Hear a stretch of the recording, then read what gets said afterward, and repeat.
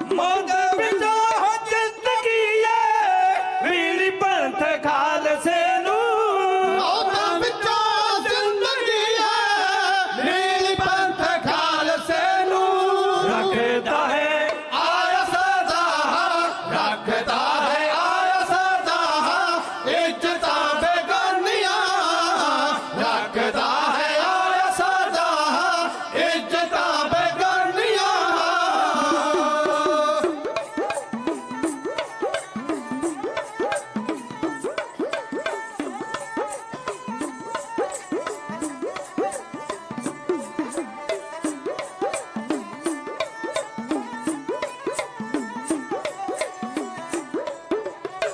ਰਹਿੰਦਾ ਹੈ ਕਲਨਾਮਾ ਉਹਨਾਂ ਦਾ ਜਹਾਨ ਉੱਤੇ ਰਹਿੰਦਾ ਹੈ ਕਲਨਾਮਾ ਉਹਨਾਂ ਦਾ ਜਹਾਨ ਉੱਤੇ ਖਾਲਸਾ ਜੀ ਦੇਸ਼ ਲਈ ਖਾਲਸਾ ਜੀ ਦੇਸ਼ ਲਈ ਜੋ ਲਾਉਂਦੇ ਜ਼ਿੰਦਗਾਨੀਆਂ ਖਾਲਸਾ ਜੀ ਦੇਸ਼ ਲਈ ਜੋ ਲਾਉਂਦੇ ਜ਼ਿੰਦਗਾਨੀਆਂ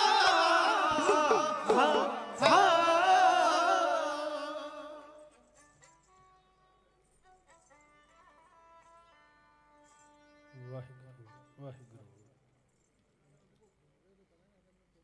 ਕੌਮਾਂ ਜਗ ਤੇ ਉਹ ਅਟਲ ਰਹਿ ਸਨ, ਅਣਖ ਆਣ ਲਈ ਜੋ ਮਰ ਜਾਂਦੀਆਂ ਨੇ।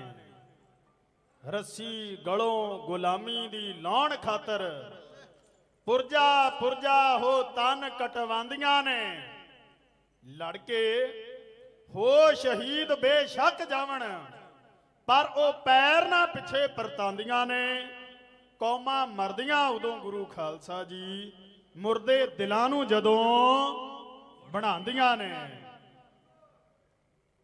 ਪਰਮ ਸਤਿਕਾਰਯੋਗ ਗੁਰੂ ਰੂਪ ਸਾਧ ਸੰਗਤ ਜੀਓ, ਵੱਡਿਆਂ ਭਾਗਾਂ ਵਾਲੇ ਹਾਂ ਜੋ ਨੌਵੇਂ ਸਤਿਗੁਰੂ ਸ੍ਰੀ ਗੁਰੂ ਤੇਗ ਬਹਾਦਰ ਸਾਹਿਬ ਜੀ ਮਹਾਰਾਜ ਜੀ ਦੇ ਪਾਵਨ ਪਵਿੱਤਰ ਸਥਾਨ ਗੁਰਦੁਆਰਾ ਰਕਾਬਗੰਜ ਸਾਹਿਬ ਵਿਖੇ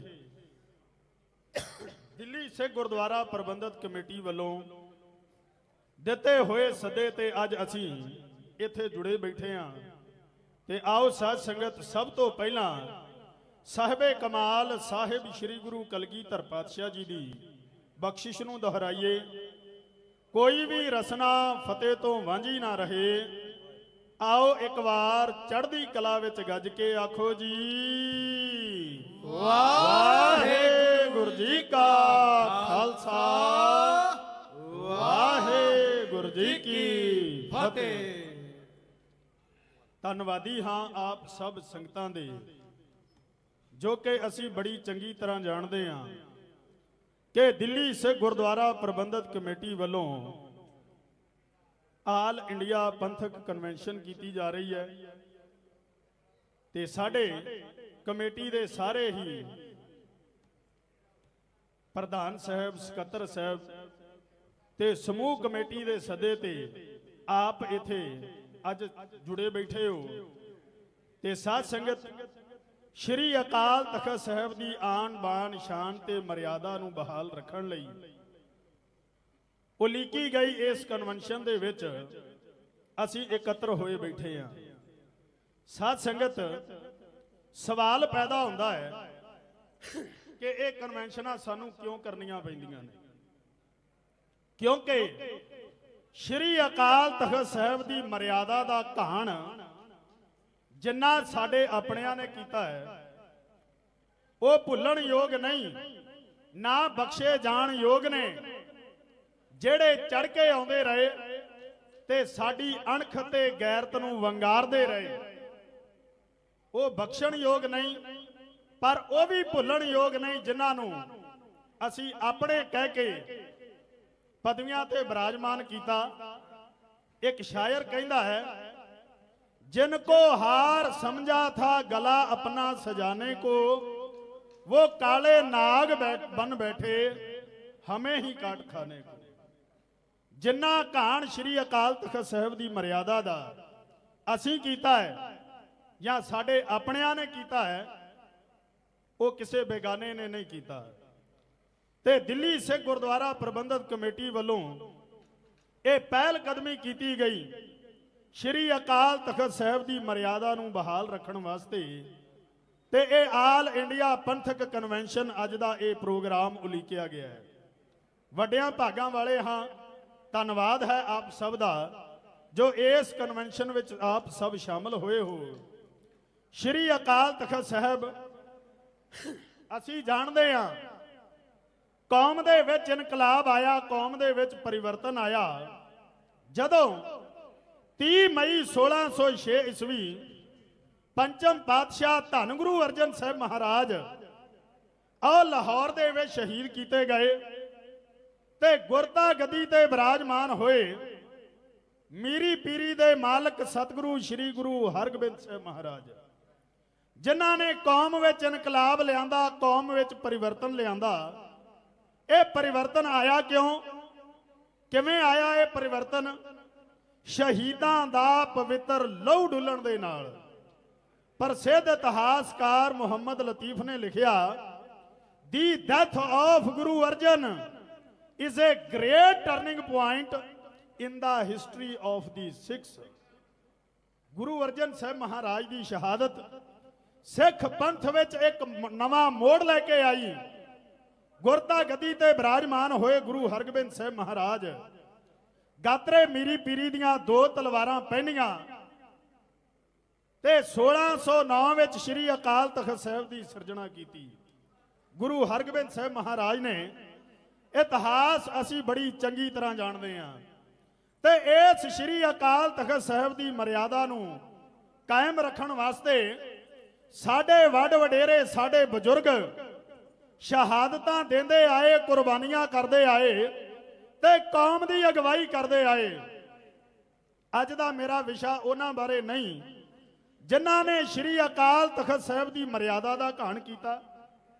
ਮੈਂ ਵਿਸ਼ਾ ਉਹ ਲੈ ਕੇ ਚੱਲਣਾ ਜਿਨ੍ਹਾਂ ਨੇ ਇਸ ਮਰਿਆਦਾ ਨੂੰ ਬਹਾਲ ਰੱਖਿਆ, ਜਿਨ੍ਹਾਂ ਨੇ ਗੁਰਧਾਮਾਂ ਦੀ ਸ਼ਾਨ ਬਦਲੇ ਆਪਣਾ ਜੀਵਨ ਕੌਮ ਤੇ ਧਰਮ ਦੇ ਲੇਖੇ ਲਾਉਂਦਿਆਂ ਹੋਇਆਂ ਹੱਸ ਹੱਸ ਕੇ ਜਾਮੇ ਸ਼ਹਾਦਤਾਂ ਪ੍ਰਾਪਤ ਕੀਤੀਆਂ ਨੇ। ਉਹ ਬਖਸ਼ੇ ਕਦੇ ਨਹੀਂ ਗਏ ਜਿਨ੍ਹਾਂ ਨੇ ਸਾਡੀ ਅਣਖ ਤੇ ਸਾਡੀ ਗੈਰਤ ਨੂੰ ਵੰਗਾਰਿਆ ਹੈ। ਤੇ ਆਓ ਸਾਧ ਸੰਗਤ, ਸਮਾਂ ਸੀਮਤ ਹੈ ਤੇ ਆਪਣੀਆਂ ਮਨ ਬਿਰਤੀਆਂ ਨੂੰ ਇਕਾਗਰ ਕਰੋ। ਆਓ ਮੈਂ ਆਪ ਜੀ ਦੀ ਸੁਰਤ ਨੂੰ ਲੈ ਚੱਲਦਾ ਹਾਂ। ਆਓ ਖਾਲਸੇ ਦੇ 5ਵੇਂ ਤਖਤ ਸਾਬੋ ਕੀ ਤਲਵੰਡੀ ਸ਼੍ਰੀ ਦਮਦਮਾ ਸਾਹਿਬ ਵਿੱਚ ਜਿੱਥੇ ਗੁਰੂ ਕੇ ਖਾਲਸੇ ਦਾ ਦੀਵਾਨ ਸਜਿਆ ਹੋਇਆ ਹੈ, ਗੁਰਬਾਣੀ ਦਾ ਰਸ ਭਿੰਨਾ ਕੀਰਤਨ ਹੋ ਰਿਹਾ ਹੈ ਕਿ ਸ਼੍ਰੀ ਅੰਮ੍ਰਿਤਸਰ ਸਾਹਿਬ ਤੋਂ ਚੱਲਿਆ ਹੋਇਆ ਇੱਕ ਸਿੱਖ ਖਾਲਸੇ ਦੇ ਸਜੇ ਹੋਏ ਦਰਬਾਰ ਵਿੱਚ ਪਹੁੰਚ ਗਿਆ। ਇਹਨੇ ਆਣ ਕੇ ਸ਼੍ਰੀ ਗੁਰੂ ਗ੍ਰੰਥ ਸਾਹਿਬ ਜੀ ਮਹਾਰਾਜ ਨੂੰ ਨਮਸਕਾਰ ਕੀਤੀ ਤੇ ਸੰਗਤ ਵਿੱਚ ਚੌਂਕੜਾ ਮਾਰ ਕੇ ਬਹਿ ਗਿਆ। ਕੀਰਤਨ ਦੀ ਸਮਾਪਤੀ ਹੋਈ, ਅਰਦਾਸਾ ਸੋਧਿਆ ਗਿਆ, ਕੜਾਹ ਪ੍ਰਸ਼ਾਦ ਦੀ ਦੇਗ ਵਰਤਣੀ ਆਰੰਭ ਹੋ ਗਈ ਹੈ। ਜਦੋਂ ਕੜਾਹ ਪ੍ਰਸ਼ਾਦ ਦੀ ਦੇਗ ਵਰਤਣੀ ਆਰੰਭ ਹੋਈ, ਇਹ ਸਿੱਖ ਬੈਠਾ ਆਪਣੇ ਮਨ ਵਿੱਚ ਸੋਚਾਂ ਸੋਚਦਾ ਹੈ, ਵਿਚਾਰਾਂ ਕਰਦਾ ਹੈ। ਕਹਿਣ ਲੱਗਾ ਕੀਰਤਨ ਦੀ ਸਮਾਪਤੀ ਹੋ ਗਈ, ਅਰਦਾਸਾ ਸੋਧਿਆ ਗਿਆ, ਕੜਾਹ ਪ੍ਰਸ਼ਾਦ ਵਰਤਣ ਲੱਗ ਪਿਆ ਹੈ ਤੇ ਹੁਣ ਇਹ ਸਭ ਸੂਰਵੀਰ ਬਹਾਦਰ ਯੋਧੇ ਚਲੇ ਜਾਣਗੇ ਦਰਬਾਰ ਦੇ ਵਿੱਚੋਂ ਬਾਹਰ ਤੇ ਜਿਹੜੀ ਗੱਲ ਕਰਨ ਲਈ ਤੂੰ ਆਇਆ ਹੈ ਉਹ ਗੱਲ ਤੂੰ ਕਰੇਗਾ ਕਦੋਂ ਤੇ ਕਿਹਦੇ ਨਾਲ ਕਰੇਗਾ? ਜਦੋਂ ਸਭ ਚਲੇ ਗਏ ਕਹਿੰਦਾ ਇਹੋ ਹੀ ਚੰਗਾ ਮੌਕਾ ਹੈ, ਤੂੰ ਆਪਣੀ ਗੱਲ ਇਹਨਾਂ ਸਰਦਾਰਾਂ ਸਾਹਮਣੇ ਰੱਖ ਸਕਦਾ ਹੈ।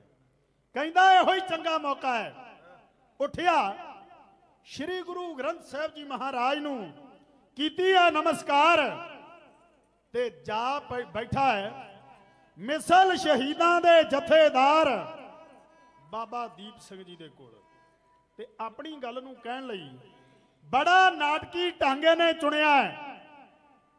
ਬਾਬਾ ਜੀ ਦੇ ਕੋਲ ਜਾ ਬੈਠਾ ਹੈ ਤੇ ਕੋਲ ਬਹਿ ਕੇ ਕਹਿਣ ਲੱਗਾ, ਕਹਿੰਦਾ ਜਦੋਂ ਦਾ ਮੈਂ ਸ਼੍ਰੀ ਅੰਮ੍ਰਿਤਸਰ ਸਾਹਿਬ ਤੋਂ ਚੱਲਿਆ ਮੈਨੂੰ ਕਿਤੇ ਵੀ ਖਾਲਸੇ ਦੇ ਦਰਸ਼ਨ ਨਹੀਂ ਹੋਏ। ਇਹ ਆਵਾਜ਼ ਬਾਬਾ ਦੀਪ ਸਿੰਘ ਜੀ ਦੇ ਕੰਨਾਂ ਤੱਕ ਪਹੁੰਚ ਗਈ ਹੈ। ਇਹਨੇ ਫੇਰ ਦੁਬਾਰਾ ਆਖਿਆ, ਕਹਿੰਦਾ ਜਦੋਂ ਦਾ ਮੈਂ ਸ਼੍ਰੀ ਅੰਮ੍ਰਿਤਸਰ ਸਾਹਿਬ ਤੋਂ ਚੱਲਿਆ ਮੈਨੂੰ ਕਿਤੇ ਵੀ ਖਾਲਸੇ ਦੇ ਦਰਸ਼ਨ ਨਹੀਂ ਹੋਏ। ਬਾਬਾ ਜੀ ਨੇ ਛੇਤੀ ਨਾਲ ਭੌਂਕੇ ਵੇਖਿਆ ਇਸ ਸਿੱਖ ਵੱਲ, ਵੇਖਿਆ ਤੇ ਕਹਿਣ ਲੱਗੇ ਨੇ, ਉਹ ਸਿੱਖਾ, ਉਹ ਤੂੰ ਖਾਲਸੇ ਦੀ ਗੋਦ ਵਿੱਚ ਬੈਠਾ ਹੈ ਤੇ ਖਾਲਸੇ ਦੀ ਗੋਦ ਵਿੱਚ ਬਹਿ ਕੇ ਤੂੰ ਖਾਲਸੇ ਦੇ ਦਾੜੇ ਨੂੰ ਹੱਥ ਪਾਈ ਜਾ ਰਿਹਾ, ਤੈਨੂੰ ਖਾਲਸੇ ਦੇ ਦਰਸ਼ਨ ਦਿਦਾਰੇ ਨਹੀਂ ਹੋਏ। ਇਹਨੇ ਆਖਿਆ, ਕਹਿੰਦਾ ਬਾਬਾ ਜੀ ਮੈਂ ਬਿਲਕੁਲ ਠੀਕ ਕਹਿੰਦਾ ਆ। ਜੇ ਗੁਰੂ ਕਲਗੀਧਰ ਪਾਤਸ਼ਾਹ ਜੀ ਦਾ ਇੱਕ ਵੀ ਖਾਲਸਾ ਸਿੰਘ ਜਿਉਂਦਾ ਹੁੰਦਾ ਤੇ ਫਿਰ ਕੀ ਅੱਜ ਸ਼੍ਰੀ ਹਰਿਮੰਦਰ ਸਾਹਿਬ ਦੀ ਇਹ ਹਾਲਤ ਹੁੰਦੀ। ਖਾਲਸਾ ਜੀ ਜੇ ਸਰੋਵਰ ਦਾ ਟੱਪ ਲਾਇਆ, ਚੌਥੇ ਪਾਤਸ਼ਾਹ ਨੇ ਆਪਣੇ ਪਵਿੱਤਰ ਹੱਥਾਂ ਦੇ ਨਾਲ, ਜਿੱਥੇ ਬ੍ਰਹਮ ਗਿਆਨੀ ਬਾਬਾ ਬੁੱਢਾ ਜੀ ਆਪਣੇ ਸਿਰ ਤੇ ਟੋਕਰੀ ਢਾਉਂਦੇ ਰਹੇ, ਜੇ ਹਰਿਮੰਦਰ ਸਾਹਿਬ ਦਾ ਨੀਂਹ ਪੱਥਰ ਰਖਵਾਇਆ, ਪੰਚਮ ਪਾਤਸ਼ਾਹ ਧੰਨ ਗੁਰੂ ਅਰਜਨ ਸਾਹਿਬ ਮਹਾਰਾਜ ਨੇ ਆਪਣੇ ਮਿੱਤਰ ਪਿਆਰੇ ਫਕੀਰ ਸਾਈਂ ਮੀਆਂ ਮੀਰ ਜੀ ਦੇ ਪਾਸੋਂ ਅੱਜ ਉਸ ਹਰਿਮੰਦਰ ਸਾਹਿਬ ਨੂੰ ਬਾਰੂਦ ਦੇ ਕੁੱਬੇ ਦੱਬ ਕੇ ਪਾਪੀ ਜਹਾਨ ਖਾਨ ਨੇ ਢਾ ਦਿੱਤਾ ਹੈ, ਅੰਮ੍ਰਿਤ ਸਰੋਵਰ ਪੂਰਨਾ ਆਰੰਭ ਕਰ ਦਿੱਤਾ ਹੈ। ਕਹਿੰਦਾ ਹੈ ਕੋਈ ਉਹਦਾ ਜਿਹੜਾ ਉਹਦੀਆਂ ਕਾਲੀਆਂ ਕਰਤੂਤਾਂ ਦਾ ਜਾ ਕੇ ਉਹਦੇ ਕੋਲੋਂ ਬਦਲਾ ਲਵੇ। ਇਹ ਸੁਣਦਿਆਂ ਸਾਰ ਸੂਰਮਿਆਂ ਦੇ ਰੰਗ ਬਦਲੇ ਨੇ। ਸ਼ਾਇਰ ਕਹਿੰਦਾ ਹੈ ਕਿ ਦੀਪ ਸਿੰਘ ਨੂੰ ਜਦੋਂ ਇਹ ਗੱਲ ਦੱਸੀ, ਵੱਜ ਗਈ ਕ੍ਰੋਧ ਦੀ ਛੁਰੀ ਦਿਲ ਨੂੰ, ਸੂਰਬੀਰ ਯੋਧੇ ਅਣਖੀਲੜੇ ਨੂੰ ਲੱਗੀ ਬਾਤ ਜ਼ੁਲਮ ਦੀ ਬੁਰੀ ਦਿਲ ਨੂੰ, ਜਥੇਬੰਦ ਹੋ ਤਾਲ ਆਜ਼ਾਦ ਕਰੀਏ ਤੇ ਇਹ ਗੱਲ ਉਪਕਾਰ ਦੀ ਬੁਰੀ ਦਿਲ ਨੂੰ। ਹੰਝੂ ਨੇਤਰਾਂ ਚੋਂ ਡਿੱਗੇ ਖਾਲਸਾ ਜੀ, ਢੈਂਦੀ ਵੇਖ ਗੁਰਦੇਵ ਦੀ ਬੁਰੀ ਦਿਲ ਨੂੰ। ਸੁਣਦਿਆਂ ਸਾਰ ਬਾਬਾ ਦੀਪ ਸਿੰਘ ਜੀ ਦੇ ਫਰਕੇ ਨੇ ਡੋਲੇ, ਨੇਤਰ 11 ਵਾਂਗ ਭਖੇ ਨੇ, ਹੱਥ ਗਿਆ 18 ਸ਼ੇਰ ਦੇ ਖੰਡੇ ਤੇ ਫਿਰ ਸਰ ਕਰਕੇ ਖਿੱਚਿਆ ਮਿਆਨ ਚੋਂ ਖੰਡਾ, ਵੰਗਾਰ ਕੇ ਆਪਣੇ ਸਿਰ ਲੱਥ ਯੋਧਿਆਂ ਨੂੰ ਮਿਸਲ ਸ਼ਹੀਦਾਂ ਦੇ ਜਥੇਦਾਰ। ਕਿਉਂ ਕਹਿੰਦੇ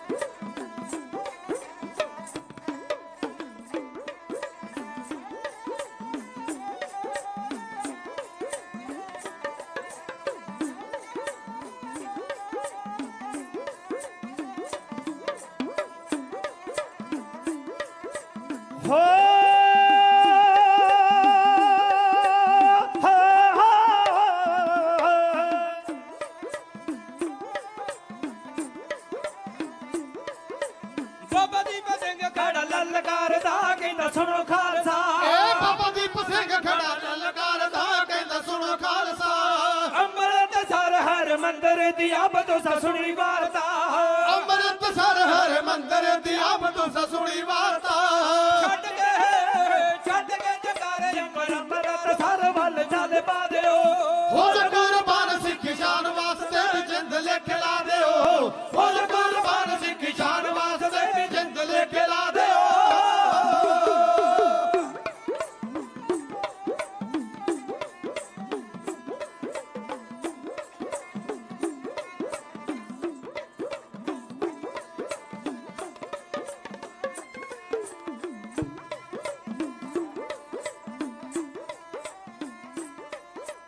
ਤੁਸੀਂ ਹੋ ਗੁਰੂ ਗੋਬਿੰਦ ਸਿੰਘ ਸਾਹਿਬ ਦੇ ਬਾਗੇ ਦੁੱਲੇ ਸ਼ੇਰ ਜੀ, ਤੁਸੀਂ ਹੋ ਗੁਰੂ ਗੋਬਿੰਦ ਸਿੰਘ ਸਾਹਿਬ ਦੇ ਬਾਗੇ ਦੁੱਲੇ ਸ਼ੇਰ ਜੀ। ਐਸੇ ਹੱਥ ਲਾਓ ਵੈਰੀ ਸਾਡੇ ਉੱਤੇ ਤੈਨ ਕਰਨ ਆਵੇ ਫੇਰ ਜੀ, ਐਸੇ ਹੱਥ ਲਾਓ ਵੈਰੀ ਸਾਡੇ ਵਿੱਚ ਧੜਕਣ ਆਵੇ ਫੇਰ ਜੀ। ਮਾਰ ਕੇ ਨਗਾਰਿਆਂ ਤੇ ਚੋਟਾ ਦੋਰੀਆਂ ਧਰਤੀ ਗਲਾ ਦਿਓ, ਹੋ ਜਾ ਕੁਰਬਾਨ ਸਿੱਖ ਸ਼ਾਨ ਵਾਸਤੇ ਜਿੰਦ ਲਿਖ ਲਾ ਦਿਓ, ਹੋ ਜਾ ਕੁਰਬਾਨ ਸਿੱਖ ਸ਼ਾਨ ਵਾਸਤੇ ਜਿੰਦ ਲਿਖ ਲਾ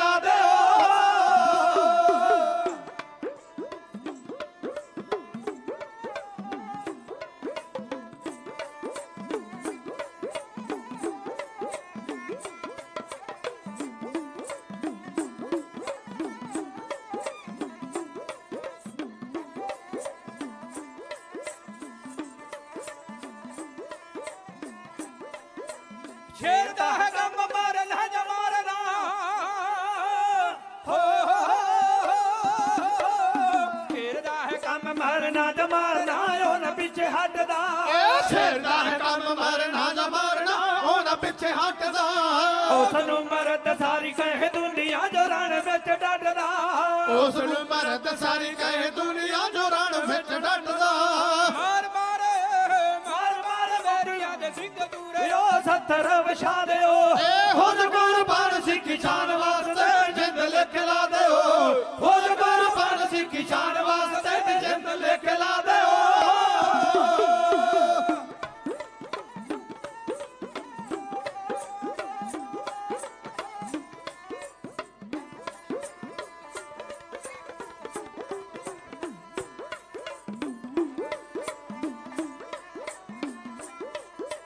ਤੀਰ ਤਲਵਾਰ ਦੇ ਬੰਦੂਕਾਂ ਚੁੱਕ ਲਓ ਵੈਗਰੂ ਜਦਾਰ ਕੇ ਏ ਤੀਰ ਤਲਵਾਰ ਤੇ ਬੰਦੂਕ ਚੱਕ ਲੋ ਵਾਹਿਗੁਰੂ ਚਤਾਰ ਕੇ ਹੁਣ ਹਰ ਮੰਦਰ ਆਜ਼ਾਦ ਕਰਨਾ ਬੈਰੀਆਂ ਨੂੰ ਮਾਰ ਕੇ ਹੁਣ ਹਰ ਮੰਦਰ ਆਜ਼ਾਦ ਕਰਨਾ ਵੈਰੀਆਂ ਨੂੰ ਮਾਰ ਕੇ ਗੁਰੂ ਦਰਬਾਰ ਜਿਹੜਾ ਛਾਇਆ ਜ਼ਾਲਮਾਂ ਸਿਰਾਂ ਦਾ ਬਣਾ ਦਿਓ ਹੋ ਕੁਰਬਾਨ ਸਿੱਖੀ ਸ਼ਾਨ ਵਾਸਤੇ ਜਿੰਦ ਲਿਖ ਲਾ ਦਿਓ ਹੋ ਕੁਰਬਾਨ ਸਿੱਖੀ ਸ਼ਾਨ ਵਾਸਤੇ ਜਿੰਦ ਲਿਖ ਲਾ ਦਿਓ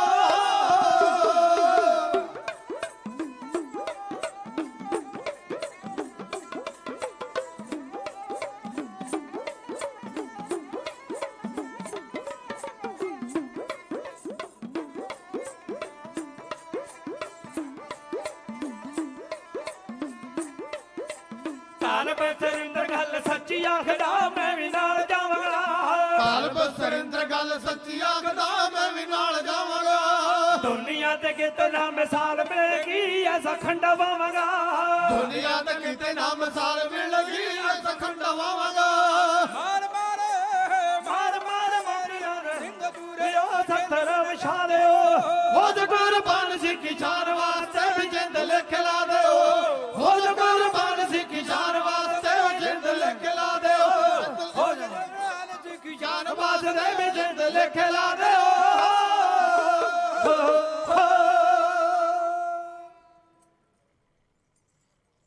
ਹੋ ਜੋ ਕੁਰਬਾਨ ਸਿੱਖੀ ਸ਼ਾਨ ਵਾਸਤੇ ਜਿੰਦ ਲਿਖੇ ਲਾ ਦਿਓ। ਮੇਰੇ ਵੀਰ ਨੇ ਫਤਿਹ ਬੁਲਾਈ ਹੈ। ਜਿੰਨੀਆਂ ਸੰਗਤਾਂ ਬੈਠੀਆਂ ਹਨ, ਜਿੰਨੀਆਂ ਸੰਗਤਾਂ ਬੈਠੀਆਂ ਹਨ, ਉਹਨਾਂ ਦੇ ਵਿੱਚੋਂ ਸਿਰਫ 20% ਆਵਾਜ਼ ਆਈ। ਫਤਿਹ ਬੁਲਾਉਣ ਲੱਗਾ ਕਦੇ ਵੀ ਗਰੇਜ ਨਾ ਕਰਿਆ ਕਰੋ। ਕਹਿੰਦੇ ਜਿਹਦੀ ਜ਼ੁਬਾਨ ਤੇ ਫਤਿਹ ਉਹਦੀ ਜਹਾਨ ਤੇ ਫਤਿਹ, ਜਿਹਦੇ ਬੁੱਲਾਂ ਤੇ ਫਤਿਹ ਉਹਦੀ ਕੁੱਲਾਂ ਤੇ ਫਤਿਹ, ਜਿਹਦੀ ਰਗ ਵਿੱਚ ਫਤਿਹ ਉਹਦੀ ਜੱਗ ਵਿੱਚ ਫਤਿਹ। ਜਿਹੜਾ ਫਤਿਹ ਬੁਲਾਉਂਦਾ ਢਿੱਲੀ ਉਹਨੂੰ ਫਤਿਹ ਕਦੇ ਨਹੀਂ ਮਿਲੀ। ਜਿਹੜਾ ਫਤਿਹ ਬੁਲਾਉਂਦਾ ਗੱਜ ਕੇ ਉਹਨੂੰ ਫਤਿਹ ਮਿਲਦੀ ਹੈ ਭੱਜ ਕੇ। ਇੰਨੀ ਸੰਗਤ ਬੈਠੇ ਹੋ ਸੱਜ ਕੇ, ਬੁਲਾਓ ਕਰ ਗੱਜ ਕੇ, ਆਖੋ ਜੀ ਵਾਹਿਗੁਰੂ ਜੀ ਕਾ ਖਾਲਸਾ ਵਾਹਿਗੁਰੂ ਜੀ ਕੀ ਫਤਿਹ। ਪ੍ਰਸੰਗ ਸਿਰਲਥ ਜੋਧੇ ਦਾ, ਅਮਰ ਸ਼ਹੀਦ ਬਾਬਾ ਦੀਪ ਸਿੰਘ ਜੀ ਦਾ ਆਪ ਦੇ ਨਾਲ ਸਾਂਝ ਪਾ ਰਹੇ ਹਾਂ। ਬਾਬਾ ਦੀਪ ਸਿੰਘ ਨੇ ਜਦੋਂ ਸੁਣਿਆ ਕਿ ਦਰਬਾਰ ਸਾਹਿਬ ਉੱਤੇ ਹਮਲਾ ਹੋਇਆ ਹੈ, ਦਰਬਾਰ ਸਾਹਿਬ ਦੀ ਬੇਅਦਬੀ ਹੋ ਰਹੀ ਹੈ, ਜਿਹੜਾ ਸਰੋਵਰ ਹੈ ਪੂਰਿਆ ਜਾ ਰਿਹਾ ਹੈ, ਬਾਬਾ ਦੀਪ ਸਿੰਘ ਜੀ ਨੇ ਆਪਣੇ ਜਥੇ ਨੂੰ, ਆਪਣੇ ਸਾਥੀਆਂ ਨੂੰ ਨਾਲ ਲੈ ਕੇ ਵਗਾਰ ਕੇ ਕਿਵੇਂ ਉਹਨਾਂ ਨੂੰ ਉੱਥੋਂ ਤਿਆਰ ਕਰਕੇ ਸਾਬੋ ਕੀ ਤਲਵੰਡੀ ਤੋਂ, ਦਮਦਮਾ ਸਾਹਿਬ ਤੋਂ ਤੋਰਦੇ ਹਨ। ਜਦੋਂ ਬਾਬਾ ਜੀ ਉੱਥੋਂ ਤੁਰੇ ਤਾਂ ਉਹਨਾਂ ਦੇ ਨਾਲ ਕੁਝ ਸੈਂਕੜਿਆਂ ਦੀ ਗਿਣਤੀ ਸੀ। ਜਦੋਂ ਬਾਬਾ ਦੀਪ ਸਿੰਘ ਜੀ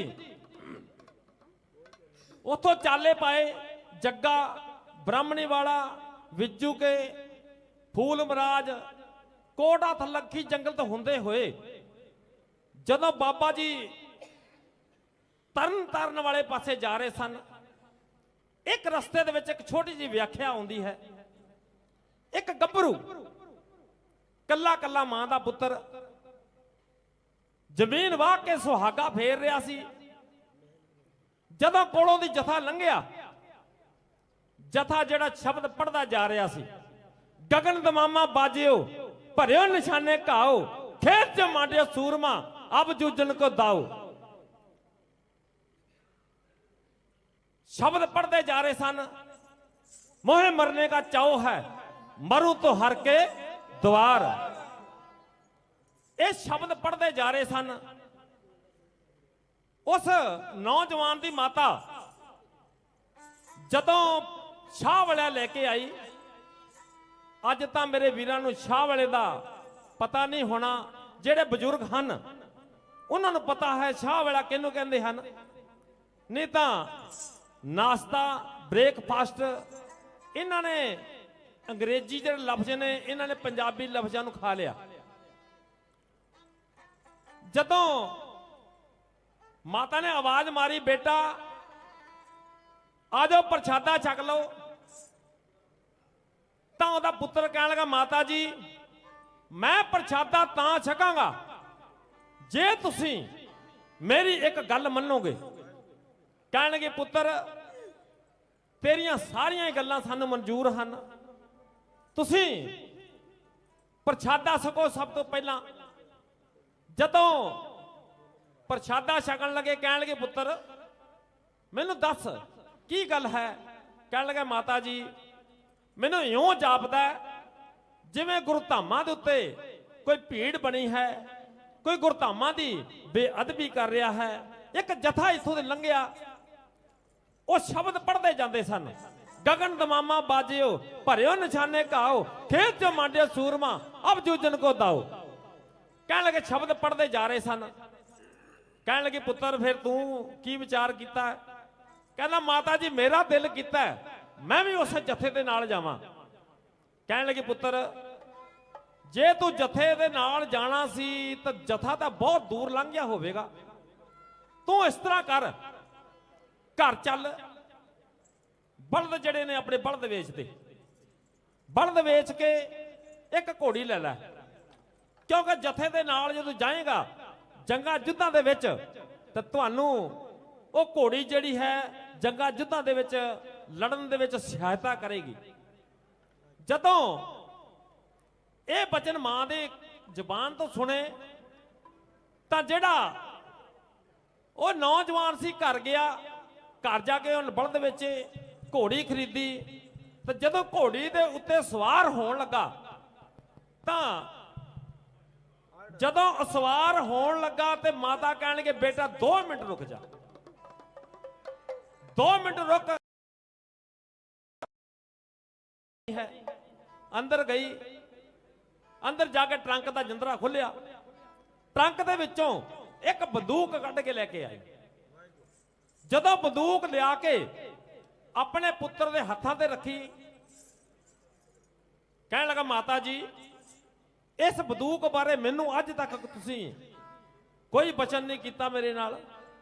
कहने लगा, तेरे पिता जी जदों धर्मयुद्ध तो आए सन, बहुत जख्मी सन, तां उन्होंने कसम पाई सी, उन्होंने कसम यह पवाई सी कि जदों तक मेरा पुत्र जवान ना होवे, जदों तक वो आप अपने मुंह तो धर्मयुद्ध अंदर जाण वास्ते ना कवे, ये बंदूक दा ते तलवार दा ओहदे अगे नाम नहीं लेना।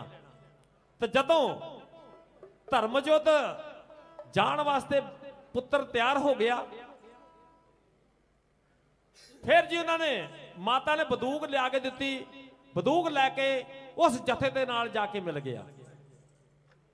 प्रधान साहब जी दे आउण दे उत्ते आउण दे खुशी दे विच एक जोरदार जकारा होना चाहिए है, बोले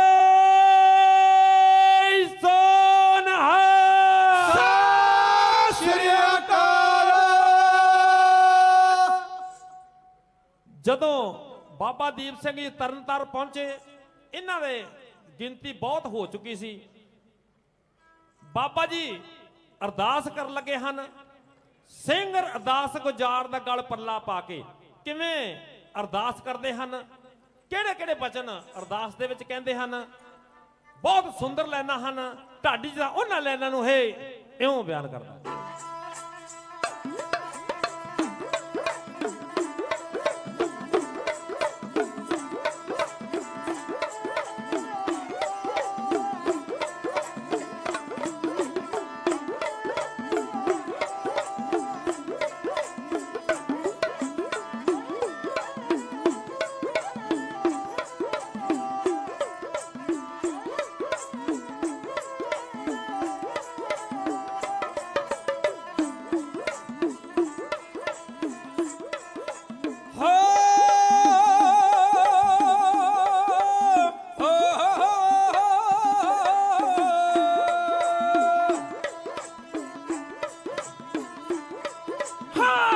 ਅਰਦਾਸ ਗੁਜ਼ਾਰਦਾ ਗਲ ਪੱਲਾ ਪਾ ਕੇ, ਸਿੰਘ ਅਰਦਾਸ ਗੁਜ਼ਾਰਦਾ ਗਲ ਪੱਲਾ ਪਾ ਕੇ, ਸਿੰਘ ਅਰਦਾਸ ਗੁਜ਼ਾਰਦਾ ਗਲ ਪੱਲਾ ਪਾ ਕੇ, ਸਿੰਘ ਅਰਦਾਸ ਗੁਜ਼ਾਰਦਾ ਗਲ ਪੱਲਾ ਪਾ ਕੇ। ਮੈਂ ਮਨਾ ਕਰਦਾ ਮਨ ਆਜ ਜਬਰ ਕਰਾਂਗਾ, ਮੈਂ ਮਨਾ ਕਰਦਾ ਮਨ ਆਜ਼ਾਦ ਕਰਾਂਗੇ, ਮੈਂ ਮਨਾ ਕਰਦਾ ਮੈਨੂੰ ਆਜ਼ਾਦ ਕਰਾ ਕੇ, ਮੈਂ ਮਨਾ ਕਰਦਾ ਮੈਨੂੰ ਆਜ਼ਾਦ ਕਰਾ ਕੇ। ਜੋ ਬੈਠਾ ਸਾਡੀ ਹੱਕ ਦਾ ਹੋ, ਬੈਠਾ ਸਾਡੀ ਹੱਕ ਤੇ ਅੱਜ ਡੇਰ ਲਾ ਗਏ, ਬੈਠਾ ਸਾਡੀ ਹੱਕ ਤੇ ਅੱਜ ਡੇਰ ਲਾ ਗਏ। ਜੋ ਬੈਠੇ ਸਾਡੀ ਹਿੱਕ ਤੇ ਅੱਜ ਡੇਰ ਲਾ ਕੇ, ਬੈਠੇ ਸਾਡੀ ਹਿੱਕ ਤੇ ਅੱਜ ਡੇਰ ਲਾ ਕੇ। ਮੈਂ ਪੈਰਾਂ ਅੰਦਰ ਛੜਾਂਗਾ ਛਿੰਝ ਤੇ ਗਿਵਾਂਗਾ, ਪੈਰਾਂ ਅੰਦਰ ਛੜਾਂਗਾ ਛਿੰਝ ਤੇ ਗਿਵਾਂਗਾ। ਮੈਂ ਪੈਰਾਂ ਅੰਦਰ ਜੜਾਂਗਾ ਹੱਥ ਤੇ ਕੀ ਬਾਗੇ, ਪੈਰਾਂ ਅੰਦਰ ਛੜਾਂਗਾ ਛਿੰਝ ਤੇ ਕੀ ਬਾਗੇ, ਪੈਰਾਂ ਅੰਦਰ ਛੜਾਂਗਾ ਛਿੰਝ ਤੇ ਕੀ ਬਾਗੇ। ਮੈਂ ਪਾਰ ਕਰਾਂ ਰਹਿਲਾ ਸਦਾ ਲਹੂ ਅੰਦਰ ਨਾ ਗਏ, ਪਾਰ ਕਰਾਂ ਰਹਿਲਾ ਸਦਾ ਲਹੂ ਅੰਦਰ ਨਾ ਗਏ।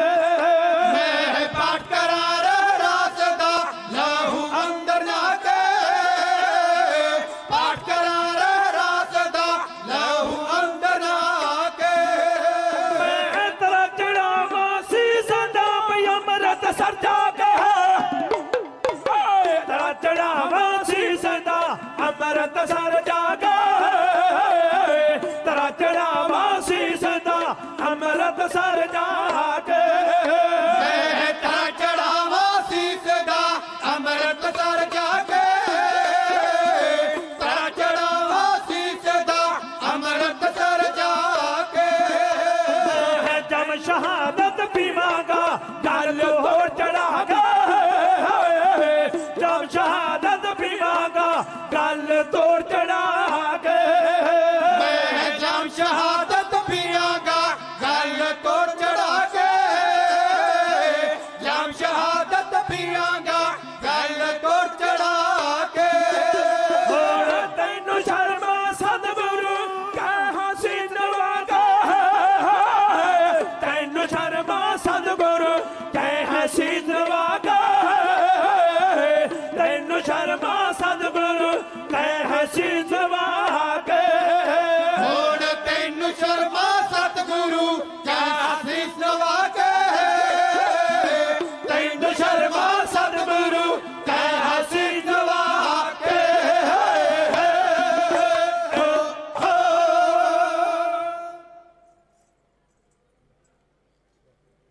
ਜਦੋਂ ਬਾਬਾ ਦੀਪ ਸਿੰਘ ਜੀ ਨੇ ਅਰਦਾਸ ਕੀਤੀ, ਤਰਨ ਤਾਰਨ ਸਾਹਿਬ ਦਰਬਾਰ ਸਾਹਿਬ ਦੇ ਅੰਦਰ ਖਲੋ ਕੇ ਅਰਦਾਸ ਦੇ ਵਿੱਚ ਜੋ ਜੋ ਬਚਨ ਕਹੇ ਸਨ ਉਹ ਬੜੇ ਖੂਬਸੂਰਤ ਢੰਗ ਦੇ ਨਾਲ ਸੋਹਣ ਸਿੰਘ ਜੀ ਸੀਤਲ ਸਾਹਿਬ ਜੀ ਨੇ ਉਹ ਲਿਖੇ ਹਨ।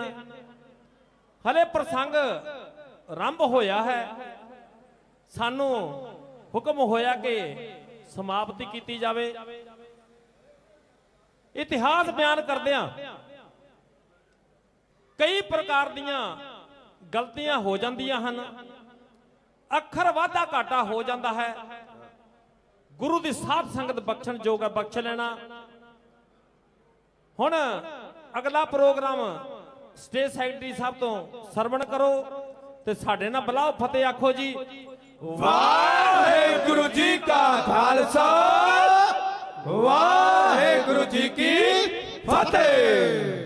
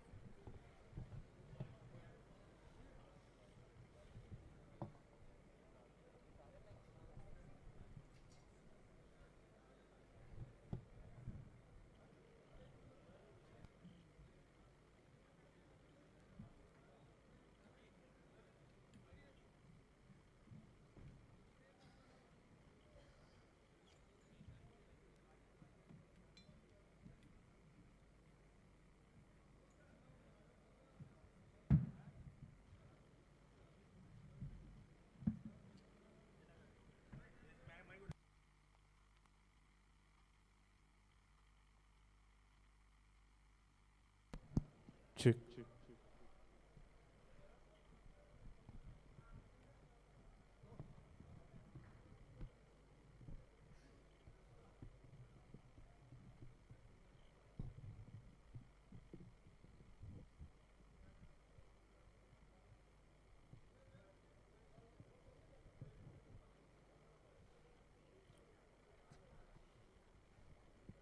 Check.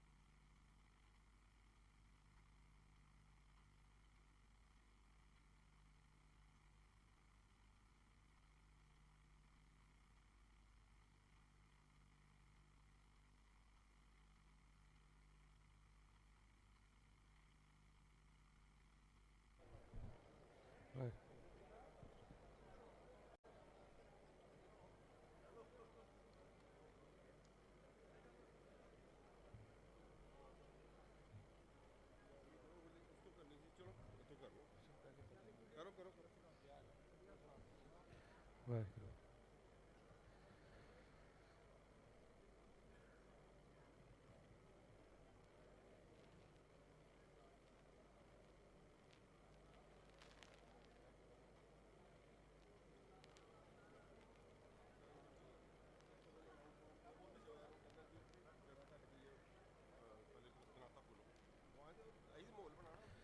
ਸੋ ਸਤ ਸੰਗਤ ਜੀਓ, ਧਰਮ ਦੇ ਰੱਖਿਅਕ ਸਾਹਿਬ ਸ੍ਰੀ ਗੁਰੂ ਤੇਗ ਬਹਾਦਰ ਸਾਹਿਬ ਦੇ ਇਸ ਪਾਵਨ ਪਵਿੱਤਰ ਸਥਾਨ ਤੇ ਬਣੇ ਭਾਈ ਲੱਖੀ ਸ਼ਾਹ ਵਣਜਾਰਾ ਹਾਲ ਦੇ ਵਿੱਚ ਆਏ ਹੋਏ ਸਾਰੇ ਹੀ ਗੁਰਮੁਖ ਮਾਈ ਭਾਈ, ਜੋ ਦਿੱਲੀ ਸਿੱਖ ਗੁਰਦੁਆਰਾ ਪ੍ਰਬੰਧਕ ਕਮੇਟੀ ਵੱਲੋਂ ਰੱਖੀ ਗਈ ਪੰਥਕ ਕਨਵੈਨਸ਼ਨ ਦਾ ਹਿੱਸਾ ਬਣਨ ਵਾਸਤੇ ਤੇ ਸਿੱਖ ਕੌਮ ਦੀ ਚੜ੍ਹਦੀ ਕਲਾ ਦੇ ਵਿੱਚ ਆਪਣੀਆਂ ਵਿਚਾਰਾਂ ਸੁਣਨ ਤੇ ਸੁਣਾਉਣ ਦੇ ਵਾਸਤੇ ਜਿਤਨੇ ਵੀ ਇਸ ਦਰਬਾਰ ਦੇ ਵਿੱਚ ਹਾਜ਼ਰ ਹੋਏ ਹੋ, ਆਓ ਆਪਾਂ ਸਭ ਤੋਂ ਪਹਿਲਾਂ ਚੜ੍ਹਦੀ ਕਲਾ ਵਾਲਾ ਜਕਾਰਾ ਗੁਰੂ ਗੋਬਿੰਦ ਸਿੰਘ ਪਾਤਸ਼ਾਹ ਦਾ ਬਖਸ਼ਿਆ ਸਿਮਰਨ ਸਾਰੇ ਹੀ ਬੁਲੰਦ ਆਵਾਜ਼ ਵਿੱਚ ਗਜਾਈਏ ਤੇ ਸਾਰੇ ਗੱਜ ਕੇ ਆਖੀਏ ਜੀ ਵਾਹਿਗੁਰੂ ਜੀ ਕਾ ਖਾਲਸਾ ਵਾਹਿਗੁਰੂ ਜੀ ਕੀ ਫਤਿਹ। ਤੁਹਾਡੇ ਇਸ ਪਿਆਰ ਦੇ ਅੱਗੇ ਦਿੱਲੀ ਸਿੱਖ ਗੁਰਦੁਆਰਾ ਪ੍ਰਬੰਧਕ ਕਮੇਟੀ ਦੇ ਪ੍ਰਬੰਧ ਛੋਟੇ ਪੈ ਗਏ ਨੇ। ਜਿੰਨਾ ਵੀ ਪ੍ਰਬੰਧ ਕੀਤਾ ਗਿਆ ਸੀ, ਸੰਗਤ ਦਾ ਪਿਆਰ ਉਸ ਤੋਂ ਵੱਧ ਮਿਲਿਆ। ਪੰਥਕ ਦਰਦ ਲੈ ਕੇ ਆਵੇ ਸਾਰੇ ਇਸ ਕਨਵੈਨਸ਼ਨ ਦੇ ਵਿੱਚ ਹਿੱਸਾ ਬਣੇ। ਸੋ ਮੈਂ ਸਭ ਤੋਂ ਪਹਿਲਾਂ ਜਿੰਨੇ ਵੀ ਸੇਵਾਦਾਰ ਨੇ ਉਹਨਾਂ ਨੂੰ ਬੇਨਤੀ ਕਰਦਾ ਕਿ ਆ ਪਿੱਛੇ ਦੀ ਕਨਾਤਾਂ ਖੋਲ ਦਿਓ, ਪਿੱਛੇ ਦੇ ਕਨਾਤਾਂ ਖੋਲ ਦਿਓ ਤਾਂ ਕਿ ਸਾਰਿਆਂ ਨੂੰ ਬਹਿਣ ਵਾਸਤੇ ਜਗ੍ਹਾ ਮਿਲ ਜਾਵੇ। ਜੇ ਕੁਰਸੀ ਨਹੀਂ ਵੀ ਮਿਲੀ ਤੇ ਸਾਰੇ ਮੇਰੇ ਵੀਰ ਜਾਂ ਤੇ ਇਸ ਪਾਸੇ ਆ ਕੇ ਖੜ ਜਾਓ ਤਾਂ ਕਿ ਆਪਾਂ ਇਸ ਪੰਥਕ ਕਨਵੈਨਸ਼ਨ ਦਾ ਜੋ ਦੀ ਸ਼ੁਰੂਆਤ ਕਰ ਸਕੀਏ। ਅੱਜ ਦੀ ਇਹ ਕਨਵੈਨਸ਼ਨ ਪੰਥਕ ਇਕੱਠ ਸਿੱਖ ਕੌਮ ਦੇ ਵਿੱਚ ਆਏ ਹੋਏ ਬਦਲਾਵ ਨੂੰ ਤੇ ਵਿਚਾਰ ਚਰਚਾ ਕਰਨ ਵਾਸਤੇ ਦਿੱਲੀ ਸਿੱਖ ਗੁਰਦੁਆਰਾ ਪ੍ਰਬੰਧਕ ਕਮੇਟੀ ਵੱਲੋਂ ਰੱਖਿਆ ਗਿਆ। ਜੋ ਸਾਡੇ ਸਿੱਖ ਕੌਮ ਦਾ ਮਾਣ, ਸਾਡਾ ਸ਼ਾਨ, ਸਾਡੇ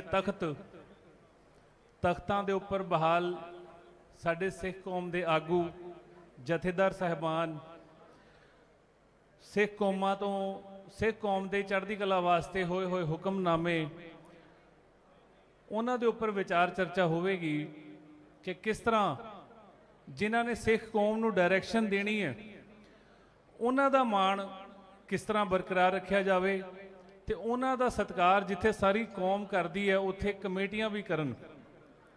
ਉਹਦੇ ਵਾਸਤੇ ਇਹ ਉਚੇਚੇ ਤੌਰ ਤੇ ਪੰਥਕ ਇਕੱਠ ਰੱਖਿਆ ਗਿਆ, ਜਿਹਦੇ ਵਿੱਚ ਬਹੁਤ ਸਾਰੇ ਪੰਥਕ ਸ਼ਖਸੀਅਤਾਂ, ਸੰਤ ਸਮਾਜ ਤੋਂ ਔਰ ਗੁਰਦੁਆਰਾ ਕਮੇਟੀਆਂ, ਦਿੱਲੀ ਦੀਆਂ ਆਮ ਸੰਗਤਾਂ, ਸਤਿਕਾਰਯੋਗ ਸਿੰਘ ਸਾਹਿਬ ਵੀ ਹਾਜ਼ਰੀ ਕੁਝ ਸਮੇਂ ਦੇ ਵਿੱਚ ਭਰਨਗੇ। ਮੈਂ ਸਾਰਿਆਂ ਨੂੰ ਦਿੱਲੀ ਸਿੱਖ ਗੁਰਦੁਆਰਾ ਪ੍ਰਬੰਧਕ ਕਮੇਟੀ ਵੱਲੋਂ ਜੀ ਆਇਆਂ ਕਹਿਣਾ। ਔਰ ਮੈਂ ਜਿਹੜੇ ਮੇਰੇ ਵੀਰ ਖੜੇ ਨੇ, ਭੈਣਾਂ ਖੜੀਆਂ ਨੇ, ਉਹਨਾਂ ਨੂੰ ਮੈਂ ਬੇਨਤੀ ਕਰਦਾ ਕਿ ਜਿੱਥੇ ਜਿੱਥੇ ਜਗ੍ਹਾ ਮਿਲਦੀ ਹੈ ਉੱਥੇ ਉੱਥੇ ਸਜਦੇ ਜਾਓ, ਬੈਠਦੇ ਜਾਓ ਤਾਂ ਕਿ ਇਸ ਪੰਥਕ ਕਨਵੈਨਸ਼ਨ ਨੂੰ ਆਪਾਂ ਜਲਦੀ ਹੀ ਸ਼ੁਰੂ ਕਰ ਸਕੀਏ ਔਰ ਆਏ ਹੋਏ ਆਗੂਆਂ ਦੇ, ਆਏ ਹੋਏ ਸੱਜਣਾ ਦੇ, ਆਏ ਹੋਏ ਵਿਦਵਾਨਾਂ ਦੇ ਵਿਚਾਰ ਸੁਣ ਸਕੀਏ। ਜਿੱਥੋਂ ਸਾਨੂੰ ਅੱਜ ਸੇਧ ਮਿਲੇ ਕਿ ਜਦੋਂ ਕੌਮ ਦੀ ਕੋਈ ਵੀ ਜੰਗ ਹੋਵੇ, ਕੌਮ ਤੇ ਕੋਈ ਵੀ ਪਈ ਹੋਈ ਭੀੜ ਹੋਵੇ ਜਾਂ ਕੌਮ ਦੇ ਲਈ ਲਿਆ ਜਾਣ ਵਾਲਾ ਕੋਈ ਫੈਸਲਾ ਹੋਵੇ ਤੇ ਸਿੱਖ ਕੌਮ ਕਿਸ ਤਰ੍ਹਾਂ ਇਕੱਠੇ ਹੋ ਕੇ ਖੜਦੀ ਹੈ। ਇੱਕ ਗੱਲ ਤੇ ਮੈਂ ਜ਼ਰੂਰ ਕਹਿ ਦਿਆਂ ਕਿ ਇਹ ਮਤ ਸਮਝ ਲੈਣਾ ਕਿ ਸਿੱਖ ਇਕੱਠੇ ਨਹੀਂ ਜਾਂ ਇਕੱਠੇ ਨਹੀਂ ਹੁੰਦੇ, ਇਹ ਸਾਡੀ ਆਪਣਾ ਨਿੱਜੀ ਖਿਆਲ ਹੋ ਸਕਦਾ, ਮਗਰ ਜਦੋਂ ਸਿੱਖ ਕੌਮ ਤੇ ਕੋਈ ਭੀੜ ਪਵੇ ਤੇ ਪੰਜਾਬ ਐਂਡ ਸਿੰਧ ਤੋਂ ਲੈ ਕੇ ਲੰਡਨ, ਅਮਰੀਕਾ ਤੱਕ ਸਿੱਖ ਇਕੱਠੇ ਹੁੰਦੇ ਨੇ, ਇੱਕੋ ਬੋਲੀ ਬੋਲਦੇ ਨੇ।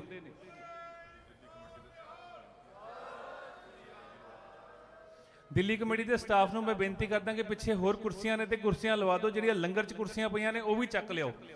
ਅੱਜ ਤੁਹਾਡੇ ਇਸ ਚਾਅ ਨੂੰ, ਇਸ ਪਿਆਰ ਨੂੰ ਵੇਖ ਕੇ ਦਿੱਲੀ ਕਮੇਟੀ ਦਾ ਵੀ ਦਿਲ ਜਿਹੜਾ ਉਹ ਗਦਗਦ ਕਰ ਉੱਠਿਆ ਤੇ ਹੌਸਲਾ ਵਧਿਆ ਕਿ ਕਿੰਨੀ ਸੰਗਤ ਇਹਨਾਂ ਵਿਚਾਰਾਂ ਨੂੰ ਸਰਵਣ ਕਰਨ ਵਾਸਤੇ, ਆਪਣੇ ਵਿਚਾਰ ਸਰਵਣ ਕਰਨ ਵਾਸਤੇ ਪਹੁੰਚੀ ਹੈ ਤੇ ਇਹ ਸੁਨੇਹਾ ਦੇਣ ਵਾਸਤੇ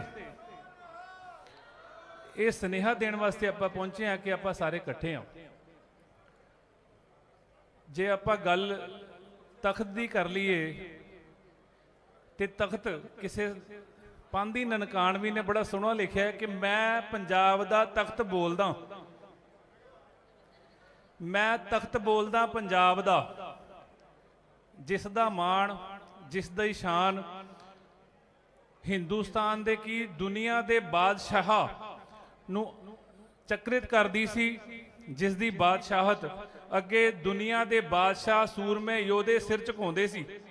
ਕਿਸੇ ਵੇਲੇ ਹਿੰਦੁਸਤਾਨ ਦੇ ਸਾਡੇ ਸਿੱਖਾਂ ਦੇ ਤਖਤ ਦੇ ਅੱਗੇ ਹਿੰਦੁਸਤਾਨ ਦੇ ਬਾਦਸ਼ਾਹ, ਸਾਰੀ ਦੁਨੀਆ ਦੇ ਬਾਦਸ਼ਾਹ ਕੇਵਲ ਸਾਡੇ ਤਖਤ ਦੇ ਅੱਗੇ ਸਿਰ ਝੁਕਾਉਂਦੇ ਸੀ। ਇਹੋ ਜਿਹਾ ਰੂਪ ਸੀ ਸਾਡੇ ਤਖਤ ਦਾ, ਇਹੋ ਜਿਹਾ ਮਾਣ ਸੀ, ਆਣ ਬਾਣ ਸ਼ਾਨ ਸੀ। ਸਾਡੇ ਤਖਤ ਦੇ ਰੂਪ ਨੂੰ ਵੇਖ ਕੇ ਦੁਨੀਆ ਦੇ ਬਾਦਸ਼ਾਹ ਸੂਰਬੀਰ ਯੋਧੇ ਇਦਾਂ ਖਿੱਚੇ ਚਲੇ ਆਉਂਦੇ ਸੀ ਜਿੱਦਾਂ ਛੱਤੇ ਦੇ ਕੋਲ ਮਧੂਮੱਖੀਆਂ, ਕਿਉਂਕਿ ਉਸ ਵੇਲੇ ਤੇ ਅੱਜ ਦੇ ਦੇਖ ਲਓ, ਕਿਸੇ ਨੇ ਲਿਖਿਆ ਬੜਾ ਸੋਹਣਾ ਕਿ ਹੁਣ ਰਾਜ ਆਇਆ ਹੱਥ ਬੁਰਸ਼ਿਆਂ ਦੇ, ਨਿਤ ਚੱਲਦੀ ਪਈ ਤਲਵਾਰ ਮੀਆਂ, ਸ਼ਾਹ ਮੁਹੰਮਦਾ ਧੁਰੋਂ ਤਲਵਾਰ ਵਗਣੀ, ਖਾਲੀ ਨਹੀਂ ਜਾਣਾ ਕੋਈ ਵਾਰ ਮੀਆਂ। ਤੇ ਜਦੋਂ ਸਾਰੀ ਸੰਗਤ ਇਕੱਠੀ ਹੋ ਕੇ ਇੱਕ ਫੈਸਲਾ ਲਏਗੀ ਤੇ ਉਸ ਅਕਾਲ ਪੁਰਖ ਵਾਹਿਗੁਰੂ ਦੇ ਸਾਜੇ ਹੋਏ ਤਖਤ ਦੀ ਜੋ ਮਾਣ ਮਰਿਆਦਾ, ਮਾਣ ਤਾਣ ਸ਼ਾਨ ਉਸੇ ਤਰ੍ਹਾਂ ਬਰਕਰਾਰ ਰੱਖਣ ਦੇ ਵਿੱਚ ਆਪਾਂ ਸਾਰੇ ਹੀ ਅੱਜ ਇਹ ਫੈਸਲੇ ਲਵਾਂਗੇ। ਸੋ ਜਿੰਨੇ ਵੀ ਅੱਜ ਆਪ ਇਸ ਦਰਬਾਰ ਦੇ ਵਿੱਚ, ਇਸ ਪੰਥਕ ਕਨਵੈਨਸ਼ਨ ਦੇ ਵਿੱਚ ਹਾਜ਼ਰ ਹੋਏ ਹੋ, ਉੱਥੇ ਹੀ ਮੈਂ ਸਮੇਂ ਦੀ ਨਜ਼ਾਕਤ ਨੂੰ ਵੇਖਦਿਆਂ ਜਿਹੜੇ ਸਾਡੇ ਦੂਰੋਂ ਨੇੜਿਓਂ ਚੱਲ ਕੇ ਵਿਦਵਾਨ ਬਾਹਰਲੀਆਂ ਸਟੇਟਾਂ 'ਚੋਂ ਵੀ ਆਏ ਨੇ, ਮੈਂ ਉਹਨਾਂ ਨੂੰ ਵੀ ਇੱਕ ਇੱਕ ਕਰਕੇ ਆਪ ਸਭ ਸੰਗਤਾਂ ਦੇ ਰੂਬਰੂ ਕਰਾਉਣਾ। ਮੈਂ ਵੀ ਤੁਹਾਡੇ ਵਾਂਗੂ ਅੱਜ ਇਹਨਾਂ ਵਿਦਵਾਨਾਂ ਦੇ ਵਿਚਾਰ ਸੁਣਨ ਵਾਸਤੇ ਇੱਥੇ ਹਾਜ਼ਰ ਹੋਇਆ।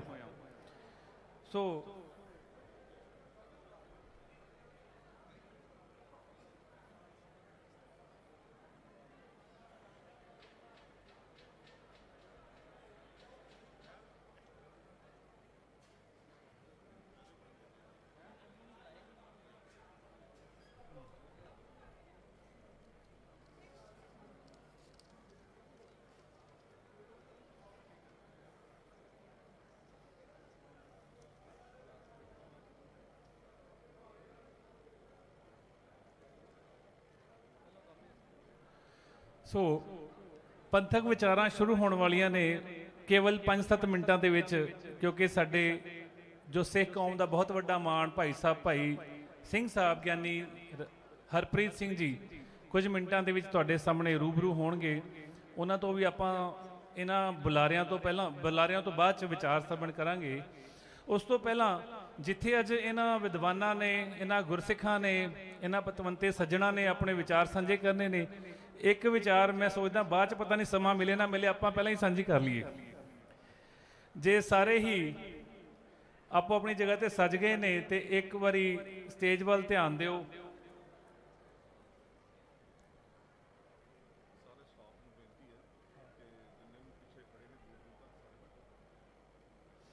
ਜਿਹੜਾ ਦਿੱਲੀ ਕਮੇਟੀ ਦਾ ਸਟਾਫ ਹੈ, ਸਾਰਿਆਂ ਨੂੰ ਮੈਂ ਬੇਨਤੀ ਕਰਦਾ ਕਿ ਸਾਰੀਆਂ ਸੰਗਤਾਂ ਨੂੰ ਛੇਤੀ ਹੀ ਜਗ੍ਹਾ ਬਣਾ ਕੇ ਬਿਠਾ ਦਿੱਤਾ ਜਾਵੇ। ਲੰਗਰ ਹਾਲ 'ਚ ਜਿਹੜੀਆਂ ਕੁਰਸੀਆਂ ਪਈਆਂ ਨੇ ਉਹਨਾਂ ਨੂੰ ਵੀ ਨਾਲ ਜੋੜ ਲਓ, ਤੇ ਜਿਹੜਾ ਸਟਾਫ ਹੈ ਸਾਰਾ ਉਹਨੂੰ ਵੀ ਮੈਂ ਬੇਨਤੀ ਕਰਦਾ ਵਿੱਚ ਕੋਈ ਨਾ ਖੜੇ, ਸਾਰੇ ਬੈਠ ਜਾਣ।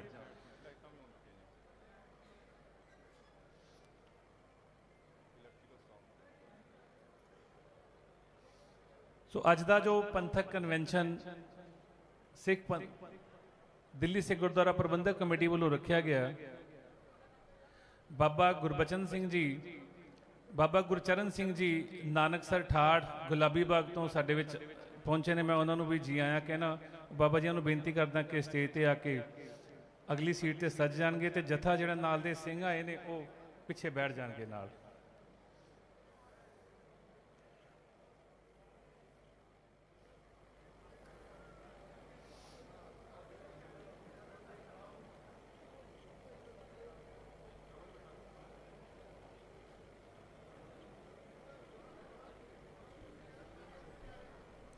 ਸੋ ਸਾਧ ਸੰਗਤ ਜੀ, ਅੱਜ ਦਾ ਜ਼ਮਾਨਾ ਸੋਸ਼ਲ ਮੀਡੀਆ ਦਾ ਜ਼ਮਾਨਾ ਹੈ। ਸੋਸ਼ਲ ਮੀਡੀਆ ਦਾ ਬਹੁਤ ਸਾਰੇ ਫਾਇਦੇ ਵੀ ਨੇ ਤੇ ਨੁਕਸਾਨ ਵੀ ਨੇ। ਜੇ ਸੋਸ਼ਲ ਮੀਡੀਆ ਦੀ ਵਰਤੋਂ ਸਹੀ ਤਰੀਕੇ ਨਾਲ ਕੀਤੀ ਜਾਵੇ ਤੇ ਫਾਇਦਾ ਤੁਹਾਡੀ ਚੰਗੀ ਖਬਰ ਦੁਨੀਆ ਦੇ ਕੋਨੇ ਤੱਕ ਇੱਕ ਕਲਿੱਕ ਦੇ ਨਾਲ ਪਹੁੰਚ ਸਕਦੀ ਹੈ। ਜੇ ਉਸ ਦੀ ਕਰਨੀ ਹੋਵੇ ਦੁਰਵਰਤੋਂ ਤੇ ਕੋਈ ਵੀ ਗਲਤ ਖਬਰ ਬਣਾਓ, ਸੋਸ਼ਲ ਮੀਡੀਆ ਤੇ ਪਾਓ, ਇੱਕ ਕਲਿੱਕ ਦੇ ਨਾਲ ਦੁਨੀਆ ਦੇ ਕੋਨੇ ਤੱਕ ਪਹੁੰਚ ਜਾਂਦੀ ਹੈ। ਇਹ ਉਹਦਾ ਬਹੁਤ ਵੱਡਾ ਨੁਕਸਾਨ ਵੀ ਹੈ। ਤੇ ਸੋਸ਼ਲ ਮੀਡੀਆ ਦੀ ਵਰਤੋਂ ਕਰਨ ਵੇਲੇ ਸਾਨੂੰ ਸਾਰਿਆਂ ਨੂੰ ਬੜੀ ਸੂਝ-ਬੂਝ ਦੇ ਨਾਲ ਕੰਮ ਲੈਣਾ ਚਾਹੀਦਾ। ਕੋਈ ਵੀ ਗੰਭੀਰ ਵਿਚਾਰ ਸੋਸ਼ਲ ਮੀਡੀਆ ਤੇ ਪੰਥ ਵਿੱਚ ਆਪਣੀ ਨਿੱਜੀ ਰਾਏ ਵਜੋਂ ਨਹੀਂ ਰੱਖਿਆ ਜਾਣਾ ਚਾਹੀਦਾ, ਕਿਉਂਕਿ ਸਕਰੋਲਿੰਗ ਤੇ ਬੁਲਿੰਗ ਨੂੰ ਅੱਜ ਸਾਰੀ ਦੁਨੀਆ ਨੇ ਮੰਨਿਆ ਕਿ ਇਹ ਬਹੁਤ ਵੱਡਾ ਮਸਲਾ ਹੈ।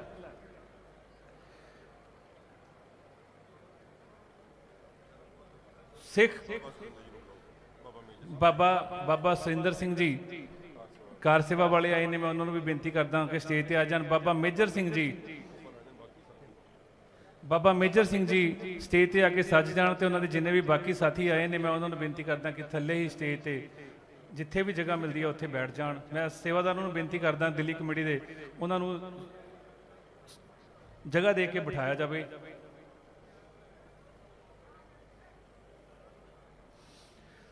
ਸੋ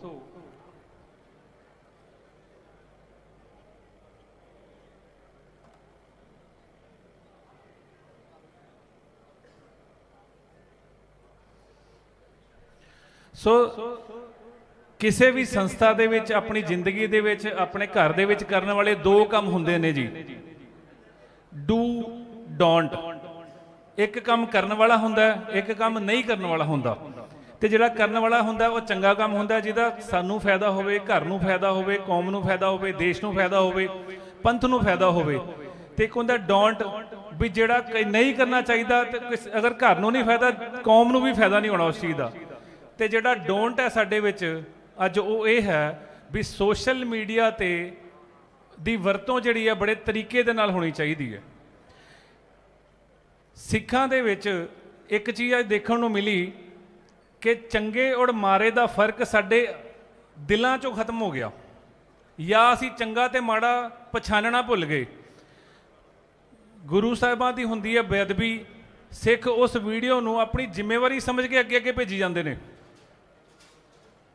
ਜੇ ਸਾਡੇ ਘਰ ਦੇ ਵਿੱਚ ਕਿਸੇ ਦੀ ਹੋਵੇ ਬੇਪਤੀ ਤੇ ਕੀ ਅਸੀਂ ਉਸ ਦੀ ਵੀਡੀਓ ਦੁਨੀਆ ਤੱਕ ਪਹੁੰਚਾਵਾਂਗੇ? ਸਾਰੀ ਦੁਨੀਆ ਨੂੰ ਹੱਥ ਜੋੜ ਕੇ ਕਵਾਂਗੇ ਵੀ ਇਹ ਵੀਡੀਓ ਕਿਤੇ ਅੱਗੇ ਨਾ ਚਲੀ ਜਾਵੇ, ਸਾਡੀ ਬਦਨਾਮੀ ਹੁੰਦੀ ਹੈ। ਤੇ ਜੇ ਗੁਰੂ ਸਾਹਿਬਾਂ ਦੀ ਸਾਡੀ ਕੌਮ ਦੇ ਵਿੱਚ ਕਿਤੇ ਹੁੰਦੀ ਹੋਵੇ ਇਹੋ ਜਿਹੀ ਬੇਅਦਬੀ ਤੇ ਉਹਦੀ ਵੀਡੀਓ ਸਾਡੇ ਸਿੱਖ ਕੌਮ ਦੇ ਆਪੇ ਹੀ ਜ਼ਿੰਮੇਵਾਰੀ ਸਮਝ ਕੇ ਇੱਕ ਦੂਜੇ ਨੂੰ ਭੇਜੀ ਜਾਂਦੇ ਨੇ ਤੇ ਫਲਾਣਿਆਂ ਬਗਾਨਿਆਂ ਦਾ ਮਕਸਦ ਆਪੇ ਹੱਲ ਹੋ ਜਾਂਦਾ।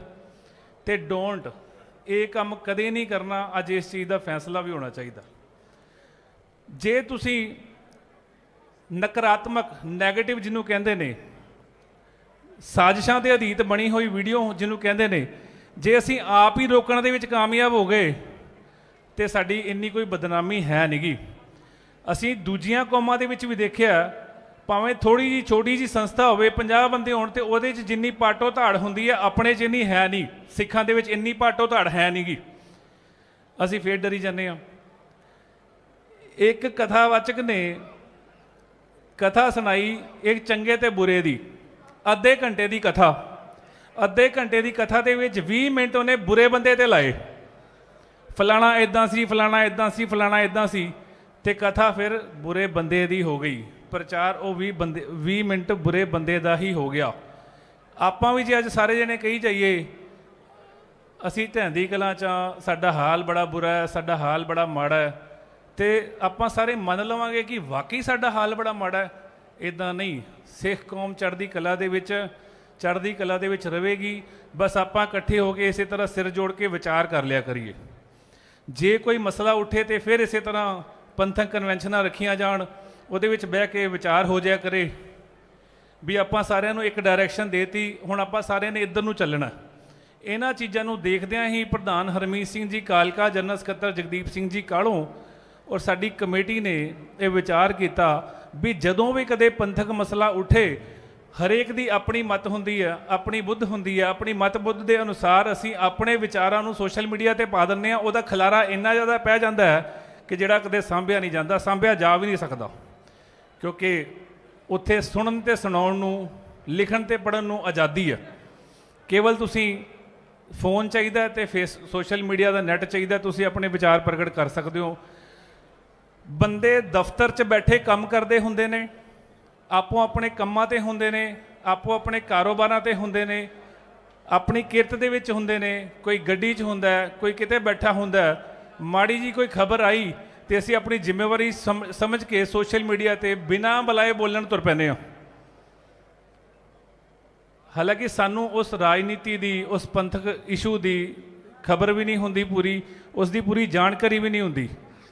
ਤੇ ਇਸ ਕਰਕੇ ਅੱਜ ਮੈਂ ਵਧਾਈ ਵੀ ਦਿੰਦਾ ਪ੍ਰਧਾਨ ਹਰਮੀਤ ਸਿੰਘ ਜੀ ਕਾਲਕਾ ਤੇ ਜਨਰਲ ਸਕੱਤਰ ਜਗਦੀਪ ਸਿੰਘ ਜੀ ਕਾਲੋਂ ਔਰ ਸਾਡੀ ਸਮੁੱਚੀ ਕਮੇਟੀ ਨੂੰ ਕਿ ਅੱਜ ਸਿਰ ਜੋੜ ਕੇ ਬੈਠਣ ਵਾਸਤੇ ਪਹਿਲੀ ਵਾਰ ਇੰਨਾ ਵੱਡਾ ਇਕੱਠ ਕੀਤਾ, ਜਿਹਦੇ ਵਿੱਚ ਅੱਜ ਵਿਚਾਰਾਂ ਹੋਣਗੀਆਂ ਸਿੱਖ ਕੌਮ ਦੇ ਆਣ ਬਾਣ ਸ਼ਾਨ ਨੂੰ ਬਰਕਰਾਰ ਰੱਖਣ ਵਾਸਤੇ, ਉਹਦੇ ਵਿੱਚ ਆਪਣਾ ਯੋਗਦਾਨ ਪਾਉਣ ਵਾਸਤੇ। ਤੁਸੀਂ ਅੱਜ ਇਹ ਸਮਝ ਕੇ ਜਾਵਾਂਗੇ ਕਿ ਜਿਸ ਸਿੱਖ ਕੌਮ ਦੇ ਅਸੀਂ ਵਾਰਸ ਹਾਂ, ਉਸ ਦੀ ਪੈਰਵਾਈ ਤੁਸੀਂ ਵੀ ਕਿੱਦਾਂ ਕਰਨੀ ਹੈ ਤੇ ਅਸੀਂ ਵੀ ਕਿੱਦਾਂ ਕਰਨੀ ਹੈ।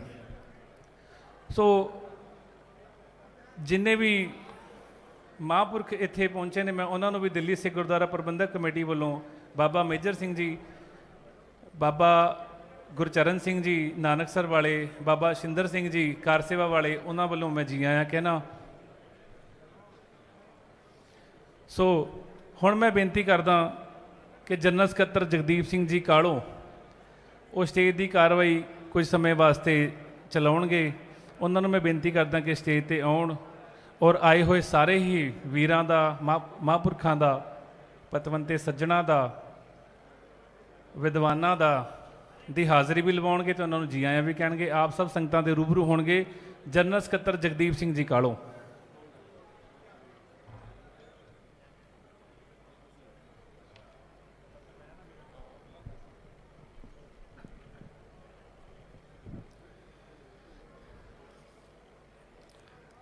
ਮੰਚ ਤੇ ਸੁਸ਼ੋਭਿਤ ਪੰਥ ਦੀਆਂ ਮਹਾਨ ਸ਼ਖਸੀਅਤਾਂ, ਸੰਤ ਸਮਾਜ ਦੇ ਮੁਖੀ, ਦਿੱਲੀ ਸਿੱਖ ਗੁਰਦੁਆਰਾ ਪ੍ਰਬੰਧਕ ਕਮੇਟੀ ਦੇ ਸਤਿਕਾਰਯੋਗ ਮੈਂਬਰ ਸਾਹਿਬ, ਪ੍ਰਧਾਨ ਸਾਹਿਬ, ਅਹੁਦੇਦਾਰ ਸਾਹਿਬ ਔਰ ਦਿੱਲੀ ਦੇ ਕੋਨੇ-ਕੋਨੇ ਤੋਂ ਬਹੁਤ ਹੀ ਪਿਆਰ ਵਾਲੀਆਂ ਰੂਹਾਂ, ਸਾਡੇ ਸਤਿਕਾਰਯੋਗ ਮਾਤਾਵਾਂ, ਭੈਣਾਂ, ਬੱਚੀਆਂ, ਸਤਿਕਾਰਯੋਗ ਵੀਰ ਸਾਰੇ ਇੱਥੇ ਪਹੁੰਚੇ ਹੋ। ਆਓ ਸਭ ਤੋਂ ਪਹਿਲਾਂ ਗੁਰੂ ਸਾਹਿਬ ਵੱਲੋਂ ਬਖਸ਼ੀ ਗੁਰਫਤਿਹ ਦੀ ਸਾਂਝ ਕਰੀਏ ਜੀ। ਵਾਹਿਗੁਰੂ ਜੀ ਕਾ ਖਾਲਸਾ, ਵਾਹਿਗੁਰੂ ਜੀ ਕੀ ਫਤਿਹ। ਸਭ ਤੋਂ ਪਹਿਲਾਂ ਤਾਂ ਮੈਂ ਆਪ ਸਮੂਹ ਸੰਗਤ ਦਾ ਧੰਨਵਾਦ ਕਰਦਾ ਕਿ ਸਾਡੇ ਇੱਕ ਛੋਟੇ ਜਿਹੇ ਬਹੁਤ ਘੱਟ ਟਾਈਮ ਤੋਂ ਸੱਦੇ ਦੇ ਉੱਤੇ ਤੁਸੀਂ ਇੰਨੀ ਵੱਡੀ ਗਿਣਤੀ ਦੇ ਵਿੱਚ ਇੱਥੇ ਪਹੁੰਚੇ ਹੋ ਔਰ ਜਿਹੜੇ ਸਾਡੀਆਂ ਸ਼ਖਸੀਅਤਾਂ, ਪੰਥਕ ਸ਼ਖਸੀਅਤਾਂ, ਸੰਤ ਸਮਾਜ ਤੋਂ ਆਲ ਓਵਰ ਇੰਡੀਆ ਤੋਂ ਆਏ ਆ, ਉਹਨਾਂ ਨੂੰ ਵੀ ਜੀ ਆਇਆਂ ਕਹਿੰਦੇ ਆ। ਅੱਜ ਦਾ ਇਹ ਬਹੁਤ ਹੀ ਗੰਭੀਰ ਮਸਲਾ ਹੈ ਜਿੱਥੇ ਇਹ ਪੰਥਕ ਇਕੱਠ ਕੀਤਾ ਗਿਆ ਹੈ। ਬਹੁਤ ਸਾਰੇ ਸਾਡੇ ਲੀਡਰਾਂ ਨੇ, ਧਾਰਮਿਕ ਲੀਡਰਾਂ ਨੇ, ਸੰਤ ਸਮਾਜ ਤੋਂ ਔਰ ਪੰਥ ਦਰਦੀ ਸਾਰੇ ਹੀ ਆਪਣੇ ਆਪਣੇ ਵਿਚਾਰ ਅੱਜ ਜੋ ਮੌਜੂਦਾ ਹਾਲਾਤ ਹਨ ਉਹਦੇ ਉੱਤੇ ਰੱਖਣਗੇ। ਜੋ ਪੰਥ ਦੇ ਅਜੋਕੇ ਸਮੇਂ ਦੇ ਵਿੱਚ ਜੋ ਹਾਲਾਤ ਬਣੇ ਹਨ, ਅੱਜ ਉਸ ਦੇ ਉੱਤੇ ਫੈਸਲੇ ਵੀ ਲਏ ਜਾਣੇ ਆ, ਮਤੇ ਵੀ ਪਾਸ ਕੀਤੇ ਜਾਣੇ ਆ। ਸਿੱਖਾਂ ਦੀ ਇੱਕ ਬਹੁਤ ਹੀ ਮਹਾਨ ਸੰਸਥਾ ਸ਼੍ਰੋਮਣੀ ਗੁਰਦੁਆਰਾ ਪ੍ਰਬੰਧਕ ਕਮੇਟੀ ਔਰ ਗੁਰੂ ਹਰਗੋਬਿੰਦ ਸਾਹਿਬ ਮਹਾਰਾਜ ਜੀ ਵੱਲੋਂ ਸਿਰਜਿਆ ਤਖਤ ਸ੍ਰੀ ਅਕਾਲ ਤਖਤ ਸਾਹਿਬ, ਤਖਤਾਂ ਦੇ ਜਥੇਦਾਰ ਸਾਹਿਬ ਔਰ ਸਿੱਖਾਂ ਦੀ ਨੁਮਾਇੰਦਗੀ ਕਰਦੀ 100 ਸਾਲ ਤੋਂ ਪੁਰਾਣੀ ਪਾਰਟੀ ਸ਼੍ਰੋਮਣੀ ਅਕਾਲੀ ਦਲ ਅੱਜ ਇਹ ਸਾਰੇ ਮਸਲੇ ਇਸ ਪੰਥਕ ਕਨਵੈਨਸ਼ਨ ਦੇ ਵਿੱਚ ਵਿਚਾਰੇ ਜਾਣਗੇ। ਸਾਰੇ ਸਾਡੇ ਲੀਡਰ ਸਾਹਿਬਾਨ ਦੇ ਧਾਰਮਿਕ ਸ਼ਖਸੀਅਤਾਂ ਦੇ ਅੱਜ ਵਿਚਾਰ ਸੁਣਾਂਗੇ ਔਰ ਉਸ ਤੋਂ ਬਾਅਦ ਆਪ ਸੰਗਤ ਫੈਸਲਾ ਕਰੇਗੀ। ਅੱਜ ਬੜਾ ਅਫਸੋਸ ਹੁੰਦਾ ਹੈ ਕਿ ਪੰਜਾਬ ਦੇ ਵਿੱਚ ਇੱਕ ਸਮਾਂ ਸੀ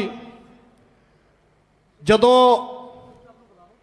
ਸਿੱਖਾਂ ਦੀ ਪਾਰਟੀ ਸ਼੍ਰੋਮਣੀ ਅਕਾਲੀ ਦਲ ਨੁਮਾਇੰਦਗੀ ਕਰਦਾ ਸੀ। ਸੰਸਾਰ ਭਰ ਦੇ ਵਿੱਚ ਜਿੱਥੇ ਜਿੱਥੇ ਵੀ ਸਿੱਖ ਵਸਦੇ ਹਨ ਉਹਨਾਂ ਨੂੰ ਬੜਾ ਫਖਰ ਹੁੰਦਾ ਸੀ, ਬੜਾ ਫਖਰ ਮਹਿਸੂਸ ਕਰਦੇ ਸਨ ਕਿ ਸਾਡੇ ਸਿੱਖਾਂ ਦੀ ਇੱਕ ਇੰਨੀ ਸਟਰੋਂਗ ਪਾਰਟੀ ਆ ਸ਼੍ਰੋਮਣੀ ਅਕਾਲੀ ਦਲ, ਜਿਹੜੀ ਹਮੇਸ਼ਾ ਹੀ ਹਰ ਸਿੱਖ ਦੀ ਆਵਾਜ਼ ਬਣਦੀ ਸੀ। ਕਿਸੇ ਸਿੱਖ ਦੇ ਉੱਤੇ, ਕਿਸੇ ਸਿੱਖ ਪਰਿਵਾਰ ਦੇ ਉੱਤੇ ਵਿਸ਼ਵ ਭਰ ਦੇ ਵਿੱਚ ਕੋਈ ਭੀੜ ਪੈ ਜਾਵੇ, ਸ਼੍ਰੋਮਣੀ ਅਕਾਲੀ ਦਲ ਡਟ ਕੇ ਖੜਦਾ ਸੀ ਔਰ ਸ਼੍ਰੋਮਣੀ ਅਕਾਲੀ ਦਲ ਦੀ ਆਵਾਜ਼ ਦੇ ਨਾਲ ਸੈਂਟਰ ਦੀਆਂ ਸਰਕਾਰਾਂ ਹਿਲਦੀਆਂ ਸਨ। ਸ਼੍ਰੋਮਣੀ ਗੁਰਦੁਆਰਾ ਪ੍ਰਬੰਧਕ ਕਮੇਟੀ ਐਸੀ ਸੰਸਥਾ ਸੀ ਜਿਸ ਸੰਸਥਾ ਦਾ ਮੁਖੀ ਅਗਰ ਇੱਕ ਆਵਾਜ਼ ਲਗਾ ਦੇਵੇ ਤੇ ਸੈਂਟਰ ਦੀ ਸਰਕਾਰ ਹਿਲਦੀ ਸੀ। ਤਖਤ ਸ੍ਰੀ ਅਕਾਲ ਤਖਤ ਸਾਹਿਬ ਜਿੱਥੋਂ ਸਿੱਖ ਪੰਥ ਦਾ ਉਹ ਮਹਾਨ ਮਹਾਰਾਜਾ ਰਣਜੀਤ ਸਿੰਘ,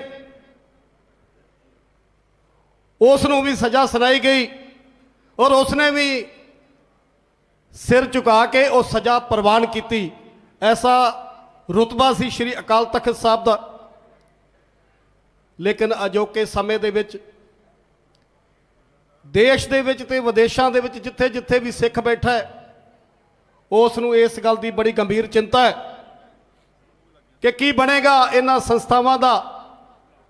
ਉਹ ਸੰਸਥਾਵਾਂ ਜਿਨ੍ਹਾਂ ਨੇ ਸਿੱਖ ਕੌਮ ਦਾ ਵਾਗਡੋਰ ਸੰਭਾਲਣੀ ਸੀ, ਉਹ ਸੰਸਥਾਵਾਂ ਸਾਡੇ ਵਿੱਚ ਸਿੰਘ ਸਾਹਿਬ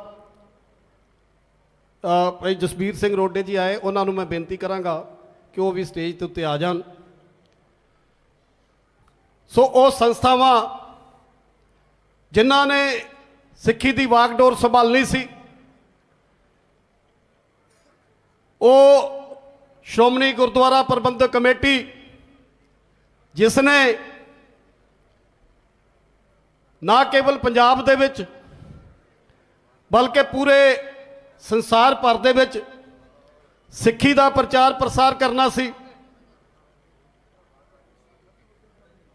ਗੁਰਬਾਣੀ ਦਾ ਪ੍ਰਚਾਰ ਪ੍ਰਸਾਰ ਕਰਨਾ ਸੀ, ਸਿੱਖਾਂ ਨੂੰ ਸੇਧ ਦੇਣੀ ਸੀ। ਅੱਜ ਅਸੀਂ ਦੇਖ ਰਹੇ ਹਾਂ ਪਿਛਲੇ ਕਈ ਸਾਲਾਂ ਤੋਂ ਕੇਵਲ ਔਰ ਕੇਵਲ ਕੌਮ ਆਪਣੇ ਆਪ ਦੇ ਵਿੱਚ ਉਲਝ ਕੇ ਰਹਿ ਗਈ ਹੈ। ਕੌਮ ਦੇ ਕੋਈ ਠੋਸ ਫੈਸਲੇ ਨਹੀਂ ਲਏ ਗਏ। ਜੋ ਸਮੇਂ ਦੀ ਜ਼ਰੂਰਤ ਸੀ ਕਿ ਸਿੱਖੀ ਦਾ ਪ੍ਰਚਾਰ ਤੇ ਪ੍ਰਸਾਰ ਕੀਤਾ ਜਾਂਦਾ, ਉਸ ਤੋਂ ਬਹੁਤ ਪਛੜ ਗਏ। ਅੱਜ ਬੜਾ ਅਫਸੋਸ ਹੁੰਦਾ ਹੈ ਜਦੋਂ ਇਹ ਸੁਣਨ ਨੂੰ ਮਿਲਦਾ ਹੈ ਕਿ ਜਿੱਥੇ ਪੰਜਾਬ ਦੇ ਵਿੱਚ ਸਿੱਖ ਬਹੁ ਗਿਣਤੀ ਦੇ ਵਿੱਚ ਸੀ, ਅੱਜ ਉਹਨਾਂ ਨੂੰ ਕੌਣ ਲੱਗ ਗਿਆ। ਅੱਜ ਕ੍ਰਿਸਚੀਅਨਿਟੀ ਵੱਲੇ ਸਿੱਖਾਂ ਨੇ ਮੂੰਹ ਮੋੜ ਲਿਆ। ਸਾਡੇ ਵਿੱਚ ਬਹੁਤ ਹੀ ਮਹਾਨ ਸ਼ਖਸੀਅਤਾਂ, ਸਿੰਘ ਸਾਹਿਬ ਜਥੇਦਾਰ ਗਿਆਨੀ ਹਰਪ੍ਰੀਤ ਸਿੰਘ ਜੀ ਪਹੁੰਚੇ, ਜੀ ਆਇਆਂ ਕਹਿੰਦੇ ਉਹਨਾਂ ਨੂੰ। ਬਾਬਾ ਕਸ਼ਮੀਰ ਸਿੰਘ ਜੀ ਭੂਰੀ ਵਾਲੇ, ਉਹਨਾਂ ਨੂੰ ਜੀ ਆਇਆਂ ਕਹਿੰਦੇ ਆ। ਬਾਬਾ ਜੋਗਾ ਸਿੰਘ ਜੀ ਕਰਨਾਲ ਵਾਲੇ, ਉਹਨਾਂ ਨੂੰ ਵੀ ਜੀ ਆਇਆਂ ਕਹਿੰਦੇ ਆ। ਹੋਰ ਸਾਰੀਆਂ ਸ਼ਖਸੀਅਤਾਂ ਸਾਡੇ ਵਿੱਚ ਪਹੁੰਚੀਆਂ ਹੈ, ਜੀ ਆਇਆਂ ਕਹਿੰਦੇ ਸਾਰਿਆਂ ਨੂੰ। ਮੈਂ ਬੇਨਤੀ ਕਰਾਂਗਾ ਮਹੰਤ ਬਾਬਾ ਕਰਮਜੀਤ ਸਿੰਘ ਜੀ ਜਗਾਦਰੀ ਵਾਲੇ, ਜਮਨਾ ਨਗਰ ਵਾਲੇ ਪਹੁੰਚੇ ਆ, ਉਹਨਾਂ ਨੂੰ ਜੀ ਆਇਆਂ ਕਹਿੰਦੇ ਆ। ਬਾਬਾ ਜੀ ਨੂੰ ਬੇਨਤੀ ਕਰਾਂਗਾ ਸਟੇਜ ਤੇ ਆ ਜਾਣ। ਮੈਂ ਸਾਡੀਆਂ ਭੈਣਾਂ ਜਿਹੜੀਆਂ ਹੁਣੇ ਆਈਆਂ ਬਹੁਤ ਸਤਿਕਾਰਯੋਗ, ਮੈਂ ਉਹਨਾਂ ਨੂੰ ਬੇਨਤੀ ਕਰਾਂਗਾ ਕਿ ਇਸ ਪਾਸੇ ਇੱਧਰ ਆ ਜਾਣ, ਕਿਉਂਕਿ ਤੁਹਾਡੀ ਅੱਜ ਮਹਾਰਾਜ ਜੀ ਦੀ ਇੰਨੀ ਕਿਰਪਾ ਹੈ, ਬਾਬਾ ਜੀ ਦੀ, ਗੁਰੂ ਤੇਗ ਬਹਾਦਰ ਸਾਹਿਬ ਦੀ।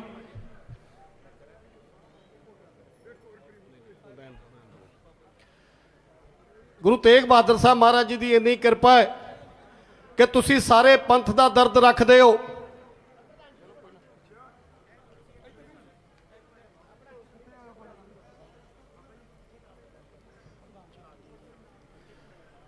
ਤੁਸੀਂ ਸਾਰੇ ਪੰਥ ਦਾ ਦਰਦ ਰੱਖਦੇ ਹੋ। ਅੱਜ ਇੱਕ ਇਸ ਪੰਥਕ ਕਨਵੈਨਸ਼ਨ ਦੇ ਵਿੱਚ ਆਪ ਮੁਹਾਰੇ ਤੁਸੀਂ ਪਹੁੰਚੇ ਹੋ।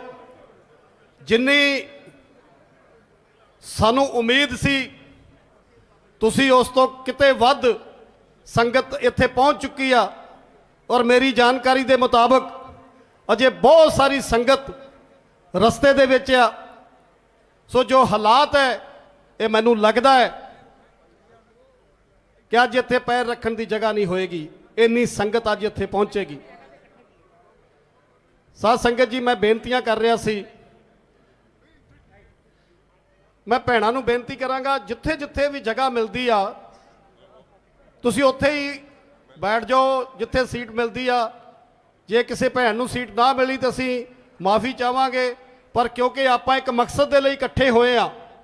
ਅੱਜ ਸਾਡਾ ਇੱਕ ਮਕਸਦ ਹੈ, ਜਿਸ ਮਕਸਦ ਦੇ ਲਈ ਅਸੀਂ ਅੱਜ ਇੱਥੇ ਇਕੱਠੇ ਹੋਏ ਆ। ਸੋ ਉਸ ਮਕਸਦ ਦੇ ਲਈ ਜ਼ਰੂਰੀ ਨਹੀਂ ਕਿ ਸਾਨੂੰ ਸੀਟ ਮਿਲੇ, ਲੇਕਿਨ ਅਸੀਂ ਉਸ ਮਸਲੇ ਦੇ ਵਿੱਚ ਆਪਣਾ ਯੋਗਦਾਨ ਪਾਉਣਾ ਹੈ, ਕਿਉਂਕਿ ਜਿਸ ਇਸ ਸਮੇਂ ਦੇ ਵਿੱਚੋਂ ਕੌਮ ਨਿਕਲ ਰਹੀ ਆ, ਉਹਦੇ ਤੇ ਤੁਹਾਡੀ ਸ਼ਮੂਲੀਅਤ ਇਹ ਦਰਸਾਉਂਦੀ ਆ ਕਿ ਤੁਹਾਨੂੰ ਪੰਥ ਦਾ ਕਿੰਨਾ ਦਰਦ ਹੈ। ਸੋ ਮੈਂ ਬੇਨਤੀਆਂ ਕਰ ਰਿਹਾ ਸੀ ਕਿ ਇਹ ਸੰਸਥਾਵਾਂ, ਜਿਨ੍ਹਾਂ ਸੰਸਥਾਵਾਂ ਨੇ ਕੌਮ ਨੂੰ ਸੇਧ ਦੇਣੀ ਸੀ, ਕੌਮ ਨੂੰ ਅੱਗੇ ਵਧਾਉਣਾ ਸੀ, ਸਿੱਖੀ ਦਾ ਪ੍ਰਚਾਰ ਪ੍ਰਸਾਰ ਕਰਨਾ ਸੀ, ਨੌਜਵਾਨਾਂ ਨੂੰ ਜਿਹੜੇ ਨਸ਼ਿਆਂ ਦੇ ਸ਼ਿਕਾਰ ਹੋ ਗਏ ਸਨ ਉਹਨਾਂ ਨੂੰ ਵਾਪਸ ਲੈ ਕੇ ਆਉਣਾ ਸੀ, ਜਿਹੜੇ ਨੌਜਵਾਨ ਪਤਿਤ ਹੋ ਗਏ ਸੀ ਉਹਨਾਂ ਨੂੰ ਵਾਪਸ ਸਿੱਖੀ ਦੇ ਵਿੱਚ ਲੈ ਕੇ ਆਉਣਾ ਸੀ। ਲੇਕਿਨ ਅਫਸੋਸ ਕਿ ਜਿਹੜੇ ਕੰਮ ਕਰਨ ਵਾਲੇ ਸੀ ਉਸ ਪੰਜਾਬ ਦੀ ਇੰਨੀ ਵੱਡੀ ਪਾਰਟੀ ਦੇ ਔਰ ਉਸ ਸੰਸਥਾ ਦੇ, ਉਹ ਨਾ ਹੋ ਕੇ ਆਪਸ ਵਿੱਚ ਉਲਝ ਕੇ ਰਹਿ ਗਏ। ਅੱਜ ਸਾਰੇ ਦੇਸ਼ ਭਰ ਦੇ, ਵਿਦੇਸ਼ ਦੇ ਸਾਰੇ ਸਿੱਖ ਚਿੰਤਤ ਹੈ। ਸੋ ਮੈਂ ਬੇਨਤੀ ਕਰਾਂਗਾ ਕਿ ਸਭ ਤੋਂ ਪਹਿਲਾਂ ਮੈਂ ਜੋ ਸਾਡੇ ਵਿੱਚ ਅੱਜ ਸ਼ਖਸੀਅਤਾਂ ਪਹੁੰਚੀਆਂ ਹਨ, ਮੈਂ ਉਹਨਾਂ ਦੇ ਨਾਲ ਤੁਹਾਡੀ ਇੰਟਰੋਡਕਸ਼ਨ ਕਰਵਾ ਦਿਆਂ। ਫਿਰ ਅੱਜ ਦੀ ਜੋ ਕਾਰਵਾਈ ਆ ਉਹ ਆਪਾਂ ਕੰਟੀਨਿਊ ਰੱਖਾਂਗੇ, ਜਾਰੀ ਰੱਖਾਂਗੇ।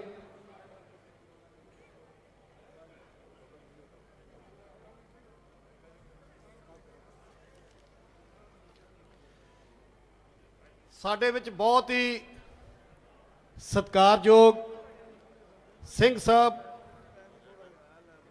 ਗਿਆਨੀ ਹਰਪ੍ਰੀਤ ਸਿੰਘ ਜੀ ਪਹੁੰਚੇ ਆ, ਅਸੀਂ ਉਹਨਾਂ ਨੂੰ ਜੀ ਆਇਆਂ ਕਹਿੰਦੇ ਆ। ਉਹਨਾਂ ਦੇ ਨਾਲ ਸਾਬਕਾ ਸਿੰਘ ਸਾਹਿਬ ਭਾਈ ਜਸਬੀਰ ਸਿੰਘ ਰੋਡੇ ਜੀ, ਉਹ ਵੀ ਪਹੁੰਚੇ ਆ, ਜੀ ਆਇਆਂ ਕਹਿੰਦੇ ਆ।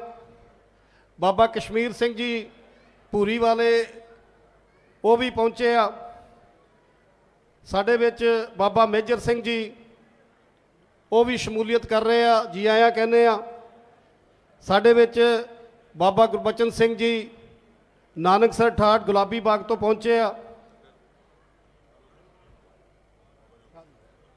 ਸਾਡੇ ਵਿੱਚ ਬਹੁਤ ਹੀ ਸਤਿਕਾਰਯੋਗ ਬਾਬਾ ਜੋਗਾ ਸਿੰਘ ਜੀ ਕਰਨਾਲ ਵਾਲੇ, ਉਹ ਵੀ ਪਹੁੰਚੇ, ਜੀ ਆਇਆਂ ਕਹਿੰਦੇ ਆ। ਸਾਡੇ ਵਿੱਚ ਮਹੰਤ ਰੇਸ਼ਮ ਸਿੰਘ ਜੀ ਪਹੁੰਚੇ ਆ, ਉਹਨਾਂ ਨੂੰ ਜੀ ਆਇਆਂ ਕਹਿੰਦੇ ਆ। ਮਹੰਤ ਕਰਮਜੀਤ ਸਿੰਘ ਜੀ ਸਤਿਕਾਰਯੋਗ ਜਗਾਦਰੀ ਵਾਲੇ, ਉਹ ਵੀ ਪਹੁੰਚੇ, ਉਹਨਾਂ ਨੂੰ ਜੀ ਆਇਆਂ ਕਹਿੰਦੇ ਆ। ਸਾਡੇ ਵਿੱਚ ਬਾਬਾ ਗੁਰਵਿੰਦਰ ਸਿੰਘ ਜੀ ਬਡਾਲਾ ਸਾਹਿਬ ਤੋਂ ਪਹੁੰਚੇ ਆ, ਉਹਨਾਂ ਨੂੰ ਵੀ ਜੀ ਆਇਆਂ ਕਹਿੰਦੇ ਆ। ਸਾਡੇ ਵਿੱਚ ਬਾਬਾ ਬਚਨ ਸਿੰਘ ਜੀ, ਉਹਨਾਂ ਦੇ ਨਾਲ ਸੇਵਾ ਨਿਭਾ ਰਹੇ ਬਾਬਾ ਸੁਰਿੰਦਰ ਸਿੰਘ ਜੀ ਪਹੁੰਚੇ ਆ, ਉਹਨਾਂ ਨੂੰ ਜੀ ਆਇਆਂ ਕਹਿੰਦੇ ਆ। ਸਾਡੇ ਵਿੱਚ ਗੁਰਦੁਆਰਾ ਤਖਤ ਸ੍ਰੀ ਪਟਨਾ ਸਾਹਿਬ ਨੂੰ ਸਰਦਾਰ ਹਰਪਾਲ ਸਿੰਘ ਜੀ ਜੌਹਲ ਰਿਪਰੈਜ਼ੈਂਟ ਕਰ ਰਹੇ ਆ। ਸਾਡੇ ਵਿੱਚ ਭਾਈ ਮੋਹਕਮ ਸਿੰਘ ਜੀ ਪਹੁੰਚੇ ਆ ਦਮਦਮੀ ਟਕਸਾਲ ਤੋਂ, ਉਹਨਾਂ ਨੂੰ ਜੀ ਆਇਆਂ ਕਹਿੰਦੇ ਆ। ਬਾਬਾ ਮਨਮੋਹਨ ਸਿੰਘ ਜੀ ਬਰਨਵਾਲੇ ਉਹ ਪਹੁੰਚੇ, ਉਹਨਾਂ ਨੂੰ ਜੀ ਆਇਆਂ ਕਹਿੰਦੇ ਆ। ਸਾਡੇ ਸਤਿਕਾਰਯੋਗ ਬਹੁਤ ਹੀ ਸੂਝਵਾਨ ਸਾਬਕਾ ਮੈਂਬਰ ਪਾਰਲੀਮੈਂਟ ਸਰਦਾਰ ਤਰਲੋਚਨ ਸਿੰਘ ਜੀ ਪਹੁੰਚੇ ਆ। ਸਰਦਾਰ ਗੁਰਦੀਪ ਸਿੰਘ ਜੀ ਉੱਤਰਾਖੰਡ ਤੋਂ, ਉਹਨਾਂ ਨੂੰ ਜੀ ਆਇਆਂ ਕਹਿੰਦੇ ਆ। ਸਰਦਾਰ ਅਜੇਪਾਲ ਸਿੰਘ ਜੀ ਪ੍ਰੈਜ਼ੀਡੈਂਟ ਸਿੱਖ ਸਮਾਜ Rajasthan. Jasbir Singh ji farmer chairman minority commission Rajasthan, ਉਹ ਵੀ ਪਹੁੰਚੇ ਆ। ਬਾਬਾ ਮੇਜਰ ਸਿੰਘ ਜੀ ਤਰਨਾ ਦਲ ਤੋਂ ਪਹੁੰਚੇ ਆ। ਸਰਦਾਰ ਰਜਿੰਦਰ ਸਿੰਘ ਜੀ ਪ੍ਰੈਜ਼ੀਡੈਂਟ ਗੁਰੂ ਨਾਨਕ ਕਾਲਜ ਚੇਨਈ ਤਾਮਿਲਨਾਡੂ ਤੋਂ ਪਹੁੰਚੇ ਆ। ਬਾਬਾ ਇੰਦਰਬੀਰ ਸਿੰਘ ਜੀ ਸੁਲਤਾਨੀ ਸਾਹਿਬ ਅੰਮ੍ਰਿਤਸਰ ਤੋਂ ਪਹੁੰਚੇ ਆ। ਸਰਦਾਰ ਤਰਲੋਚਨ ਸਿੰਘ ਜੀ ਗੰਭੀਰ ਮੈਂਬਰ ਯੂਪੀ ਮਾਈਨੋਰਟੀ ਕਮਿਸ਼ਨ ਪਹੁੰਚੇ ਆ। ਸਾਡੇ ਵਿੱਚ ਸਰਦਾਰ ਜਗਜੀਤ ਸਿੰਘ ਜੀ ਦਰਦੀ ਟਾਈਮਸ ਟੀਵੀ ਤੋਂ ਪਹੁੰਚੇ ਆ। ਸਰਦਾਰ Parvinder Singh ji member minority commission UP, ਉਹ ਵੀ ਸਾਡੇ ਵਿੱਚ ਪਹੁੰਚੇ ਆ। ਸਰਦਾਰ ਜਿੰਦਰ ਸਿੰਘ ਜੀ ਰਿੰਕੂ ਦੁੱਖ ਨਿਵਾਰਨ ਗੁਰਦੁਆਰਾ ਸਾਹਿਬ ਕਾਨਪੁਰ ਤੋਂ, ਉਹ ਵੀ ਆਏ ਨੇ। ਬਾਬਾ ਅਰਜਨ ਸਿੰਘ ਜੀ ਆਲਮਪੁਰ ਤੋਂ ਸਾਡੇ ਵਿੱਚ ਪਹੁੰਚੇ ਆ, ਜੀ ਆਇਆਂ ਕਹਿੰਦੇ ਆ। ਅਜੀਤ ਸਿੰਘ ਛਾਬੜਾ ਸਾਹਿਬ ਅਲਪ ਸੰਖਿਅਕ ਵਿਭਾਗ ਉੱਤਰ ਪ੍ਰਦੇਸ਼ ਕਾਨਪੁਰ ਤੋਂ ਵੀ ਸਾਡੇ ਵਿੱਚ ਪਹੁੰਚੇ ਆ। ਸਰਦਾਰ ਗੁਰਬਖਸ਼ ਸਿੰਘ ਜੀ ਤਖਤ ਸ੍ਰੀ ਹਜੂਰ ਸਾਹਿਬ ਸੱਚਖੰਡ ਸ੍ਰੀ ਨੰਦੇੜ ਸਾਹਿਬ ਤੋਂ, ਉਹ ਵੀ ਪਹੁੰਚੇ ਆ। ਸਰਦਾਰ ਗੁਰਦੀਪ ਸਿੰਘ ਜੀ ਬਠਿੰਡਾ, ਉਹ ਵੀ ਸਾਡੇ ਵਿੱਚ ਪਹੁੰਚੇ ਆ। ਸਰਦਾਰ Gurdeep Singh ji CEO minority commission, ਉਹ ਵੀ ਪਹੁੰਚੇ ਆ। ਸਰਦਾਰ ਸੰਤੋਖ ਸਿੰਘ ਜੀ ਸਾਡੇ ਵਿੱਚ ਹਾਜ਼ਰੀ ਲਵਾ ਰਹੇ ਨੇ। ਸ਼੍ਰੋਮਣੀ ਅਕਾਲੀ ਦਲ ਸ਼ੇਰੇ ਪੰਜਾਬ ਤੋਂ ਸਾਡੇ ਵਿੱਚ ਪਹੁੰਚੇ ਆ। ਬਾਬਾ ਸਾਹਿਬ ਸਿੰਘ ਜੀ ਗੁਰੂ ਨਾਨਕ ਦਲ ਮਨੀਆਂ ਤੋਂ ਸਾਡੇ ਵਿੱਚ ਆਏ ਆ ਜੀ। ਮਨਜੀਤ ਸਿੰਘ ਜੀ ਭਾਟੀਆ ਜੀ, ਰਿੰਕੂ ਭਾਟੀਆ ਜੀ ਇੰਦੌਰ ਤੋਂ ਸਾਡੇ ਵਿੱਚ ਪਹੁੰਚੇ ਆ। ਗੁਰਦੀਪ ਸਿੰਘ ਦੇਹਰਾਦੂਨ ਤੋਂ ਸਾਡੇ ਵਿੱਚ ਪਹੁੰਚੇ ਆ। ਇਹ ਹੋ ਗਏ। ਬਾਬਾ ਮਾਨ ਸਿੰਘ ਜੀ ਗੁਰੂ ਨਾਨਕ ਦਲ ਤੋਂ ਸਾਡੇ ਵਿੱਚ ਪਹੁੰਚੇ ਆ।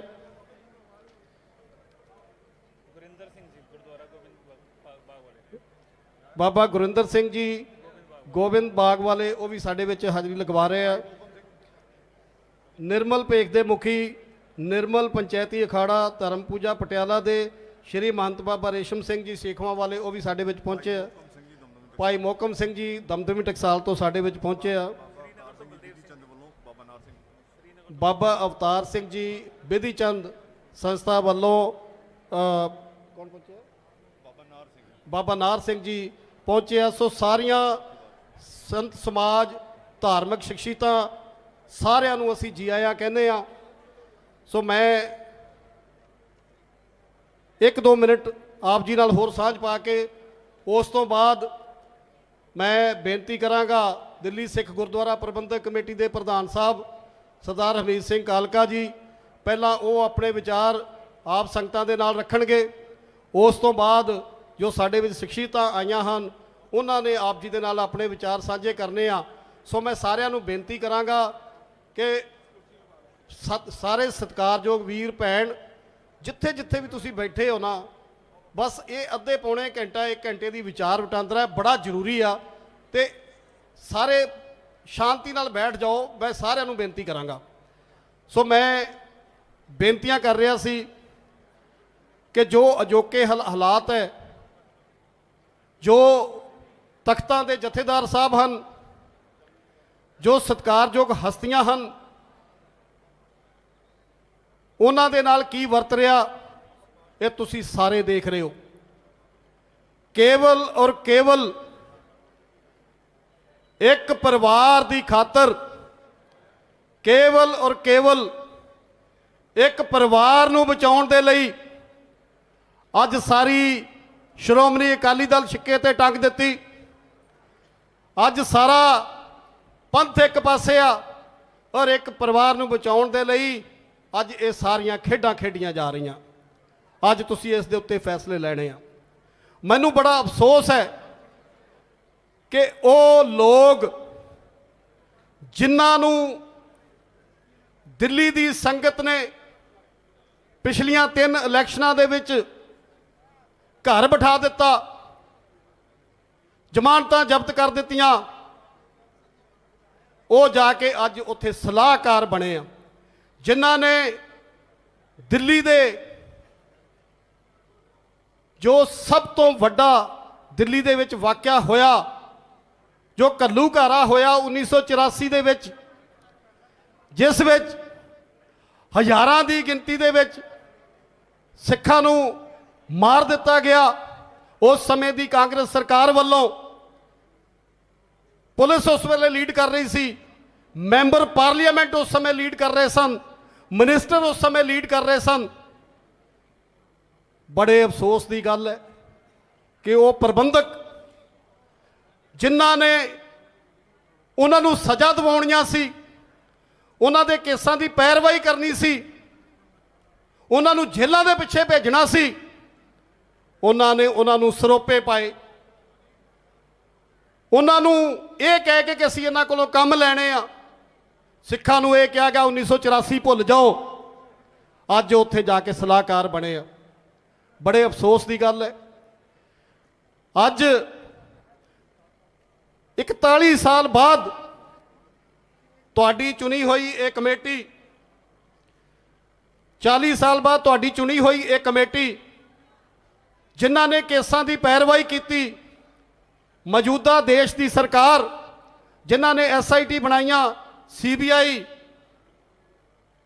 ਅੱਜ 40 ਸਾਲ ਬਾਅਦ 41 ਸਾਲ ਬਾਅਦ ਅਗਰ ਸਜ਼ਾਵਾਂ ਹੋ ਸਕਦੀਆਂ, ਅੱਜ ਉਹ ਮਗਰਮੱਛ ਅਗਰ ਜੇਲ੍ਹਾਂ ਪਿੱਛੇ ਜਾ ਸਕਦੇ ਆ ਤੇ ਅੱਜ ਤੋਂ 15 ਸਾਲ 20 ਸਾਲ 25 ਸਾਲ ਪਹਿਲੇ ਕਿਉਂ ਨਹੀਂ ਜਾ ਸਕਦੇ ਸੀ। ਲੇਕਿਨ ਅਫਸੋਸ ਇਸ ਗੱਲ ਦਾ ਹੈ ਕਿ ਉਹਨਾਂ ਪ੍ਰਬੰਧਕਾਂ ਨੇ ਉਸ ਸਮੇਂ ਉਹਨਾਂ ਦੇ ਨਾਲ ਦੋਸਤੀਆਂ ਕੀਤੀਆਂ, ਉਹਨਾਂ ਦੇ ਨਾਲ ਯਾਰੀਆਂ ਨਿਭਾਈਆਂ, ਲੇਕਿਨ ਕੌਮ ਦਾ ਘਾਣ ਕੀਤਾ। ਉਹ ਸਾਡੀਆਂ ਭੈਣਾਂ ਵਿਧਵਾਵਾਂ ਜਿਹੜੀਆਂ ਆਪਣੇ ਦੁੱਖ ਲੈ ਕੇ ਜਾਂਦੀਆਂ ਸੀ, ਉਹਨਾਂ ਨੂੰ ਕਹਿੰਦੇ ਸੀ 84 ਭੁੱਲ ਜਾਓ। ਸੋ ਅੱਜ ਸਾਧ ਸੰਗਤ ਜੀ ਤੁਸੀਂ ਇਹ ਫੈਸਲੇ ਲੈਣੇ ਆ। ਸੋ ਮੈਂ ਜ਼ਿਆਦਾ ਸਮਾਂ ਨਹੀਂ ਲੈਣਾ। ਮੈਂ ਬਹੁਤ ਸਾਰੇ ਸਾਡੇ ਵਿੱਚ ਬੁਲਾ ਰਹੇ, ਮੈਂ ਸਾਰੀ ਬੇਨਤੀ ਕਰਾਂਗਾ ਸਭ ਤੋਂ ਪਹਿਲਾਂ ਸਤਿਕਾਰਯੋਗ ਪ੍ਰਧਾਨ ਸਾਹਿਬ ਨੂੰ ਕਿ ਉਹ ਆਉਣ, ਉਹ ਸੰਗਤਾਂ ਦੇ ਨਾਲ ਆਪਣੇ ਵਿਚਾਰ ਰੱਖਣ। ਉਸ ਤੋਂ ਬਾਅਦ ਅਗਲੇ ਬੁਲਾਰੇ ਜਿਹੜੇ ਉਹ ਆਪਣੇ ਆਪਣੇ ਵਿਚਾਰ ਰੱਖਣਗੇ। ਵਾਹਿਗੁਰੂ ਜੀ ਕਾ ਖਾਲਸਾ, ਵਾਹਿਗੁਰੂ ਜੀ ਕੀ ਫਤਿਹ।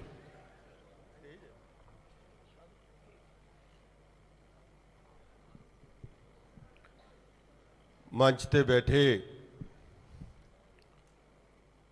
ਸਿੰਘ ਸਾਹਿਬ, ਜਥੇਦਾਰ ਹਰਪ੍ਰੀਤ ਸਿੰਘ ਜੀ, ਸਿੰਘ ਸਾਹਿਬ ਭਾਈ ਜਸਬੀਰ ਸਿੰਘ ਜੀ ਰੋਡੇ ਸਾਹਿਬ, ਸਮੂਹ ਸੰਤ ਸਮਾਜ, ਦੇਸ਼ ਦੇ ਵੱਖ-ਵੱਖ ਕੋਨਿਆਂ ਤੋਂ ਆਏ ਹੋਏ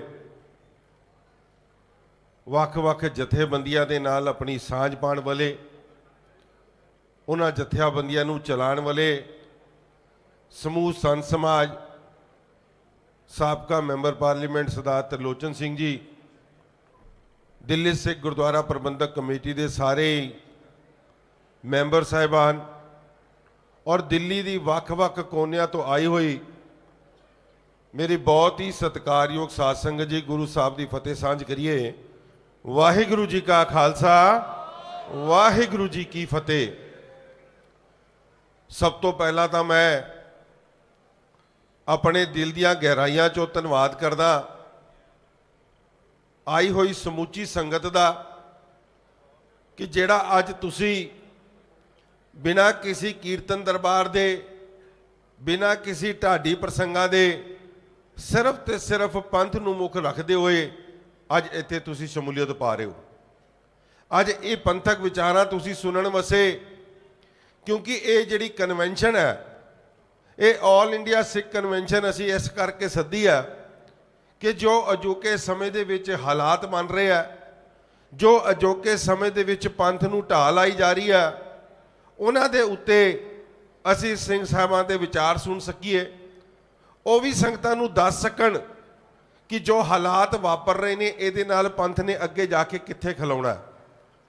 ਕਿਉਂਕਿ ਸ਼੍ਰੋਮਣੀ ਗੁਰਦੁਆਰਾ ਪ੍ਰਬੰਧਕ ਕਮੇਟੀ ਤੋਂ ਬਾਅਦ ਅਗਰ ਕਿਸੇ ਦੀ ਨਜ਼ਰ ਹੁੰਦੀ ਹੈ ਸਮੂਚੇ ਵਿਸ਼ਵ ਦੇ ਵਿੱਚ ਤੇ ਉਹ ਦਿੱਲੀ ਸਿੱਖ ਗੁਰਦੁਆਰਾ ਪ੍ਰਬੰਧਕ ਕਮੇਟੀ ਦੇ ਉੱਤੇ। ਔਰ ਮੈਂ ਸਮਝਦਾ ਕਿ ਅੱਜ ਜਿਹੜਾ ਸ਼੍ਰੋਮਣੀ ਗੁਰਦੁਆਰਾ ਪ੍ਰਬੰਧਕ ਕਮੇਟੀ ਹੈ ਉਹ ਆਪਣਾ ਇਹ ਆਧਾਰ ਵੀ ਖਤਮ ਕਰਦੀ ਜਾ ਰਹੀ ਹੈ।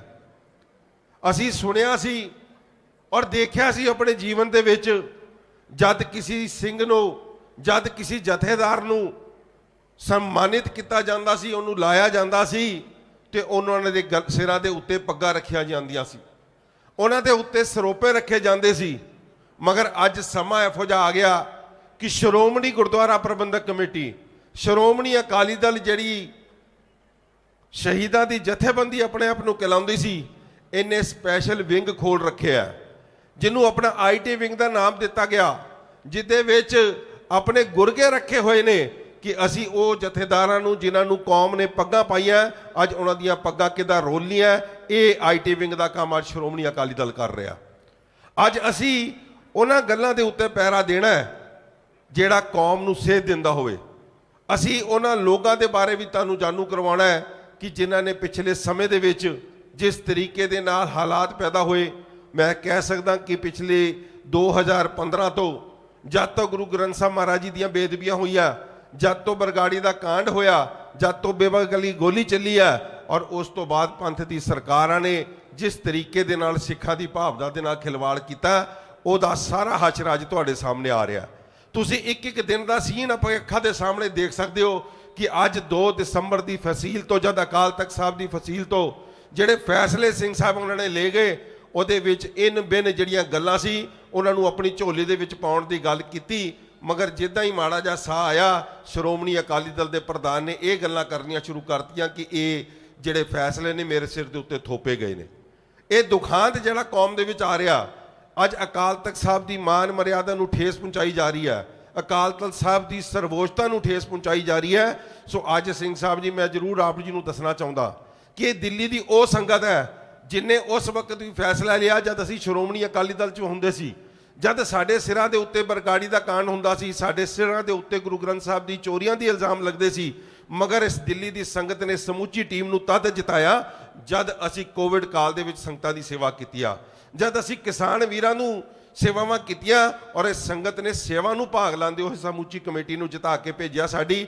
ਔਰ ਸਾਨੂੰ ਬਾਰ-ਬਾਰ ਇਹ ਕਿਹਾ ਜਾਂਦਾ ਸੀ ਕਿ ਉਹਨਾਂ ਲੋਕਾਂ ਦੇ ਨਾਲ ਹੱਥ ਮਿਲਾ ਲਓ ਜਿਨ੍ਹਾਂ ਦੇ ਬਾਰੇ ਹੁਣੇ ਕਾਲੋ ਸਾਹਿਬ ਨੇ ਜ਼ਿਕਰ ਕੀਤਾ, ਜਿਨ੍ਹਾਂ ਨੇ 84 ਦੇ ਕਾਤਲਾਂ ਨੂੰ ਬਖਸ਼ਣ ਦੀ ਗੱਲ ਕੀਤੀ ਆ, ਜਿਨ੍ਹਾਂ ਨੇ 84 ਦੇ ਸਿੰਘਾਂ ਨੂੰ ਜਿਹੜੇ ਕਤਲੇਆਮ ਹੋਏ ਸੀ ਉਹਨਾਂ ਦੇ ਦੋਸ਼ੀਆਂ ਦੇ ਨਾਲ ਹੱਥ ਮਿਲਾਏ ਔਰ ਇਹਨਾਂ ਸਟੇਜਾਂ ਤੇ ਬੁਲਾ ਕੇ ਸਰੂਪੇ ਦਿੱਤੇ ਗਏ। ਇਹ ਦੁਖਾਂਤ ਲਗਾਤਾਰ ਵੱਧਦਾ ਚਲੇ ਗਿਆ। ਮਗਰ ਜੋ ਤੁਸੀਂ ਫੈਸਲੇ ਲਏ ਅੱਜ ਦੇ ਇਸ ਭਰਵੇਂ ਇਕੱਠ ਦੇ ਵਿੱਚ, ਮੈਂ ਕਹਿ ਸਕਦਾ ਕਿ ਇਹ ਮਤੇ ਵੀ ਅਸੀਂ ਪਾਸ ਕਰਾਂਗੇ ਕਿ ਜਿਹਦੇ ਵਿੱਚ ਅਸੀਂ ਇਹ ਮਤਾ ਵੀ ਜ਼ਰੂਰ ਰੱਖਣਾ ਹੈ ਕਿ ਅਕਾਲ ਤਖਤ ਸਾਹਿਬ ਦੀ ਜਿਹੜੀ ਮਾਨ ਮਰਿਆਦਾ ਹੈ ਉਹਨੂੰ ਬਿਲਕੁਲ ਕਾਇਮ ਰੱਖਿਆ ਜਾਏਗਾ। ਸਮੂਚਾ ਪੰਥ, ਸਮੂਚਾ ਹਿੰਦੁਸਤਾਨ ਤੁਹਾਡੇ ਨਾਲ ਖਲੋਤਾ ਸਿੰਘ ਸਾਹਿਬ। ਬਿਲਕੁਲ ਘਬਰਾਉਣ ਦੀ ਲੋੜ ਨਹੀਂ ਇਹਨਾਂ ਲੋਕਾਂ ਲਈ, ਇਹਨਾਂ ਲੋਕਾਂ ਤੋਂ ਘਬਰਾਉਣ ਦੀ ਲੋੜ ਨਹੀਂ। ਅੱਜ ਦੇਖ ਸਕਦੇ ਹੋ ਕਿ ਦਿੱਲੀ ਦਾ ਸੂਝਵਾਨ ਜਿਹੜੇ ਸਾਰੇ ਬੈਠੇ ਆ, ਹਿੰਦੁਸਤਾਨ ਦੇ ਭਾਰਤ ਦੇ ਲੋਕ ਦੇ ਜਿਹੜੇ ਇੱਥੇ ਆਏ ਨੇ, ਇਹ ਤੁਹਾਡੇ ਸਾਹਮਣੇ ਬੈਠੇ। ਔਰ ਮੈਂ ਤੁਹਾਡੇ ਲਈ ਇੱਕ ਜ਼ਰੂਰ ਗੱਲਾਂ ਕਰਾਂਗਾ ਕਿ ਉਹ ਇੱਕ ਸ਼ਾਇਰ ਨੇ ਬੜੀ ਵਧੀਆ ਗੱਲ ਕੀਤੀ ਹੈ ਕਿ ਤੁਸੀਂ ਤੁਰਨ ਦਾ, ਇਹ ਖਾਸ ਤੌਰ ਤੇ ਸਿੰਘ ਸਾਹਿਬ ਗਿਆਨੀ ਹਰਪ੍ਰੀਤ ਸਿੰਘ ਜੀ ਬਾਰੇ ਕਰ ਰਿਹਾ ਮੈਂ ਗੱਲ, ਕਿ ਤੁਸੀਂ ਤੁਰਨ ਦਾ ਹੌਸਲਾ ਰੱਖੋ, ਰਾਵਾਂ ਬਹੁਤ ਨੇ। ਤੁਸੀਂ ਤੁਰਨ ਦਾ ਹੌਸਲਾ ਰੱਖੋ, ਰਾਵਾਂ ਬਹੁਤ ਨੇ, ਰਾਹ ਦੇ ਵਿੱਚ ਕੱਢਿਆਂ ਦੀ ਫਿਕਰ ਨਾ ਕਰੋ, ਤੁਹਾਡੇ ਨਾਲ ਦੁਆਵਾਂ ਬਹੁਤ ਨੇ। ਅੱਜ ਦਾ ਇਹ ਇਕੱਠ ਇਸ ਗੱਲ ਦਾ ਪ੍ਰਤੀਕ ਹੈ ਕਿ ਪੂਰਾ ਸਮੂਚਾ ਹਿੰਦੁਸਤਾਨ ਦਾ ਸਿੱਖ ਜਿਹੜਾ ਹੈ ਇਹ ਆਪਣੇ ਆਪ ਖੁਦ ਮੁਖਤਿਆਰ ਹੈ। ਔਰ ਮੈਂ ਆਪ ਜੀ ਨੂੰ ਵੀ ਬੇਨਤੀ ਕਰਾਂਗਾ, ਰੋਡੇ ਸਾਹਿਬ ਵੀ ਇੱਥੇ ਬੈਠੇ ਆ, ਅਕਾਲ ਤਖਤ ਸਾਹਿਬ ਦੇ ਸਾਬਕਾ ਜਥੇਦਾਰ ਨੇ, ਜਦ ਵੀ ਤੁਸੀਂ ਕੌਮ ਦੇ ਲਈ ਕੋਈ ਸੇਧ ਦਿੰਦੇ ਹੋ, ਕੌਮ ਦੇ ਲਈ ਕੋਈ ਫੈਸਲੇ ਲੈਂਦੇ ਹੋ, ਉਹ ਫੈਸਲੇ ਲਿਓ ਜਿਹੜੇ ਸਿਰਫ ਤੇ ਸਿਰਫ ਸਿੱਖਾਂ ਲਈ ਹੋਣ। ਇਹ ਨਾ ਹੋਏ ਕਿ ਤੁਸੀਂ ਸਿਰਫ ਪੰਜਾਬ ਵੱਲ ਦੇਖਦੇ ਹੋ ਔਰ ਉਹਦੇ ਇਲਾਵਾ ਜਿਹੜਾ ਹਿੰਦੁਸਤਾਨ ਦੇ ਵੱਖ-ਵੱਖ ਕੋਨਿਆਂ ਦੇ ਵਿੱਚ ਬੈਠਾ ਹੈ। ਮੈਨੂੰ ਮਾਣ ਹੁੰਦਾ, ਮੇਰੇ ਭਰਾ ਬੈਠੇ ਆ, ਇੰਦੌਰ ਤੋਂ ਆਏ ਆ, ਮੱਧ ਪ੍ਰਦੇਸ਼ ਤੋਂ ਆਏ ਨੇ, ਯੂਪੀ ਤੋਂ ਆਏ ਨੇ, ਚੇਨਈ ਤੋਂ ਆਏ ਨੇ, ਹੈਦਰਾਬਾਦ ਤੋਂ ਆਏ ਨੇ। ਜਾ ਕੇ ਦੇਖੋ ਕਿ ਘਰਾਂ ਦੇ ਵਿੱਚ ਕਿੱਦਾਂ ਸਿੱਖੀ ਪ੍ਰਫੁੱਲਿਤ ਹੈ। ਅੱਜ ਜਿਹਨੂੰ ਅਸੀਂ ਆਪਣਾ ਪੇਕਾ ਘਰ ਕਹਿੰਦੇ ਆ ਪੰਜਾਬ, ਉਹਦੇ ਘਰ ਦੀ ਸਿੱਖੀ ਦੇ ਨਾਲ ਮੁਕਾਬਲਾ ਕਰਕੇ ਦੇਖ ਲਓ ਕਿ ਅੱਜ ਤੁਹਾਨੂੰ ਨਮੋਸ਼ੀ ਹੋਏਗੀ ਜਦ ਹਿੰਦੁਸਤਾਨ ਦੇ ਵੱਖ-ਵੱਖ ਕੋਨੇ ਜਾਓਗੇ ਔਰ ਇਹ ਸਾਰੇ ਸਿੱਖ ਆਪਣਾ ਇੱਕੋ ਅਕੀਦਾ, ਆਪਣਾ ਪ੍ਰਭੂ ਸੱਤਾ ਦਾ ਕੇਂਦਰ ਸ੍ਰੀ ਅਕਾਲ ਤਖਤ ਸਾਹਿਬ ਨੂੰ ਮੰਨਦੇ ਨੇ। ਉਸ ਅਕਾਲ ਤਖਤ ਸਾਹਿਬ ਨੂੰ ਨਕਮਸਤਕ ਹੁੰਦੇ ਨੇ ਔਰ ਉਹਦੇ ਲਏ ਗਏ ਫੈਸਲੇ ਨੂੰ ਬਿਲਕੁਲ ਇੱਕ ਇਨ-ਮਿਨ ਮੰਨਦੇ ਨੇ।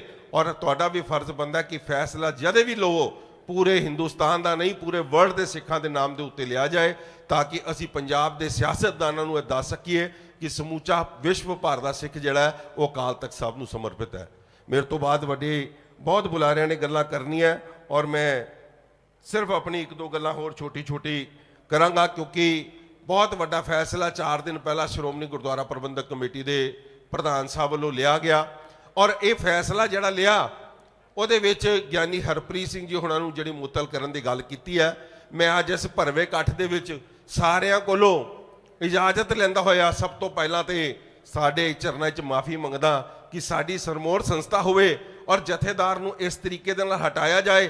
ਅੱਜ ਮੈਂ ਸਾਰਿਆਂ ਵੱਲੋਂ ਤੁਹਾਡੇ ਚਰਨਾਂ 'ਚ ਮਾਫੀ ਮੰਗਦਾ ਕਿ ਇਹ ਮਾਫੀ ਸਾਨੂੰ ਸ਼੍ਰੋਮਣੀ ਗੁਰਦੁਆਰਾ ਪ੍ਰਬੰਧਕ ਕਮੇਟੀ ਦੇ ਪ੍ਰਬੰਧਕਾਂ ਕਰਕੇ ਮੰਗਣੀ ਪੈ ਰਹੀ ਹੈ ਕਿ ਅਕਾਲ ਤਖਤ ਦੇ ਜਥੇਦਾਰ ਹੋਣ, ਦਮਦਮਾ ਸਾਹਿਬ ਦੇ ਜਥੇਦਾਰ ਹੋਣ, ਉਹਨਾਂ ਨੂੰ ਇਸ ਤਰੀਕੇ ਦੇ ਨਾਲ ਹਟਾਇਆ ਜਾਏ, ਉਹਨਾਂ ਦੀ ਬੇਇੱਜ਼ਤੀ ਕੀਤੀ ਜਾਏ, ਉਹਨਾਂ ਦੀਆਂ ਕਿਰਦਾਰ ਖੁਸ਼ੀਆਂ ਕਰਨ ਦੀ ਕੋਸ਼ਿਸ਼ ਕੀਤੀ ਜਾਏ। ਇਸ ਕਰਕੇ ਅੱਜ ਸਮੂਚਾ ਪੰਥ ਤੁਹਾਡੇ ਨਾਲ ਖਲੋਤਾ ਹੈ ਔਰ ਇਹ ਸਾਰੇ ਜਿਹੜੇ ਅੱਜ ਵੱਖ-ਵੱਖ ਦੁਨੀਆ ਭਰ ਦੇ, ਦੇਸ਼ ਭਰ ਦੇ ਸਿੱਖਾਂ ਆਏ ਨੇ, ਇਹ ਸਾਰੇ ਤੁਹਾਡੇ ਤੋਂ ਇਸ ਗੱਲ ਦੀ ਮਾਫੀ ਮੰਗਦੇ ਨੇ ਕਿ ਸ਼੍ਰੋਮਣੀ ਗੁਰਦੁਆਰਾ ਪ੍ਰਬੰਧਕ ਕਮੇਟੀ ਦੇ ਕਿਤੇ ਗੁਨਾਹ ਨੇ ਉਹ ਅਸੀਂ ਆਪਣੇ ਝੋਲੀ ਪਾਉਂਦੇ ਹਾਂ ਔਰ ਤੁਹਾਨੂੰ ਬੇਨਤੀ ਕਰਾਂਗੇ ਕਿ ਅੱਜ ਮੇਰੇ ਨਾਲ ਸਾਰੇ ਜੈਕਾਰਿਆਂ ਦੀ ਗੂੰਜ ਦੇ ਵਿੱਚ ਇਸ ਗੱਲ ਤੇ ਮੋਹਰ ਲਾਣਗੇ। ਸਾਡੇ ਵਸੇ ਤੁਸੀਂ ਪਹਿਲਾਂ ਵੀ ਜਥੇਦਾਰ ਸੀ, ਅੱਜ ਵੀ ਜਥੇਦਾਰ ਹੋ ਔਰ ਅੱਗੇ ਵੀ ਜਥੇਦਾਰ ਰਹੋਗੇ। ਜੇ ਮੇਰੀ ਗੱਲ ਨਾਲ ਸਾਰੇ ਸਮਾਨ ਹਾਜ਼ਰੀ ਭਰਦੇ ਹੋ ਤੇ ਇੱਕ ਜੈਕਾਰਾ ਲਾ ਕੇ ਮੈਂ ਹਾਜ਼ਰੀ ਕਹਾਂਗਾ, ਹੱਥ ਖੜੇ ਕਰਕੇ ਸਾਹਮਣੇ ਪ੍ਰਵਾਨਗੀ ਦੇਣੀ ਹੈ ਕਿ ਸਿੰਘ ਸਾਹਿਬ ਗਿਆਨੀ ਹਰਪ੍ਰੀਤ ਸਿੰਘ ਜੀ ਨੂੰ ਅਸੀਂ ਆਪਣਾ ਜਥੇਦਾਰ ਅੱਜ ਵੀ ਮੰਨਦੇ ਹਾਂ ਔਰ ਅੱਗੇ ਵੀ ਮੰਨਦੇ ਰਹਾਂਗੇ। ਬੋਲੇ ਸੋ ਨਿਹਾਲ। ਮੈਂ ਦੇਸ਼ ਭਰ ਦੇ ਵੱਖ-ਵੱਖ ਕੋਨਿਆਂ ਤੋਂ ਆਏ ਹੋਏ ਸਾਰੇ ਮੇਰੇ ਮੇਜ਼ਬਾਨ ਔਰ ਇਹਨਾਂ ਦੇ, ਕਿਉਂਕਿ ਇਹ ਵਿਚਾਰਾਂ ਵੀ ਰੱਖਦੇ ਨੇ ਆਪਣੇ ਆਪ 'ਚ, ਇੱਕ ਇੰਸਟੀਚਿਊਟ ਨੇ, ਕੋਈ ਕਾਲਜਾਂ ਦੇ ਚੇਅਰਮੈਨ ਨੇ ਤੇ ਕੋਈ ਵੱਡੀਆਂ ਸੰਸਥਾਵਾਂ ਦੇ, ਇਹਨਾਂ ਸਾਰਿਆਂ ਨੂੰ ਦਿੱਲੀ ਸਿੱਖ ਗੁਰਦੁਆਰਾ ਪ੍ਰਬੰਧਕ ਕਮੇਟੀ ਵੱਲੋਂ ਜੀ ਆਇਆਂ ਕਹਿੰਦਾ ਹੋਇਆ। ਸਾਰੇ ਸੰਤ ਸਮਾਜ, ਕਿਉਂਕਿ ਜਗ੍ਹਾ ਦੀ ਘਾਟ ਹੋ ਗਈ, ਪ੍ਰਬੰਧ ਅਸੀਂ ਸੋਚਿਆ ਸੀ ਕਿ ਪ੍ਰਬੰਧ ਜਿਹੜਾ ਵਰਕਿੰਗ ਡੇ ਹੈ ਕਿ ਘੱਟ ਤਰੀਕੇ ਦੇ ਨਾਲ ਸੰਗਤ ਪਹੁੰਚੇਗੀ, ਮਗਰ ਮੈਂ ਸਮਝਦਾ ਕਿ ਦਿੱਲੀ ਦੀ ਸੰਗਤ ਨੇ ਅੱਜ ਦੱਸਤਾ ਕਿ ਕਿੰਨਾ ਕੁ ਵੱਡਾ ਰੋਸ ਪੰਥ ਦੇ ਮਾਮਲਿਆਂ ਦੇ ਵਿੱਚ ਉਹਨਾਂ ਦੇ ਦਿਲਾਂ ਦੇ ਵਿੱਚ ਹੈ ਔਰ ਕਿੰਨੀ ਵੱਡੀ ਤਬਦੀਲੀ ਉਹ ਚਾਹੁੰਦੇ ਨੇ। ਔਰ ਇਹ ਤਬਦੀਲੀ ਮੈਂ ਸਮਝਦਾ ਕਿ ਇਸ ਮੰਚ ਤੇ ਬੈਠਾ ਹਰ ਇੱਕ ਉਹ ਸ਼ਖਸੀਅਤ ਕਰਵਾ ਸਕਦਾ ਹੈ, ਕਿਉਂਕਿ ਆਪਣੇ ਆਪ 'ਚ ਤੁਸੀਂ ਤਾਕਤਾਂ ਰੱਖਦੇ ਹੋ ਔਰ ਮੈਂ ਸਮਝਦਾ ਜੇ ਤਾਂ ਨੀਅਤਾਂ ਹੋਣ ਤੇ ਨੀਅਤਾਂ ਨੂੰ ਭਾਗ ਲੱਗਦੇ ਆ। ਔਰ ਤੁਹਾਡੇ ਸਾਰਿਆਂ ਦੇ ਆਏ ਹੋਣ ਦਾ ਇੱਕ ਵਾਰ ਫਿਰ ਤੋਂ ਪੂਰੀ ਦਿੱਲੀ ਕਮੇਟੀ ਵੱਲੋਂ ਮੈਂ ਧੰਨਵਾਦ ਕਰਦਾ। ਵਾਹਿਗੁਰੂ ਜੀ ਕਾ ਖਾਲਸਾ, ਵਾਹਿਗੁਰੂ ਜੀ ਕੀ ਫਤਿਹ। ਸਤਿ ਸ਼੍ਰੀ ਅਕਾਲ। ਸਤਿ ਸ਼੍ਰੀ ਅਕਾਲ।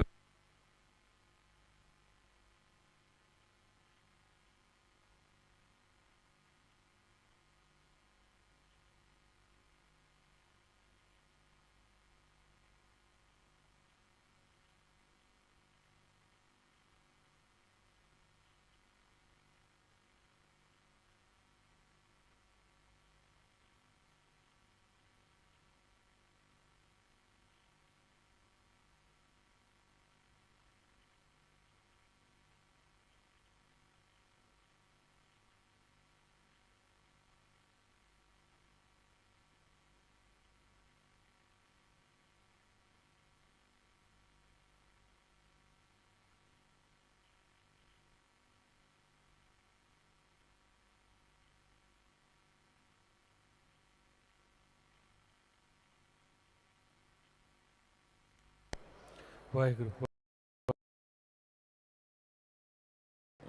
ਬਹੁਤ ਬਹੁਤ ਧੰਨਵਾਦ ਪ੍ਰਧਾਨ ਹਰਮੀਤ ਸਿੰਘ ਜੀ ਕਾਲਕਾ, ਜਿਨ੍ਹਾਂ ਦੇ ਲਫ਼ਜ਼ਾਂ ਦੇ ਵਿੱਚੋਂ ਪੰਥਕ ਦਰਦ ਝਲਕ ਰਿਹਾ ਸੀ। ਉਹ ਇਹ ਸਾਨੂੰ ਸਮਝਾਉਣ ਦੀ ਕੋਸ਼ਿਸ਼ ਕਰ ਰਹੇ ਸੀ ਕਿ ਜੋ ਤਖਤਾਂ ਦੇ ਜਥੇਦਾਰ ਨੇ ਉਹਨਾਂ ਦਾ ਮਾਣ ਸਤਿਕਾਰ ਦਿੱਲੀ ਤੋਂ ਪੰਜਾਬ ਤੋਂ ਬਾਹਰ ਦੇਖੋ ਕਿੱਦਾਂ ਸੰਗਤ ਪਿਆਰ ਕਰਦੀ ਹੈ, ਕਿੰਨਾ ਮਾਣ ਸਤਿਕਾਰ ਦਿੰਦੀ ਹੈ, ਤੇ ਉਹ ਪੰਜਾਬ ਦੇ ਵਿੱਚ ਕਿਉਂ ਨਹੀਂ ਦਿੱਤਾ ਗਿਆ। ਮੈਂ ਪੂਰਾ ਆਪਣੇ ਤਹਿ ਦਿਲੋਂ ਸਹਿਮਤ ਹਾਂ ਪ੍ਰਧਾਨ ਹਰਮੀਤ ਸਿੰਘ ਕਾਲਕਾ ਹੋਰਾਂ ਦੇ ਨਾਲ ਤੇ ਜਥੇਦਾਰ ਸਾਹਿਬ ਨੂੰ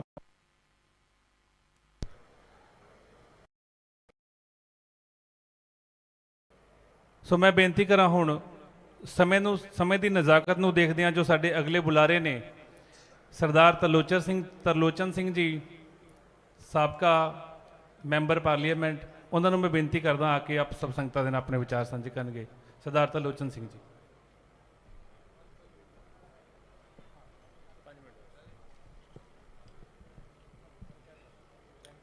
ਵਾਹਿਗੁਰੂ ਜੀ ਕਾ ਖਾਲਸਾ, ਵਾਹਿਗੁਰੂ ਜੀ ਕੀ ਫਤਿਹ।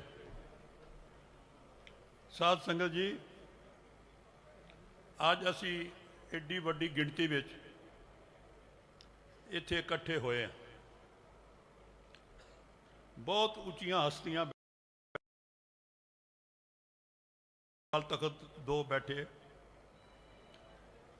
ਇਹ ਸੁਣਦੇ ਇਤਿਹਾਸ ਵਿੱਚ ਕਿ ਸਰਬੱਤ ਖਾਲਸਾ ਬੁਲਾਇਆ ਜਾਂਦਾ, ਪਰ ਉਹ ਇਤਿਹਾਸ ਇਹ ਹੀ ਲਿਖਦਾ ਰਿਹਾ ਕਿ ਉਹ ਸਰਬੱਤ ਖਾਲਸਾ ਪੰਜਾਬ ਤੱਕ ਸੀਮਤ ਰਹਿੰਦਾ। ਅੱਜ ਸ਼ਾਇਦ ਪਹਿਲੀ ਵਾਰ ਪੰਜਾਬੋਂ ਬਾਹਰ 70 ਲੱਖ ਸਿੱਖ ਰਹਿੰਦਾ ਪੰਜਾਬ ਤੋਂ ਬਾਹਰ, ਇਹ ਕਿਸੇ ਨੂੰ ਪਤਾ ਹੀ ਨਹੀਂ। ਕਦੇ ਸੋਚਿਆ ਕਿ ਇਕੱਲੇ ਹਰਿਆਣੇ 'ਚ 18 ਲੱਖ, 21 ਲੱਖ ਰਾਜਸਥਾਨ ਵਿੱਚ, 9 ਲੱਖ ਦਿੱਲੀ 'ਚ, 5 ਲੱਖ ਯੂਪੀ, ਇਹ ਸਿੱਖ ਕਿੱਥੇ ਹੈ? ਕਦੇ ਇਸ ਸਿੱਖ ਦੀ ਕਿਸੇ ਨੇ ਸਾਰ ਨਹੀਂ ਲਈ। ਹਮੇਸ਼ਾ ਹੁਕਮਨਾਮਾ ਸਾਰੇ ਪੰਥ ਲਈ, ਬਿਨਾਂ ਕੰਸਲਟੇਸ਼ਨ ਕਿ ਅਸੀਂ ਕੌਣ ਆ, ਸਾਡੀ ਕੀ ਲੋੜ ਹੈ। ਸੋ ਅੱਜ ਇਹ ਇੱਕ ਬਹਾਨਾ ਬਣ ਗਿਆ। ਗਿਆਨੀ ਹਰਪੀਰ ਸਿੰਘ ਜੀ, ਸੱਚੇ ਪਾਤਸ਼ਾਹ ਦੀ ਤੁਹਾਡੇ ਤੇ ਬਖਸ਼ਿਸ਼ ਹੈ। ਤੁਸੀਂ ਜਦੋਂ ਜਥੇਦਾਰ ਅਕਾਲ ਤਖਤ ਬਣੇ ਤਾਂ ਪਹਿਲੀ ਵਾਰ ਵਿਦੇਸ਼ਾਂ ਵਿੱਚ ਮਹਿਸੂਸ ਹੋਇਆ ਕਿ ਕੌਮ ਨਾਲ ਕੋਈ ਸੁਨੇਹਾ ਦੇਣ ਆਇਆ ਹੈ, ਪਰ ਤੁਹਾਡੇ ਸੁਨੇਹੇ ਚੰਗੇ ਨਾ ਲੱਗੇ ਉਹਨਾਂ ਨੂੰ ਜਿਹੜੇ ਕਿ ਦੇਸ਼ ਨਹੀਂ ਸਾਰੀ ਦੁਨੀਆ 'ਚ ਸਿੱਖਾਂ ਤੇ ਇੱਕ ਡਿਕਟੇਟਰਸ਼ਿਪ ਦਾ ਰਾਜ ਚਾਹੁੰਦੇ ਸੀ। ਦੇਖੋ ਖਾਲਸਾ ਜੀ 2 ਮਹੀਨੇ ਹੋ ਗਏ, ਕਾਲਕਾ ਜੀ ਨੇ ਔਰ ਕਾਲੋਂ ਜੀ ਨੇ ਬਹੁਤ ਅੱਛਾ ਕਿਹਾ, ਮੈਂ ਉਹਨਾਂ ਦਾ ਧੰਨਵਾਦ ਕਰਦਾ, ਕਿਉਂਕਿ ਇਹ ਸਮਾਗਮ ਵੀ ਇਹਨਾਂ ਦੋਨਾਂ ਦੀ ਹਿੰਮਤ ਹੈ। ਇਹਨਾਂ ਨੇ ਸੋਚਿਆ ਕਿ ਕਿਉਂ ਨਾ ਸਿੱਖ ਇਕੱਠੇ ਕੀਤੇ ਜਾਣ, ਸੋ ਮੈਂ ਇਹਨਾਂ ਦਾ ਧੰਨਵਾਦ ਕਰਦਾ। ਦੇਖੋ ਗੱਲ ਬੜੀ ਕਲੀਅਰ ਹੈ ਕਿ 2 ਦਸੰਬਰ ਨੂੰ ਅਕਾਲ ਤਖਤ ਦਾ ਹੁਕਮਨਾਮਾ, ਇਹ ਅਨਪੜ੍ਹ ਵੀ ਸਮਝ ਗਿਆ ਕੀ ਹੈ ਉਹਦੇ 'ਚ। ਹੁਕਮਨਾਮੇ ਵਿੱਚ ਜਦੋਂ ਸੁਣਾਇਆ ਗਿਆ ਤਾਂ ਉਹਦੇ ਨੇ ਦੋਸ਼ੀਆਂ ਨੂੰ ਕਿਹਾ ਕਿ ਤੁਸੀਂ ਦੋਸ਼ ਮੰਨਦੇ ਹੋ? ਉਹ ਕਹਿੰਦੇ ਹਾਂ ਜੀ ਮੰਨਦੇ ਹਾਂ। 2 ਵਾਰੀ ਪੁੱਛਿਆ, ਹਾਂ ਕਰੋ, ਹੱਥ ਖੜੇ ਕਰੋ, ਖੜੇ ਹੋਏ। ਉਸ ਤੋਂ ਬਾਅਦ ਹੁਕਮਨਾਮੇ 'ਚ ਇਹ ਜਿਹੜੀ ਲਾਈਨ ਕਹੀ ਹੈ, ਖਾਲਸਾ ਜੀ ਸਮਝ ਲਓ, ਜਥੇਦਾਰ ਸਾਹਿਬ ਬੈਠਣ, ਸ਼ਾਇਦ ਮੈਂ ਗਲਤ ਨਾ ਕਹਿੰਦਾ ਹੋਵਾਂ, ਕਿ ਜਿਹੜੀ ਇਹ ਲੀਡਰਸ਼ਿਪ ਹੈ ਸਿੱਖਾਂ ਦੀ, ਇਹ ਨਕਾਰਾ ਹੋ ਚੁੱਕੀ ਹੈ। ਤੁਸੀਂ ਉਹਨਾਂ ਨੂੰ ਦੋਸ਼ੀ ਕਰਾਰ ਦਿੱਤਾ ਕਿ ਉਹ ਲੀਡਰਸ਼ਿਪ ਦੇ ਕਾਬਿਲ ਨਹੀਂ, ਔਰ ਉਸ ਤੋਂ ਬਾਅਦ ਤੁਸੀਂ ਕਿਹਾ ਹੁਣ ਨਵੀਂ ਭਰਤੀ ਕਰੋ। ਸੋ ਇਟ ਮੀਨ ਕਿ ਜਿਹੜੇ ਬੰਦੇ ਤੁਸੀਂ ਦੋਸ਼ੀ ਕਰਾਰ ਦਿੱਤੇ, ਇੱਕ ਕਾਨੂੰਨ ਹੈ ਹਿੰਦੁਸਤਾਨ ਵਿੱਚ, ਜਿਹਨੂੰ 4 ਸਾਲ ਦੀ ਸਜ਼ਾ ਹੁੰਦੀ ਹੈ, ਉਹ ਮੈਂਬਰ ਪਾਰਲੀਮੈਂਟ, ਅਸੈਂਬਲੀ, MLA ਨਹੀਂ ਬਣ ਸਕਦਾ। ਤੁਸੀਂ ਦੋਸ਼ੀ ਕਰਾਰ ਦਿੱਤੇ, ਇਟ ਮੀਨ ਕਿ they are not fit to lead the community. ਲੇਕਿਨ ਉਹ ਸਾਰਾ ਗਰੁੱਪ ਜਿਹਨੂੰ ਤੁਸੀਂ ਕੱਢਿਆ, ਉਹ ਇੱਕ ਵਿਅਕਤੀਗਤ ਨੂੰ ਬਚਾਉਣ ਲਈ ਅੱਜ 2 ਮਹੀਨਿਆਂ ਨੂੰ ਇਹ ਕੌਮ ਨੂੰ ਇੱਕ ਵਿਰਲਵਿੰਡ 'ਚ ਪਾ ਰੱਖਿਆ। ਇਹ ਘੁੰਮਣ ਘੇਰੀ ਚੱਲ ਰਹੀ ਹੈ ਕਿ ਇੱਕ ਵਿਅਕਤੀ ਕੌਮ ਨੂੰ ਬਚਾਏ ਔਰ ਬਾਕੀ ਕੌਮ ਚਾਹੇ ਖੂਹ 'ਚ ਡਿੱਗੇ। ਸਾਰੀਆਂ ਪਰੰਪਰਾਵਾਂ ਕੌਮ ਦੀਆਂ ਮਿਟਾਉਣ ਵਾਲਾ ਕੌਣ ਹੈ? ਅਸੀਂ ਉਸ ਦੋਸ਼ੀ ਨੂੰ ਇਹ ਹੱਦ ਤੱਕ ਮਹਿਸੂਸ ਨਹੀਂ ਹੋ ਰਿਹਾ ਵੀ ਇੱਕ ਵਿਅਕਤੀ ਕਰਕੇ ਅੱਜ ਕੌਮ ਦੁਬਦਾ 'ਚ ਪਈ ਹੈ। ਅੱਜ ਸਾਨੂੰ ਇਕੱਠ ਕਰਨ ਦੀ ਲੋੜ ਕਿਉਂ ਪਈ? ਕਿਉਂਕਿ ਉਹ ਵਿਅਕਤੀ ਹੁਣ ਵੀ ਉਹ ਇੱਥੋਂ ਤੱਕ ਚਲੇ ਗਏ ਕਿ ਜਦ ਦਾ ਗੁਰੂ ਹਰਗੋਬਿੰਦ ਸਾਹਿਬ ਨੇ ਅਕਾਲ ਤਖਤ ਦੀ ਪਰੰਪਰਾ ਬਣਾਈ, ਇਹ ਪਹਿਲੀ ਵੇਰ ਹੈ ਕਿ ਕਿਸੇ ਜਥੇਦਾਰ ਦੇ ਖਿਲਾਫ ਕਰੈਕਟਰ ਅਸੈਸੀਨੇਸ਼ਨ ਕਰਕੇ, ਦੇਖੋ ਜਥੇਦਾਰ ਸਾਹਿਬਾਨ ਪਹਿਲਾਂ ਵੀ ਕਈ ਗਏ, ਕਈਆਂ ਨੇ ਅਸਤੀਫੇ ਦਿੱਤੇ। ਮੈਨੂੰ ਯਾਦ ਹੈ ਗਿਆਨੀ ਅਛਰ ਸਿੰਘ ਜੀ ਨੇ ਜਦੋਂ ਕੌਮ ਦੀ ਲੋੜ ਪਈ ਤਖਤ ਛੱਡ ਕੇ ਆ ਕੇ ਅਕਾਲੀ ਦਲ ਦੇ ਪ੍ਰਧਾਨ ਬਣੇ। ਗਿਆਨੀ ਭੁਪਿੰਦਰ ਸਿੰਘ ਜੀ ਹੈੱਡ ਗ੍ਰੰਥੀ ਦਰਬਾਰ ਸਾਹਿਬ, ਜਦੋਂ ਲੋੜ ਪਈ ਉਹ ਰਾਜਿਆ ਸਭਾ ਦੀ ਇਲੈਕਸ਼ਨ ਲੜੀ, ਖੜੇ ਹੋ ਗਏ ਕਿ ਸੰਤ ਫਤਿਹ ਸਿੰਘ ਨੇ ਗਲਤ ਬੰਦਾ ਭੇਜ ਰਹੇ ਆ, ਕੌਮ ਨਹੀਂ ਚਾਹੁੰਦੀ। ਤੇ ਉਹਨਾਂ ਨੇ ਉਸ ਬੰਦੇ ਨੂੰ ਡਿਫੀਟ ਕਰਕੇ ਮੈਂਬਰ ਪਾਰਲੀਮੈਂਟ ਕੇ ਦਿੱਲੀ ਆਏ। ਸੋ ਕੌਮ ਦੇ ਲੀਡਰਾਂ ਦਾ ਇਹ ਕਿਰਦਾਰ ਰਿਹਾ। ਲੇਕਿਨ ਤੁਹਾਡੀ ਵਾਰੀ ਉਹਨਾਂ ਨੇ ਕਿਹਾ, ਕਿਉਂਕਿ ਇਹ ਪੰਜਾਂ ਜ਼ਿਆਦਾ ਲੈ ਕੇ, ਦੇਖੋ ਸਾਰੇ ਜਥੇਦਾਰ ਸਾਡੇ ਗੁਰੂ ਦੀ ਕਿਰਪਾ ਨਾਲ ਜਿਹੜੇ ਪਦਵੀ ਤੇ ਬਹਿ ਗਏ ਉਹ ਸਾਡਾ ਅਸੀਂ ਪੂਜਾ ਕਰਦੇ ਹਾਂ। ਸੋ ਤੁਹਾਡੇ ਨਾਲ ਜੋ ਵਰਤਾਵਾ ਹੋਇਆ, ਜੋ ਕਾਲਕਾ ਜੀ ਦਾ ਇਹਨਾਂ ਨੇ ਕਿਹਾ, ਕੌਮ ਨੇ ਬਰਦਾਸ਼ਤ ਨਹੀਂ ਕੀਤਾ। ਅੱਜ ਇਹ ਕੌਮ ਜਿੰਨੀ, ਦੇਖੋ ਪਹਿਲੀ ਵਾਰੀ ਦਿੱਲੀ 'ਚ ਇਹ this is a gathering on it's on, ਔਰ ਕੋਈ ਲੋਕ ਕਿਵੇਂ ਆ ਕੇ ਜਗ੍ਹਾ ਨਹੀਂ, ਹਰ ਪਾਸੇ ਲੋਕ ਖੜੇ ਬੈਠੇ ਆ। ਇਹ ਹੜ ਆਇਆ ਕਿ ਸਿੱਖ ਪਰੰਪਰਾ ਕਾਇਮ ਹੋਣ। ਮੈਂ ਬਹੁਤਾ ਨਹੀਂ ਕਹਿੰਦਾ, ਮੈਂ ਪੰਜਾਬ ਟੀਵੀ ਚੈਨਲ ਤੇ ਬੋਲਿਆ ਕਿ ਜਥੇਦਾਰ ਕਿਵੇਂ ਚੁਣੇ ਜਾਂਦੇ ਨੇ। ਭਰਾਵੋ ਸੁਣ ਲਓ, ਮਾਫ ਕਰਿਓ, ਪੋਪ ਹੈ ਨਾ ਕ੍ਰਿਸਚੈਨਿਟੀ ਦਾ ਹੈਡ, ਪਤਾ ਜੇ ਪੋਪ ਕਿਵੇਂ ਚੁਣਦਾ? 125 ਹੈ ਦੁਨੀਆ ਦੇ ਕਾਰਡੀਨਲ, ਇੰਡੀਆ 'ਚੋਂ ਸਿਰਫ 3 ਹੈ, ਸਿਰਫ 3 ਹੈ ਇੰਡੀਆ 'ਚੋਂ। ਇਹ 125 ਕਾਰਡੀਨਲ ਜਾ ਕੇ ਵੈਟੀਕਨ ਬਹਿੰਦੇ ਨੇ ਇੱਕ ਬੰਦ ਕਮਰੇ 'ਚ, ਅੰਦਰ ਬਹਿੰਦੇ ਨੇ ਜਦ ਤੱਕ ਉਹ ਯੂਨੈਨੀਮਸ ਇੱਕ ਬੰਦੇ ਨੂੰ ਚੁਣ ਨਹੀਂ ਲੈਂਦੇ, ਉਹ ਉੱਥੇ ਬੈਠੇ ਰਹਿੰਦੇ। ਤੇ ਉਦੋਂ ਵੀ ਧੂੰਆਂ ਨਿਕਲਦਾ ਉੱਪਰ, ਜਦੋਂ ਧੂੰਆਂ ਆ ਗਿਆ ਸਾਰੀ ਕ੍ਰਿਸਚੈਨਿਟੀ ਕਹਿੰਦੀ ਹੈ ਸਾਡਾ ਪੋਪ ਚੁਣਿਆ। ਇਹ ਹੈ ਮਿਸਾਲਾਂ।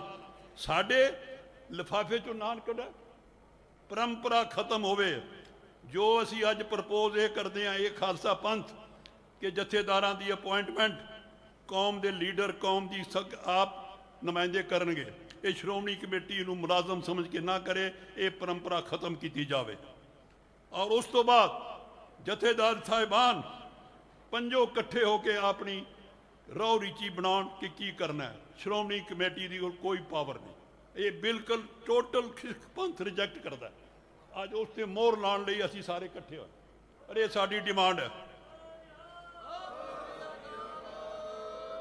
ਇਸ ਵਕਤ ਮੈਂ ਤੇ ਸਮਝਦਾ ਬਲੇਸਿੰਗ ਇਨ ਡਿਸਗਾਈਜ਼ ਕਿ ਅੱਜ ਸਾਨੂੰ ਗਿਆਨੀ ਹਰਪ੍ਰੀਤ ਸਿੰਘ ਜੀ, ਤੁਸੀਂ ਗੁਰੂ ਨੇ ਤੁਹਾਨੂੰ ਭੇਜ ਦਿੱਤਾ। ਕੌਮ ਨੂੰ ਲੋੜ ਕੀ ਹੈ ਕਿ ਧਰਮ ਉੱਚਾ ਹੋਵੇ, ਪੋਲਿਟਿਕਸ ਨੀਵਾਂ ਹੋਵੇ। ਪਿਛਲੇ 25 ਸਾਲ ਤੋਂ ਧਰਮ ਨੀਵਾਂ ਕਰਨ ਲਈ ਪੋਲੀਟੀਸ਼ੀਅਨ ਨੇ ਹਰ ਕੰਮ ਕੀਤਾ। ਹੁਣ ਤੁਸੀਂ ਆਏ ਹੋ, ਇਹ ਪਰੰਪਰਾ ਕਾਇਮ ਕਰੋ। ਉਠੋ, ਕੌਮ ਨੂੰ ਧਾਰਮਿਕ ਆਗੂ ਚਾਹੀਦਾ। ਮਾਫ ਕਰਿਓ, ਮੈਂ ਪੋਲੀਟੀਕਲ ਆਗੂ ਨਹੀਂ ਕਹਿ ਰਿਹਾ। ਸਾਡੀ ਕੌਮ ਨੂੰ ਲੋੜ ਹੈ ਧਰਮ ਦੀ, ਸਾਡੀ ਸ਼ਕਤੀ ਉਹ ਬਹਾਲ ਹੋਵੇ। ਤੁਹਾਡੇ 'ਚੋਂ ਸਾਰੀਆਂ ਸਿਫਤਾਂ, ਹਰ ਕੁਝ ਤੁਹਾਨੂੰ ਰੱਬ ਨੇ ਦਿੱਤਾ ਹੈ। ਕਦੇ ਜੱਸਾ ਸਿੰਘ ਆਹਲੂਵਾਲੀਆ ਨੇ ਕੀਤੀ ਸੀ, ਕਦੇ ਜੱਸਾ ਸਿੰਘ ਰਾਮਗੜ੍ਹੀਆ ਨੇ ਕੀਤੀ ਸੀ। ਕਿਵੇਂ ਕੀਤੀ? ਕੌਮ ਕਿਵੇਂ ਖੜੀ ਕੀਤੀ? ਅੱਜ ਲੋੜ ਹੈ ਕੌਮ ਨੂੰ ਧਾਰਮਿਕ।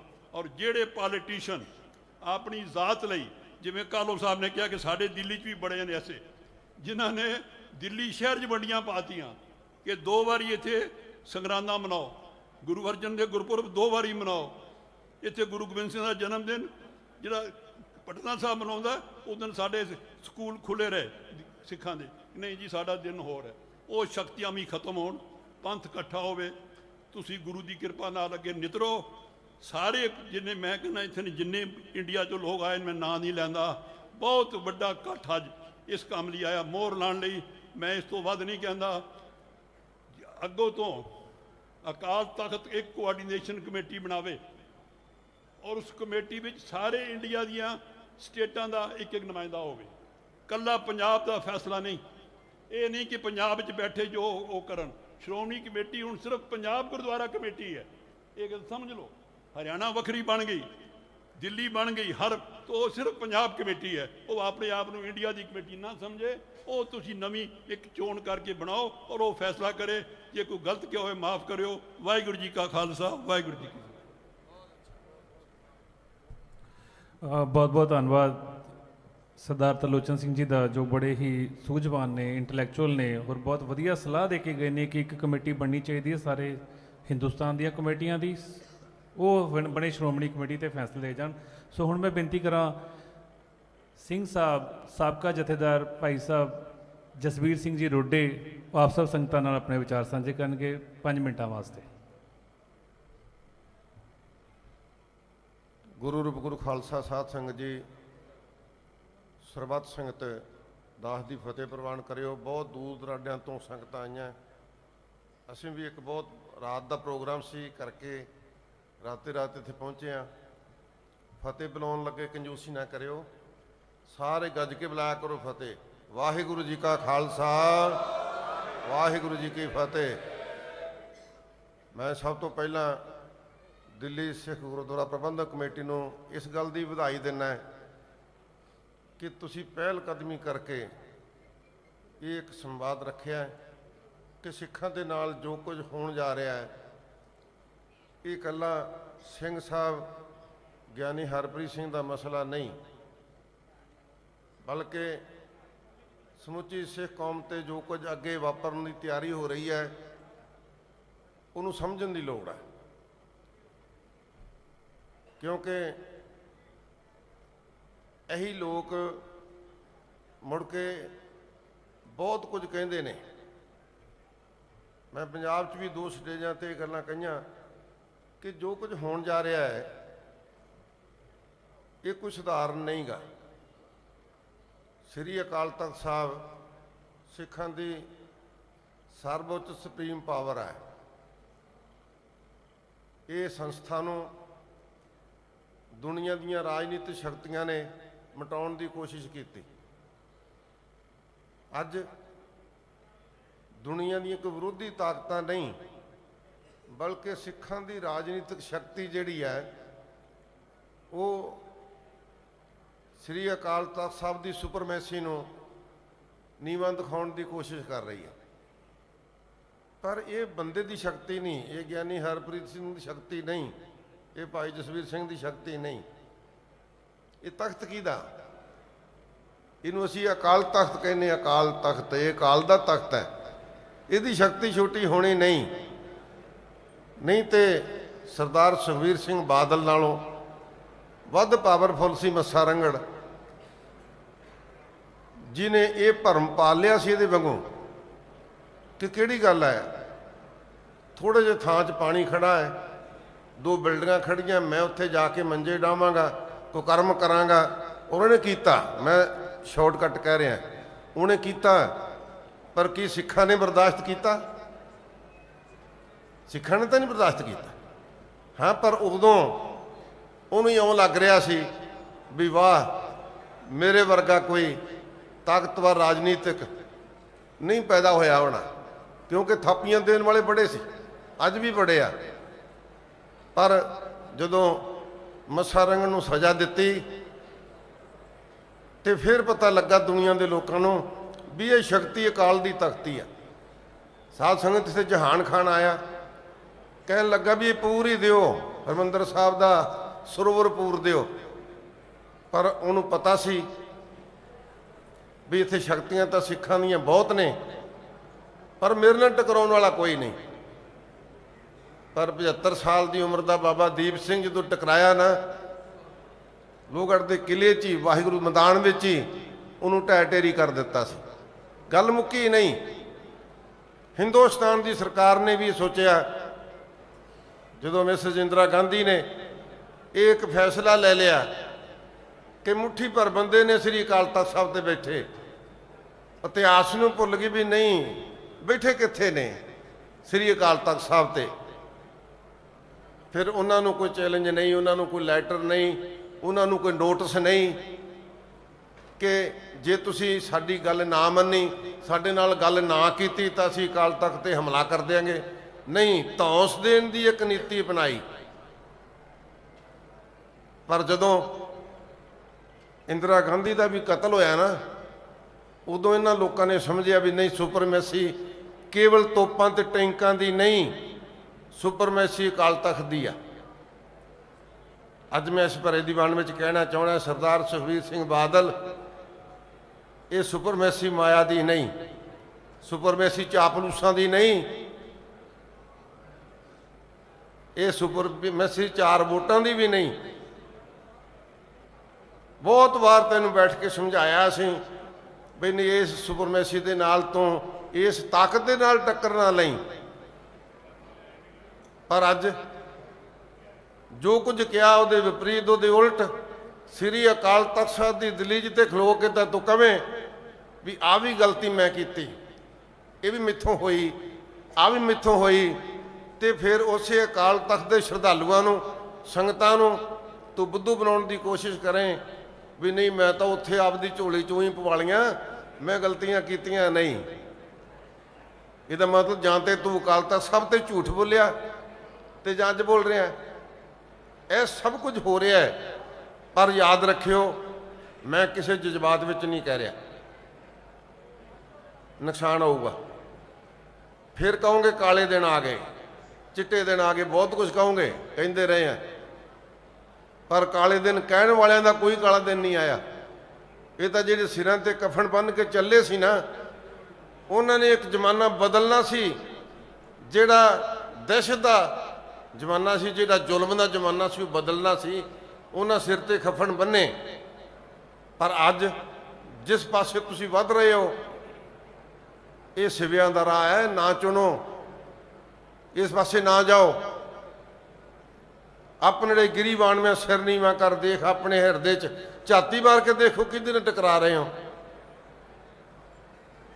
ਅਸੀਂ ਉਦੋਂ ਵੀ ਕਿਹਾ ਕਿ ਸਰਦਾਰ ਹਰਪ੍ਰੀਤ ਸਿੰਘ ਜੀ ਸਿੰਘ ਸਾਹਿਬ ਉਹੀ ਨੇ, ਜਦੋਂ ਤੁਸੀਂ ਇਹੀ ਸਭ ਕੁਝ ਇਹਨਾਂ ਦੀ ਯੋਗਤਾ ਵੇਂਦਿਆਂ ਹੋਇਆਂ ਨੇ ਆਹ ਸਭ ਕੁਝ ਵੇਖਿਆ ਸੀ, ਉਦੋਂ ਤੁਹਾਨੂੰ ਪ੍ਰਵਾਨ ਲੱਗਾ। ਪਰ ਜਦੋਂ ਉਹਨਾਂ ਨੇ ਕੌਮ ਦੀ ਗੱਲ ਕੀਤੀ, ਤੁਹਾਡੇ ਘਰ ਦੀ ਗੱਲ ਨਾ ਕੀਤੀ, ਉਦੋਂ ਬੇਪਰਵਾਨ ਹੋ ਗਿਆ। ਨਹੀਂ, ਇਸ ਕਰਕੇ ਮੈਂ ਆਪ ਦਾ ਬਹੁਤਾ ਸਮਾਂ ਨਹੀਂ ਲੈਣਾ, ਕਿਉਂਕਿ ਬਹੁਤ ਵਧੀਆ ਬੁਲਾਰੇ, ਚੰਗੀਆਂ ਰਾਇਆਂ ਦੇਣ ਵਾਲੇ ਬੁਲਾਰੇ ਬੈਠੇ ਨੇ। ਮੈਂ ਇੱਥੇ ਇੱਕ ਆਪਣੀ ਰਿਆਇਤ ਦੇਣੀ ਚਾਹਾਂਗਾ। ਠੀਕ ਹੈ, ਕੁਝ ਹੋ ਰਿਹਾ ਹੈ, ਪਰ ਸਾਨੂੰ ਕੀ ਕਰਨਾ ਚਾਹੀਦਾ? ਸਾਨੂੰ ਆਹ ਸੰਵਾਦ ਵੀ ਕਰਨੇ ਚਾਹੀਦੇ ਆ, ਪ੍ਰੋਗਰਾਮ ਪੰਜਾਬ 'ਚ ਵੀ ਇਹੋ ਜਿਹੇ ਕਰਨੇ ਚਾਹੀਦੇ, ਹੋ ਵੀ ਰਹੇ ਨੇ, ਵੱਡੇ ਕਰਨੇ ਚਾਹੀਦੇ ਨੇ। ਪਰ ਮੈਂ ਇੱਕ ਬੇਨਤੀ ਕਰਾਂ ਸਿੰਘ ਸਾਹਿਬ ਗਿਆਨੀ ਹਰਪ੍ਰੀਤ ਸਿੰਘ ਜੀ ਨੂੰ ਕਿ ਤੁਸੀਂ ਹੌਸਲਾ ਰੱਖ ਕੇ ਜਿਹੜੀ 5 ਮੈਂਬਰੀ ਜਾਂ 7 ਮੈਂਬਰੀ ਕਮੇਟੀ ਬਣੀ ਹੈ ਸ੍ਰੀ ਅਕਾਲ ਤਖਤ ਸਾਹਿਬ ਤੋਂ, ਉਹਨਾਂ ਦੇ ਰਾਹੀਂ ਪੰਜਾਬ ਦੇ ਲੋਕਾਂ ਦੀ ਅਕਾਲੀ ਦਲ ਦੀ ਭਰਤੀ ਕਰਾਓ। ਇੱਕ ਪਾਸੇ ਭਰਤੀ ਅਕਾਲ ਤਖਤ ਦੇ ਸੰਦੇਸ਼ ਨਾਲ ਹੋਣੀ ਹੈ, ਇੱਕ ਪਾਸੇ ਅਕਾਲ ਤਖਤ ਦੇ ਭਗੌੜਿਆਂ ਦੀ ਭਰਤੀ ਹੋਣੀ ਹੈ। ਸੰਗਤ ਨੇ ਆਪੇ ਵੋਟਾਂ ਵੇਲੇ ਚੋਣਾਂ ਵੇਲੇ ਫੈਸਲਾ ਕਰ ਦੇਣਾ। ਇੱਕ ਬੇਨਤੀ ਸਿੰਘ ਸਾਹਿਬ ਗਿਆਨੀ ਰਘਵੀਰ ਸਿੰਘ ਜੀ ਨੂੰ ਹੈ। ਸਿੰਘ ਸਾਹਿਬ ਜੀ ਸਮੇਂ ਆਉਂਦੇ ਤੇ ਚਲੇ ਜਾਂਦੇ ਨੇ, ਪਦਵੀਆਂ ਆਉਂਦੀਆਂ ਚਲੀਆਂ ਜਾਂਦੀਆਂ। ਇੱਥੇ ਪਦਵੀਆਂ ਦੇ ਸਮੇਂ ਕੀਤੇ ਫੈਸਲੇ ਇੱਕ ਇਤਿਹਾਸ ਬਣ ਜਾਇਆ ਕਰਦਾ। ਅੱਜ ਚੁੱਪ ਰਹਿਣ ਦਾ ਫਾਇਦਾ ਨਹੀਂ।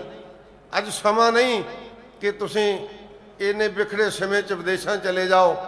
ਨਹੀਂ, ਹਾਲਾਂਕਿ ਮੇਰੀ ਬਹੁਤ ਵਾਰੀ ਉਹਨਾਂ ਦੇ ਇਹਨਾਂ ਦਿਨਾਂ 'ਚ ਵੀ ਗੱਲ ਹੋਈ, ਟੈਲੀਫੋਨ ਤੇ ਹੋਈ, ਪਰ ਮੈਂ ਬੇਨਤੀ ਕਰਨਾ ਚਾਹੁੰਦਾ ਕਿ ਸਿੰਘ ਸਾਹਿਬ ਜੀ ਯੋਗ ਫੈਸਲਾ ਲਓ। ਤੁਹਾਨੂੰ ਇਹ ਦੱਸਣ ਦੀ ਲੋੜ ਨਹੀਂ ਕਿ ਯੋਗ ਫੈਸਲਾ ਕੀ ਹੈ, ਤੁਹਾਨੂੰ ਕੀ ਕਰਨਾ ਚਾਹੀਦਾ ਵੀ ਦੱਸਣ ਦੀ ਲੋੜ ਨਹੀਂ, ਪਰ ਦੇਰ ਨਾ ਕਰੋ। ਜਿਵੇਂ ਸਰਦਾਰ ਹਰਜਿੰਦਰ ਸਿੰਘ ਧਾਮੀ ਨੇ ਦੇਰ ਕੀਤੀ ਤੇ ਬਹੁਤ ਕੁਝ ਸੁਣਨਾ ਪੈ ਰਿਹਾ ਉਹਨਾਂ ਨੂੰ।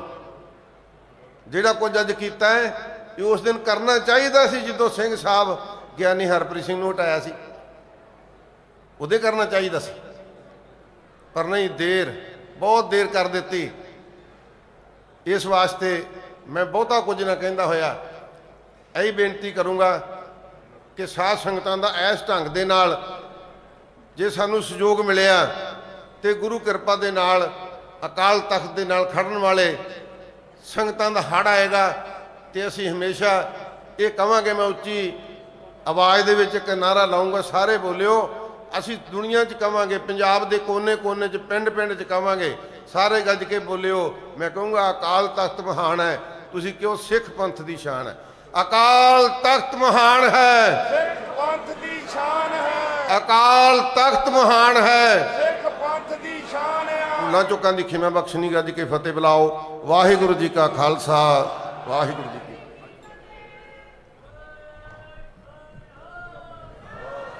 ਸ੍ਰੀ ਅਕਾਲ। ਸੋ ਬਹੁਤ ਬਹੁਤ ਧੰਨਵਾਦ ਜਥੇਦਾਰ ਜਸਬੀਰ ਸਿੰਘ ਜੀ ਰੋਡੇ ਹੋਰਾਂ ਦਾ। ਸੋ ਸਾਧ ਸੰਗਤ ਜੀ, ਆਪ ਦੇ ਪਿਆਰ ਦੇ ਵਿੱਚ ਸਾਰੇ ਬੁਲਾਰੇ ਬੋਲਣਾ ਚਾਹੁੰਦੇ ਨੇ, ਮਗਰ ਕੇਵਲ ਆਪਾਂ 2-2 ਮਿੰਟ ਸਾਰੇ ਬੁਲਾਰਿਆਂ ਨੂੰ ਦੇ ਰਹੇ ਹਾਂ ਔਰ ਕੇਵਲ 4 ਬੁਲਾਰੇ ਬਾਕੀ ਨੇ। ਆਪ ਇਸੇ ਤਰ੍ਹਾਂ ਸੰਜਮ ਤੇ ਪਿਆਰ ਬਣਾਈ ਰੱਖੋ। ਸੋ ਮੈਂ ਹੁਣ ਬੇਨਤੀ ਕਰਾਂ ਰਾਜਸਥਾਨ ਤੋਂ ਫਾਰਮਰ ਚੇਅਰਮੈਨ ਮਾਈਨੋਰਟੀ ਕਮਿਸ਼ਨ ਸਰਦਾਰ ਜਸਬੀਰ ਸਿੰਘ ਜੀ 2 ਮਿੰਟ ਵਾਸਤੇ ਆਪਣੀ ਹਾਜ਼ਰੀ ਲਵਾਉਣਗੇ। ਉਹਨਾਂ ਤੋਂ ਬਾਅਦ ਫਿਰ ਆਪਾਂ ਅਗਲੇ ਬੁਲਾਰਿਆਂ ਨੂੰ ਸਮਾਂ ਦੇਵਾਂਗੇ। ਨੌਵੇਂ ਪਾਤਸ਼ਾਹ ਗੁਰੂ ਤੇਗ ਬਹਾਦਰ ਜੀ ਦੀ ਸ਼ਹੀਦੀ ਦੀ ਸਥਲੀ ਲੱਖੀ ਸ਼ਾਹ ਬੰਜਾਰਾ ਹਾਲ ਵਿੱਚ ਮੌਜੂਦ ਸਾਰੀ ਸਾਧ ਸੰਗਤ ਜੀਓ, गुरु प्यारी गुरु न्यारी गुरु सवारी साध संगत जीओ, वाहिगुरु जी का खालसा वाहिगुरु जी की फतेह। अज इस मंच के उत्ते मौजूद साडे साबका जथेदार ज्ञानी हरप्रीत सिंह जी, साबका जथेदार मौजूदा जथेदार अकाल तख्त दे ज्ञानी हरप्रीत सिंह जी, ज्ञानी जसबीर सिंह जी, दिल्ली गुरुद्वारा प्रबंधक कमेटी के चेयरमैन प्रेजिडेंट आदरणी कालका जी, कैलो जी, मेरे नाल आए राजस्थान सिख समाज के प्रेजिडेंट सरदार अजयपाल सिंह जी, साबका चेयरमैन नेशनल माइनॉरिटी कमीशन सरदार तरलोचन सिंह जी, मंच से बैठिया हुई उच्चियां शख्सियतां जिन्होंने जेड़े संत भी हैगे ने और समाज दे विच अग्रणी भूमिका निभा रहे हैगे ने, ऐसी सारिया शख्सियतां और इस हॉल च मौजूद साडे भैणां भरा बेटियां ते मातावां, आज जेड़ा मसला जेड़ा हैगा बड़ा ही जरूरी बड़ा ही अहमियत वाला हैगा। आज तो 28 साल पहले सीनियर बादल साहब जयपुर च आए सीगे, साडे साबका चीफ मिनिस्टर पैरो सिंह जी जेड़े बाद च वाइस प्रेजिडेंट ऑफ इंडिया बने, तो असीं प्रोग्राम रचिया सीगा, उहदे बादल साहब आए सीगे। मैं इस गल का जिक्र इस वास्ते कर रहा कि उहदी अहमियत अज के हालात दे नाल हैगी है। मैं बादल साहब की मौजूदगी विच किहा सीगा कि सिखां वास्ते, देश दे और दुनिया दे सिखां वास्ते पंजाब उन्हां दा पेका हैगा और सोहरे घर विच नूह दी इज्जत उस नूह दी हुंदी हैगी है जिहदे पेके मजबूत हुंदे हैगे। अज अफसोस हैगा, सद अफसोस हैगा कि जिन्हां असीं अपना पेका समझदे सीगे वो कमज़ोर हो गए और उस दी वजह नाल सिख कौम ने पिछले 30 सालों के अंदर किहड़े किहड़े नुकसान होए हैगे ने, वो लिस्ट अगर बनाओगे तो बहुत टाइम लग जाएगा। हुणे पिछे हुणे बोल रहे सी कि अज साडी कौम किहड़ी किहड़ी मुसीबतां तो निकल रही हैगी है। ड्रग्स की प्रॉब्लम, फोर्स्ड रिलीजियस कन्वर्जन्स की प्रॉब्लम और सिखां दे वास्ते होर अनेकों किस्म दियां, चाहे समाजिक तौर पर, चाहे सियासी तौर पर, चाहे धार्मिक तौर पर किन्नियां वड्डियां मुसीबतां और चुनौतियां हैगियां ने, लेकिन उन्हां नूं सॉल्व करन दे अंदर पंजाब की लीडरशिप जिहड़ी हैगी है वो नाकाम रही हैगी है। इस वास्ते उससे ध्यान देने की पहले भी असीं इत्थे 2-3 बार राजस्थान तो आए, नुमाइंदगी की, तरलोचन सिंह जी कालका साहब ने असीं कहा कि दिल्ली गुरुद्वारा प्रबंधक कमेटी ने इसदे विच लीडरशिप लैन की बहुत सख्त बहुत वड्डी जरूरत हैगी और सिख कौम की जिहड़ी इज्जत हैगी है साडे गुरुआं दे सनेह की वजह नाल 137 करोड़ हिंदुस्तानी ही नहीं पूरी दुनिया दे विच जिन्ने नॉन सिख हैगे ने सिख कौम की किन्नी इज्जत करते हैं और किन्ना उच्चा दर्जा देंदे ने, वो साडे गुरुआं दी साडे ते जिहड़ा आशीर्वाद रहा आशीष रही हैगी उस दी वजह नाल हैगे और कि साडी कौम भी किधर पिछे नहीं रही, लेकिन लीडरशिप जिहड़ी हैगी है वो कमज़ोर हो गई। जिन्हां ने साडे रहबर बनना सी, रहबर बन के साडी रखवाली करनी सीगी और साडियां समस्यावां दा समाधान करना सी, वो नाकाम रहे और खुद शामिल हो गए उहदे विच। हमें राहजनों से गिला नहीं, तेरी रहबरी का सवाल है। रहबरां दे जिहड़ी हैगी कमज़ोरी दे नाल साडी कौम ने नुकसान सहना पिया हैगा। असीं अज इस मंच तो सारी कौम दिल्ली गुरुद्वारा प्रबंधक कमेटी दे नाल हैगी और साडा अकाल तख्त साहब ओदी सैंक्टिटी जिहड़ी हैगी है हर हाल विच बरकरार रहनी चाहिए। पॉलिटिक्स विच रिलीजन होवे ठीक गल हैगी है, लेकिन रिलीजन विच पॉलिटिक्स होवे वो माड़ी गल हैगी है, उसने असीं मंजूर नहीं करांगे। मैं इस वास्ते अज इस उपराले वास्ते आप जी नूं बहुत बहुत वधाई देना हैगा और सारी कौम तुहाडे नाल खड़ी हैगी है। साडे अकाल तख्त दे जथेदार साहब दी इज्जत शान मान मर्यादा उन्हां दी कायम होनी चाहिए, दायम होनी चाहिए। ऐसे गल कह के मैं अपनी गल खत्म करांगा। वाहिगुरू जी का खालसा वाहिगुरू जी की फतेह। वाहिगुरू जी का खालसा वाहिगुरू जी की फतेह।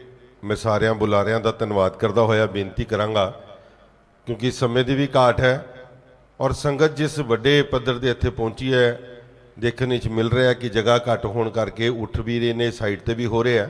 ਸੋ ਸਾਡਾ ਇਹ ਪ੍ਰੋਗਰਾਮ ਜਿਹੜਾ 2-3 ਬੁਲਾਰਿਆਂ ਤੋਂ ਬਾਅਦ ਅਸੀਂ ਸਿੰਘ ਸਾਹਿਬ ਹੁਣਾਂ ਦਾ ਜਿਹੜੇ ਵਿਚਾਰ ਸੁਣਨੇ ਹੈ ਕਿਉਂਕਿ ਅੱਜ ਦੇਸ਼ ਭਰ 'ਚ ਨਹੀਂ ਦੁਨੀਆ ਭਰ ਦੇ ਸਿੱਖਾਂ ਦੀ ਦੁਨੀਆ ਭਰ ਦੇ ਪੰਥ ਦੀ ਤੁਹਾਡੇ ਤੇ ਨਜ਼ਰ ਹੈ। ਔਰ ਜਿਹੜੇ ਲੋਕ ਕਹਿੰਦੇ ਸੀ ਕਿ ਇਹ ਸਰਕਾਰੀ ਮੰਚ ਹੋ ਗਏ ਸਰਕਾਰੀ ਕਮੇਟੀਆਂ ਹੋ ਗਈਆਂ, ਅੱਜ ਉਹਨਾਂ ਨੂੰ ਇਹ ਦਿਖਾਉਣ ਦੀ ਲੋੜ ਬਹੁਤ ਵੱਡੀ ਹੈ ਕਿ ਅੱਜ ਦੇਖੋ ਸਮੂਚਾ ਪੰਥ ਤੁਹਾਡਾ ਇੱਕ ਪਾਸੇ ਖਲੋਤਾ ਹੈ ਔਰ ਜਿਹੜੀਆਂ ਸਰਕਾਰੀਆਂ ਏਜੰਸੀਆਂ ਦੇ ਨਾਲ ਕੰਮ ਕਰਦੇ ਰਹੇ 20-20 ਸਾਲ 25-25 ਸਾਲ ਆਪਣੀਆਂ ਸਾਂਝ ਪਾਉਂਦੇ ਰਹੇ ਅੱਜ ਉਹਨਾਂ ਨੇ ਕਿਸ ਤਰੀਕੇ ਦੇ ਨਾਲ ਸੰਗਤਾਂ ਨੇ ਉਹਨਾਂ ਨੂੰ ਘਰਾਂ 'ਚ ਬਿਠਾਤਾ ਉਹ ਅੱਜ ਜਿਹੜਾ ਤੁਸੀਂ ਸਾਰਾ ਪੰਥ ਇੱਥੇ ਇਕੱਠਾ ਹੋਇਆ ਸਿਰਫ ਚੰਦ ਮਿੰਟਾਂ ਦੀ ਗੱਲ ਹੋ ਰਿਹਾ। ਸੋ ਮੈਂ ਹੁਣ ਬੇਨਤੀ ਕਰਾਂਗਾ ਦਮਦਮੀ ਟਕਸਾਲ ਦੇ ਮੁੱਖ ਬੁਲਾਰੇ ਰਹੇ ਬਹੁਤ ਹੀ ਸਤਿਕਾਰਯੋਗ ਭਾਈ ਸਾਹਿਬ ਭਾਈ ਮੋਕਮ ਸਿੰਘ ਜੀ ਜਿਨ੍ਹਾਂ ਦਾ ਬਹੁਤ ਵੱਡਾ ਸੰਘਰਸ਼ਮਈ ਜੀਵਨ ਹੈ ਕਈ ਸਾਲ ਜੇਲ੍ਹਾਂ 'ਚ ਕੱਟੀਆਂ ਔਰ ਆਪਣੇ ਅਨੁਭਵ ਦੇ ਨਾਲ ਅੱਜ ਦੇ ਮੌਜੂਦਾ ਦੇ ਹਾਲਾਤਾਂ ਦੇ ਵਿੱਚ ਨਜ਼ਰ ਪਾਉਣਗੇ 3 ਤੋਂ 4 ਮਿੰਟ ਲਈ ਕਿਉਂਕਿ ਮੈਂ ਸਮੇਂ ਦੀ ਸਭ ਕੋਲ ਮਾਫੀ ਮੰਗਾਂਗਾ ਕਿਉਂਕਿ ਕਰਮਸਰ ਸਾਹਿਬ ਆਪਣੇ ਸੁਭਾਅ ਮੁਤਾਬਿਕ ਕਿਸੇ ਨੂੰ ਕਹਿ ਨਹੀਂ ਪਾ ਰਹੇ ਸੋ ਮੈਂ ਇਸ ਕਰਕੇ ਖੁਦ ਆਇਆ ਮੈਂ ਉਹਨਾਂ ਤੋਂ ਵੀ ਮਾਫੀ ਮੰਗਦਾ। ਵਾਹਿਗੁਰੂ ਜੀ ਕਾ ਖਾਲਸਾ ਵਾਹਿਗੁਰੂ ਜੀ ਕੀ ਫਤਿਹ। ਬੋਲੀ ਜਾਓ ਯਾਰ ਕੋਈ ਦਿੱਕਤ ਨਹੀਂ ਹੈ।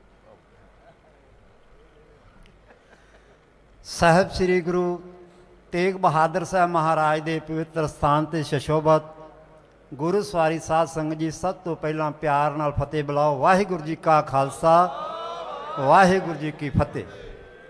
ਸਤਿਗੁਰਾਂ ਨੂੰ ਸਤਿਗੁਰੂ ਦੇ ਸ਼ਹੀਦਾਂ ਨੂੰ ਭਾਈ ਲੱਖੀ ਸ਼ਾਹ ਬੰਜਾਰੇ ਨੂੰ ਭਾਈ ਮਤੀ ਦਾਸ ਸਤੀ ਦਾਸ ਭਾਈ ਦਿਆਲਾ ਜੀ ਨੂੰ ਨਮਸਕਾਰ ਕਰਨ ਤੋਂ ਉਪਰੰਤ ਆਪ ਜੀ ਨਾਲ ਮੈਂ 2-4 ਮਿੰਟ ਦੀ ਗੱਲ ਕਰਨੀ ਸਿਰਫ 2 ਤੋਂ 3 ਮਿੰਟ।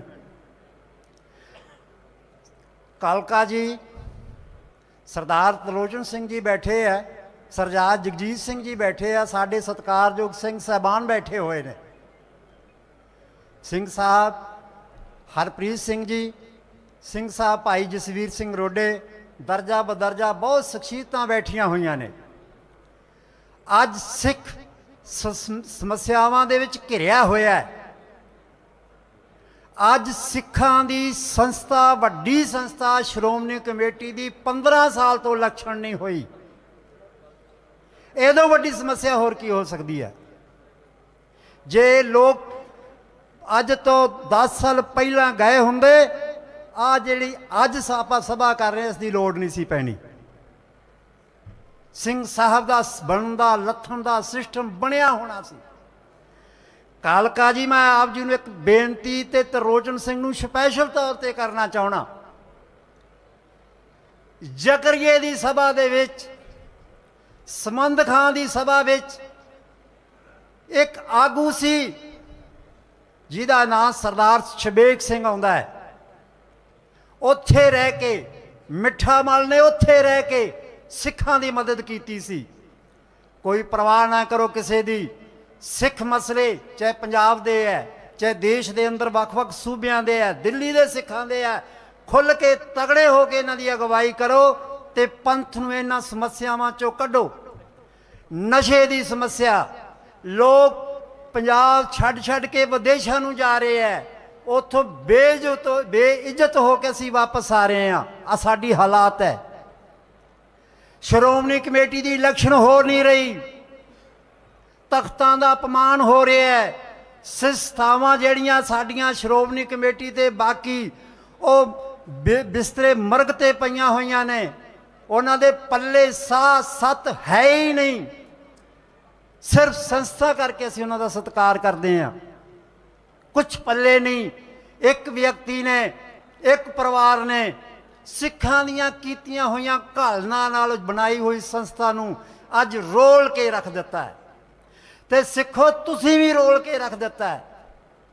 ਘੱਟ ਤੁਸੀਂ ਨਹੀਂ ਕੀਤੀ। ਜੇ ਗੁਰੂ ਗ੍ਰੰਥ ਸਾਹਿਬ ਦੇ ਪੱਤਰੇ ਰੂੜੀਆਂ ਦੇ ਉੱਤੇ ਡਿੱਗੇ ਜੇ ਗੁਰੂ ਸਾਹਿਬ ਦੀ ਬੇਅਦਬੀ ਹੋਈ ਗੁਰੂ ਸਾਹਿਬ ਵਰਗਾ ਕਿਸੇ ਨੇ ਬਾਣਾ ਪਾਇਆ ਕਿਸੇ ਨੇ ਸ਼ਰਬਤ ਘੋਲਿਆ ਕਿਸੇ ਨੇ ਇਸੇ ਤਰ੍ਹਾਂ ਹੋਰ ਸਰੂਪ ਚੋਰੀ ਕੀਤੇ ਤੇ ਉਹਨੇ ਉਹਦੀ ਆਪਣੀ ਸਰਕਾਰ ਵਿੱਚ ਉਹਨਾਂ ਦੀ ਪੂਰੀ ਹਿਫਾਜ਼ਤ ਪੂਰੀਆਂ ਫੋਰਸਾਂ ਪੂਰੇ ਬਾਡੀਗਾਰਡ ਦੇ ਕੇ ਉਹਨਾਂ ਨੂੰ ਸਤਿਕਾਰਿਆ ਸੀ। ਤੇ ਤੁਸੀਂ ਕੀ ਕੀਤਾ? ਤੁਸੀਂ ਪੰਜਾਬ ਵਿੱਚ ਉਸ ਨੂੰ ਹੂੰਝ ਕੇ ਸੁੱਟ ਦਿੱਤਾ ਜਿਵੇਂ ਮਾਈਆਂ ਝਾੜੂ ਨਾਲ ਹੂੰਝਦੀਆਂ ਨੇ ਗੰਦਗੀ। ਪੰਜਾਬ 'ਚ ਹੈ ਦਿੱਲੀ ਦੇ ਸਿੱਖੋ ਮੈਂ ਤੁਹਾਨੂੰ ਵਧਾਈ ਦੇਣਾ ਚਾਹੁੰਦਾ। ਇੱਕ ਗੁਰਬਾਣੀ ਦੀ ਤੁਕ ਹੈ ਜੇ ਉਹ ਸੋਨੇ ਨੂੰ ਹੱਥ ਪਾਏ ਤਾਂ ਖੇਊ ਛੇਤੀ ਰਲ ਗਿਆ। ਉਹਨੇ ਮਦਦ ਕੀਤੀ ਕੇਜਰੀਵਾਲ ਦੀ ਤੇ ਤੁਸੀਂ ਲੋਕਾਂ ਨੇ ਉਹਨੂੰ ਹਰਾਤਾ ਤੇ ਭਾਜਪਾ ਜਿਤਾਤੀ। ਅਗਰ ਉਹ ਭਾਜਪਾ ਦੀ ਮਦਦ ਕਰ ਦਿੰਦਾ ਤੇ ਸਿੱਖਾਂ ਨੇ ਭਾਜਪਾ ਇੱਥੇ ਹਰਾ ਦੇਣੀ ਸੀ ਤੇ ਕੇਜਰੀਵਾਲ ਜਿਤਾ ਦੇਣਾ ਸੀ। ਉਹ ਜਿਸ ਵਿਅਕਤੀ ਦੇ ਨੇੜੇ ਵੀ ਖੜ ਜਾਏਗਾ ਪਰਿਵਾਰ ਉਹ ਨੇਸਤੋ ਨਬੂਦ ਹੋ ਜਾਣਗੇ ਸਾਰੇ। ਉਹ ਗੁਰੂ ਗ੍ਰੰਥ ਸਾਹਿਬ ਦੀ ਕਚਹਿਰੀ ਦੇ ਦੋਸ਼ੀ ਨੇ।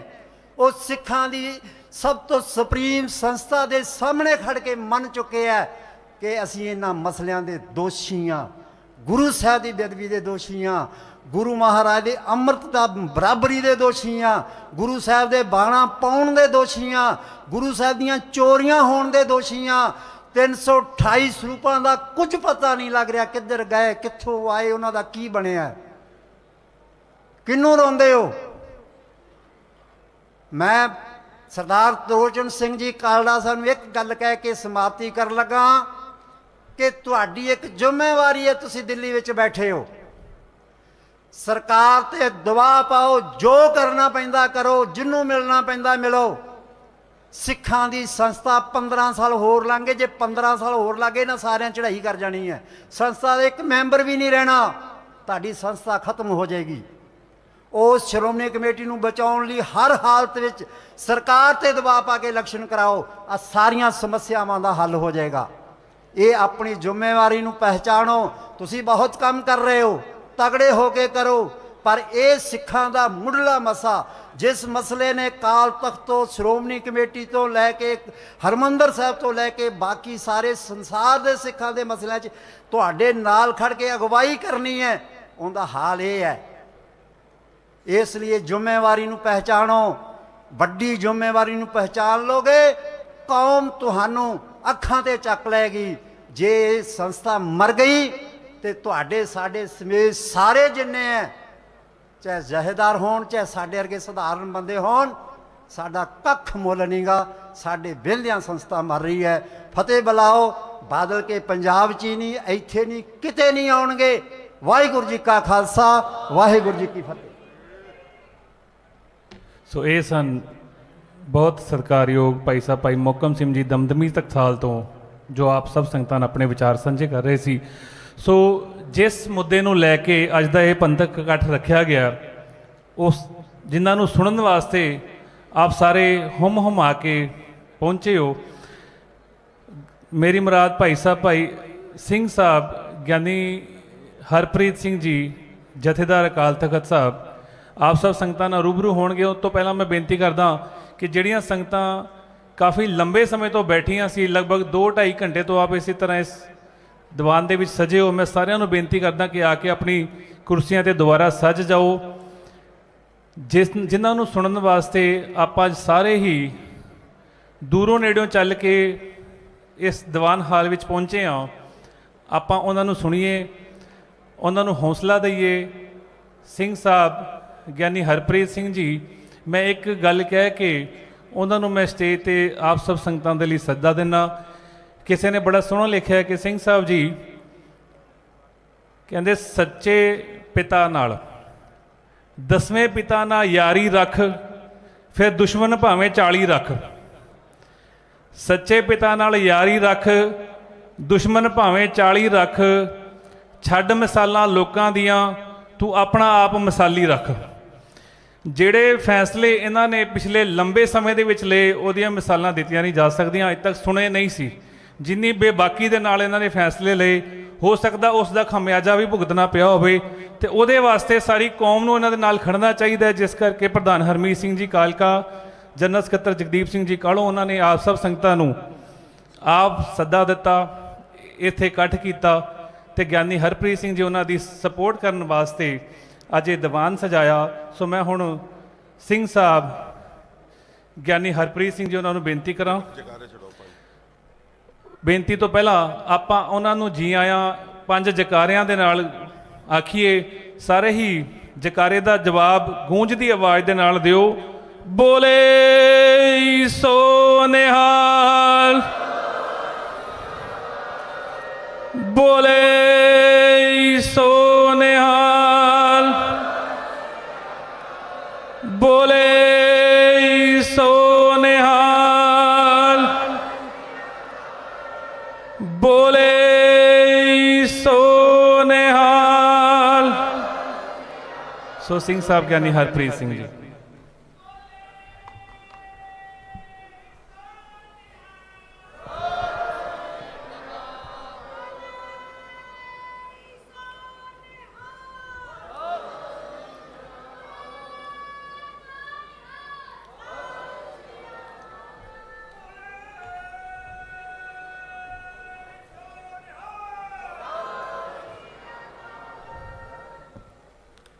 ਮੰਚ ਦੇ ਉੱਤੇ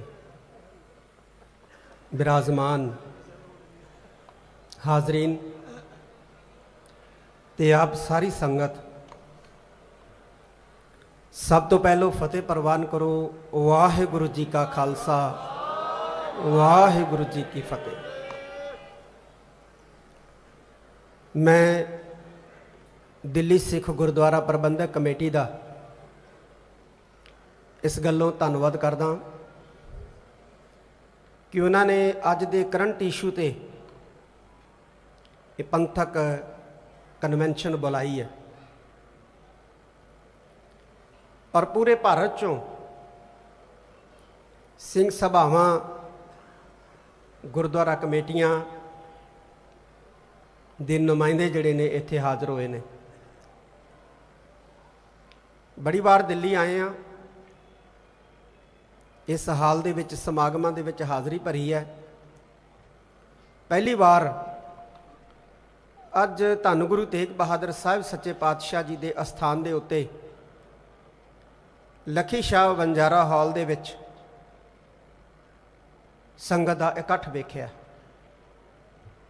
ਪਰ ਮੈਂ ਆਪ ਜੀ ਦਾ ਵੀ ਦਿਲ ਦੀਆਂ ਗਹਿਰਾਈਆਂ ਦੇ ਵਿੱਚੋਂ ਧੰਨਵਾਦ ਕਰਦਾ। ਜਿੱਥੇ ਦਿੱਲੀ ਸਿੱਖ ਗੁਰਦੁਆਰਾ ਪ੍ਰਬੰਧਕ ਕਮੇਟੀ ਨੇ ਇਸ ਪੰਥਕ ਕਨਵੈਨਸ਼ਨ ਨੂੰ ਆਰਗੇਨਾਈਜ਼ ਕਰਕੇ ਸਿੱਖਾਂ ਦੇ ਕਰੰਟ ਤੇ ਭਖ ਦੇ ਮਸਲੇ ਦੇ ਉੱਤੇ ਚਰਚਾ ਕਰਵਾਈ ਹੈ ਔਰ ਸੰਗਤ ਦੇ ਮਨ ਦੇ ਵਿੱਚ ਖੁਸ਼ੀ ਹੋਈ ਹੈ। ਉੱਥੇ ਇੱਕ ਆਈਟੀ ਵਿੰਗ ਜਿਹਦਾ ਜ਼ਿਕਰ ਐਸਸੀਪੀ ਦਿੱਲੀ ਸਿੱਖ ਗੁਰਦੁਆਰਾ ਪ੍ਰਬੰਧਕ ਕਮੇਟੀ ਦੇ ਪ੍ਰਧਾਨ ਜੀ ਨੇ ਵੀ ਕੀਤਾ, ਉਹ ਪੂਰਾ ਪੱਬਾਂ ਭਾਰ ਹੋਇਆ ਬੈਠਾ ਹੈ ਇਸ ਇਕੱਠ ਨੂੰ ਬੀਜੇਪੀ ਦਾ ਇਕੱਠ ਬਣਾਉਣ ਵਾਸਤੇ, ਵੀ ਇਹ ਬੀਜੇਪੀ ਦਾ ਇਕੱਠ ਹੈ। ਇੱਥੇ ਦਸਤਾਰਾਂ ਵਾਲੇ ਬੈਠੇ ਐ, ਸਿੱਖ ਬੈਠੇ ਐ। ਧੰਨ ਗੁਰੂ ਤੇਗ ਬਹਾਦਰ ਸਾਹਿਬ ਜੀ ਦਾ ਇਹ ਅਸਥਾਨ ਹੈ। ਕਿਸੇ ਦਾ ਭਾਰਤ ਤੋਂ ਬਾਹਰ ਕਿਸੇ ਪਾਰਟੀ ਦੇ ਕਿਸੇ ਨੇਤਾ ਨਾਲ ਕੋਈ ਸੰਬੰਧ ਹੋ ਸਕਦਾ ਹੈ, ਪਰ ਇੱਥੇ ਸਿੱਖਾਂ ਦੇ ਭਖ ਦੇ ਮਸਲੇ ਦੇ ਉੱਤੇ ਚਰਚਾ ਕਰਨ ਵਾਸਤੇ ਜੇ ਅਸੀਂ ਇਕੱਠੇ ਹੋਏ ਹਾਂ ਤੇ ਅਸੀਂ ਐਜ਼ ਏ ਸਿੱਖ ਇਕੱਠੇ ਹੋਏ ਹਾਂ, ਪੰਥ ਦਾ ਅੰਗ ਵਜੋਂ ਇਕੱਠੇ ਹੋਏ ਹਾਂ। ਸ੍ਰੀ ਅਕਾਲ ਤਖਤ ਸਾਹਿਬ ਪੰਥ ਵਾਸਤੇ ਬੜਾ ਮਹਾਨ ਹੈ ਔਰ ਸਰਕਾਰਾਂ ਨੇ ਹਮੇਸ਼ਾ ਹੀ ਸ੍ਰੀ ਅਕਾਲ ਤਖਤ ਸਾਹਿਬ ਦੀ ਪ੍ਰਭੂ ਸੱਤਾ ਨੂੰ ਚੁਣੌਤੀ ਦਿੱਤੀ ਹੈ। ਜਦੋਂ ਤੋਂ ਸ੍ਰੀ ਅਕਾਲ ਤਖਤ ਸਾਹਿਬ ਜੀ ਦਾ ਸਥਾਪਨ ਕੀਤਾ ਸ੍ਰੀ ਗੁਰੂ ਹਰਗੋਬਿੰਦ ਸਾਹਿਬ ਮਹਾਰਾਜ ਨੇ, ਉਦੋਂ ਤੋਂ ਹੀ ਸਰਕਾਰਾਂ ਵੱਲੋਂ ਸ੍ਰੀ ਅਕਾਲ ਤਖਤ ਸਾਹਿਬ ਦੀ ਪ੍ਰਭੂ ਸੱਤਾ ਨੂੰ ਜਿਹੜਾ ਹੈ ਉਹ ਵੰਗਾਰਿਆ ਜਾਂਦਾ ਰਿਹਾ ਔਰ ਸ੍ਰੀ ਅਕਾਲ ਤਖਤ ਸਾਹਿਬ ਨੇ ਉਹਦਾ ਮੂੰਹ ਤੋੜ ਜਿਹੜਾ ਜਵਾਬ ਦਿੱਤਾ ਹੈ। ਕਈ ਕਹਿੰਦੇ ਨੇ ਕਿ ਪਹਿਲੀ ਵਾਰ ਹੋਇਆ ਕਿ ਸ਼੍ਰੋਮਣੀ ਅਕਾਲੀ ਦਲ ਜੋ ਸ੍ਰੀ ਅਕਾਲ ਤਖਤ ਸਾਹਿਬ ਦਾ ਰੱਖ ਹੈ, ਉਹਨੇ ਸ੍ਰੀ ਅਕਾਲ ਤਖਤ ਸਾਹਿਬ ਨੂੰ ਚੁਣੌਤੀ ਦਿੱਤੀ ਹੈ। ਪਰ ਮੈਂ ਆਪ ਜੀ ਨੂੰ ਦੱਸ ਦਿਆਂ ਕਿ ਸ਼੍ਰੋਮਣੀ ਅਕਾਲੀ ਦਲ ਜਾਂ ਸ਼੍ਰੋਮਣੀ ਅਕਾਲੀ ਦਲ ਦਾ ਕੋਈ ਵਰਕਰ ਜਾਂ ਸ਼੍ਰੋਮਣੀ ਅਕਾਲੀ ਦਲ ਦਾ ਸ੍ਰੀ ਅਕਾਲ ਤਖਤ ਸਾਹਿਬ ਨੂੰ ਸਮਰਪਿਤ ਕੋਈ ਲੀਡਰ ਸ੍ਰੀ ਅਕਾਲ ਤਖਤ ਸਾਹਿਬ ਨੂੰ ਚੁਣੌਤੀ ਦੇਣ ਬਾਰੇ ਸੁਪਨੇ ਵਿੱਚ ਵੀ ਨਹੀਂ ਸੋਚ ਸਕਦਾ। ਜੇ ਸ਼੍ਰੋਮਣੀ ਅਕਾਲੀ ਦਲ ਦਾ ਵਰਕਰ ਜਾਂ ਸਮਰਪਿਤ ਲੀਡਰ ਸ੍ਰੀ ਅਕਾਲ ਤਖਤ ਸਾਹਿਬ ਨੂੰ ਸੁਪਨੇ ਦੇ ਵਿੱਚ ਵੀ ਚੁਣੌਤੀ ਦੇਣ ਬਾਰੇ ਨਹੀਂ ਸੋਚ ਸਕਦੇ, ਫਿਰ ਕੌਣ ਹੈ ਜਿਹੜਾ ਚੁਣੌਤੀ ਦੇ ਰਿਹਾ? ਇਹ ਸਿਰਫ 10 ਬੰਦੇ ਨੇ, 10, ਸ਼ਾਇਦ 11ਵਾਂ ਨਾ ਹੋਵੇ ਔਰ ਉਹਨਾਂ 10 ਦੇ ਵਿੱਚੋਂ 2 ਤੁਹਾਡੇ ਦਿੱਲੀ ਦੇ ਨੇ, 8 ਪੰਜਾਬ ਦੇ ਨੇ। ਔਰ ਕਿੰਨੀ ਹੈਰਾਨੀ ਦੀ ਗੱਲ ਹੈ ਕਿ ਜਿਹੜੇ ਤੁਹਾਡੇ ਦਿੱਲੀ ਦੇ ਨੇ ਉਹਨਾਂ ਨੇ 4-5 ਦਿਨ ਪਹਿਲਾਂ ਇੱਕ ਸਟੇਟਮੈਂਟ ਦਿੱਤੀ, ਮੇਰੇ ਤੇ ਦੋਸ਼ ਲਾਇਆ ਕਿ ਗਿਆਨੀ ਹਰਪ੍ਰੀਤ ਸਿੰਘ ਸ਼੍ਰੋਮਣੀ ਅਕਾਲੀ ਦਲ ਜੋ ਪੰਥਕ ਜਮਾਤ ਹੈ ਉਹਦਾ ਨੁਕਸਾਨ ਕਰ ਰਹੇ ਨੇ, ਉਹਨੂੰ ਤੋੜਨ ਦਾ ਯਤਨ ਕਰ ਰਹੇ ਨੇ। ਮੈਂ ਬਿਆਨ ਪੜ੍ਹਿਆ, ਮੈਨੂੰ ਬੜੀ ਹੈਰਾਨੀ ਹੋਈ ਕਿ ਸ਼੍ਰੋਮਣੀ ਅਕਾਲੀ ਦਲ ਇੱਕ ਜਹਾਜ਼ ਦੀ ਤਰ੍ਹਾਂ ਸਮੁੰਦਰ ਦੇ ਵਿੱਚ ਚੱਲਦਾ ਪਿਆ ਸੀ, ਔਰ ਜਿਹੜੇ ਦੋ ਬੰਦਿਆਂ ਨੇ 22-23 ਸਾਲ ਆਪਣੇ ਹੱਥ ਦੇ ਵਿੱਚ ਹਥੌੜਾ ਲੈ ਕੇ ਤੇ ਸੁੰਬਾ ਲੈ ਕੇ, ਸੁੰਬਾ ਕਹਿੰਦੇ ਨੇ ਉਸ ਟੂਲ ਨੂੰ ਜਿਹੜਾ ਲੋਹੇ ਦੇ ਪੱਤਰੇ ਦੇ ਵਿੱਚ ਸੁਰਾਖ ਕਰਨ ਦਾ ਕੰਮ ਕਰਦਾ, ਔਰ ਇਹਨਾਂ ਬੰਦਿਆਂ ਨੇ 22-23 ਸਾਲ ਹੱਥ ਦੇ ਵਿੱਚ ਹਥੌੜੀ ਫੜ ਕੇ ਸੁੰਬੇ ਦੇ ਨਾਲ ਉਸ ਚੱਲਦੇ ਹੋਏ ਜਹਾਜ਼ ਦੇ ਵਿੱਚ ਛੇਕ ਕੀਤੇ, ਮੋਰੀਆਂ ਕੀਤੀਆਂ, ਸੁਰਾਖ ਕੀਤੇ, ਔਰ ਜਦੋਂ ਜਹਾਜ਼ ਡੁੱਬਣ ਲੱਗਿਆ ਤੇ ਫਿਰ ਉਹਦੇ ਵਿੱਚ ਸਵਾਰ ਹੋ ਗਏ। ਕਹਿੰਦੇ ਹੁਣ ਕੋਈ ਛੇਕ ਕਰਕੇ ਦਿਖਾਵੇ, ਇਸ ਜਹਾਜ਼ ਦੇ ਵਿੱਚ ਹੁਣ ਕੋਈ ਗਲੀ ਕਰਕੇ ਦਿਖਾਵੇ, ਹੁਣ ਕੋਈ ਛੇਕ ਕਰਕੇ ਦਿਖਾਵੇ। ਇੱਕ ਹੋਰ ਸੌਖੇ ਢੰਗ ਨਾਲ ਸਮਝਾ ਦਿੰਦਾ। ਇੱਕ ਕਾਰ ਬੜੀ ਰਵਾਨਗੀ ਨਾਲ ਸੋਹਣੀ ਚੱਲਦੀ ਸੀ, ਥੌੜੀ ਨਾਲ ਉਸ ਕਾਰ ਨੂੰ ਨਕਾਰਾ ਕੀਤਾ। 22 ਸਾਲ ਥੌੜੇ ਮਾਰ ਮਾਰ ਕੇ ਉਸ ਕਾਰ ਨੂੰ ਬਿੰਗੀ ਕਰਦੇ ਰਹੇ, ਚਿੱਬੀ ਕਰਦੇ ਰਹੇ, ਤੇ ਜਦੋਂ ਕਾਰ ਖਟਾਰਾ ਹੋ ਗਈ ਉਹਦੇ ਉੱਤੇ ਬਹਿ ਗਏ। ਕਹਿੰਦੇ ਹੁਣ ਕੋਈ ਡੰਟ ਪਾ ਕੇ ਦਿਖਾਵੇ, ਅਸੀਂ ਕਾਰ ਦੇ ਰਾਖੇ ਹਾਂ, ਕੋਈ ਡੰਟ ਪਾ ਕੇ ਦਿਖਾਵੇ। ਕਹਿੰਦੇ ਅੱਜ ਜਿਹੜੀ ਹਾਲਤ ਹੋਈ ਹੈ ਨਾ ਸ਼੍ਰੋਮਣੀ ਅਕਾਲੀ ਦਲ ਦੀ, ਉਹਦੇ ਵਿੱਚ ਤੁਹਾਡਾ ਵੀ ਬਹੁਤ ਵੱਡਾ ਯੋਗਦਾਨ ਹੈ ਡਬੋਨ ਦੇ ਵਿੱਚ। ਆਹੀ ਬੰਗਲਾ ਸਾਹਿਬ ਦੀਆਂ ਸਟੇਜਾਂ ਤੋਂ ਸ਼੍ਰੋਮਣੀ ਅਕਾਲੀ ਦਲ ਤੇ ਸ਼੍ਰੋਮਣੀ ਅਕਾਲੀ ਦਲ ਦੇ ਉਹਨਾਂ ਨੇਤਾਵਾਂ ਬਾਰੇ ਕੀ ਕੀ ਬੋਲਿਆ ਗਿਆ। ਆ ਚੜ੍ਹਦੀ ਕਲਾ ਦੇ ਬੈਠੇ ਨੇ ਦਰਦੀ ਸਾਹਿਬ, ਇਹਨਾਂ ਕੋਲੇ ਵੀਡੀਓ ਨੇ ਸਾਰੀਆਂ, ਉਦੋਂ ਲਾਈਵ ਚੱਲਦਾ ਹੁੰਦਾ ਸੀ, ਤੇ ਹੁਣ ਤੁਸੀਂ ਉਹਨਾਂ ਨਾਲ ਸਾਂਝ ਪਾਈ ਬੈਠੇ ਹੋ, ਹੁਣ ਉਹ ਚੰਗੇ ਹੋ ਗਏ ਨੇ। ਨਾਮ ਸਰਨਾ ਬ੍ਰਦਰ, ਵੈਸੇ ਮੈਂ ਸਤਿਕਾਰ ਕਰਦਾ, ਪਰ ਦੇਖੋ ਕਿੰਨੀ ਕਮਾਲ ਦੀ ਗੱਲ ਹੈ। ਇਹ 10 ਬੰਦੇ ਨੇ ਜਿਨ੍ਹਾਂ ਨੇ ਸ਼੍ਰੋਮਣੀ ਅਕਾਲੀ ਦਲ ਦਾ ਬੇੜਾ ਜਿਹੜਾ ਹੈ ਉਹ ਡੋਬਣ ਦੇ ਵਿੱਚ ਕੋਈ ਕਸਰ ਨਹੀਂ ਛੱਡੀ ਹੈ। ਜਿਹੜੇ 6-6 7-7 ਫੁੱਟ ਦੇ ਸੱਪ ਖਾ ਗਏ, ਉਹ ਮੇਰੇ ਬਾਰੇ ਕਹਿੰਦੇ ਗਿਆਨੀ ਹਰਪ੍ਰੀਤ ਸਿੰਘ ਗਡੋਏ ਖਾਂਦਾ,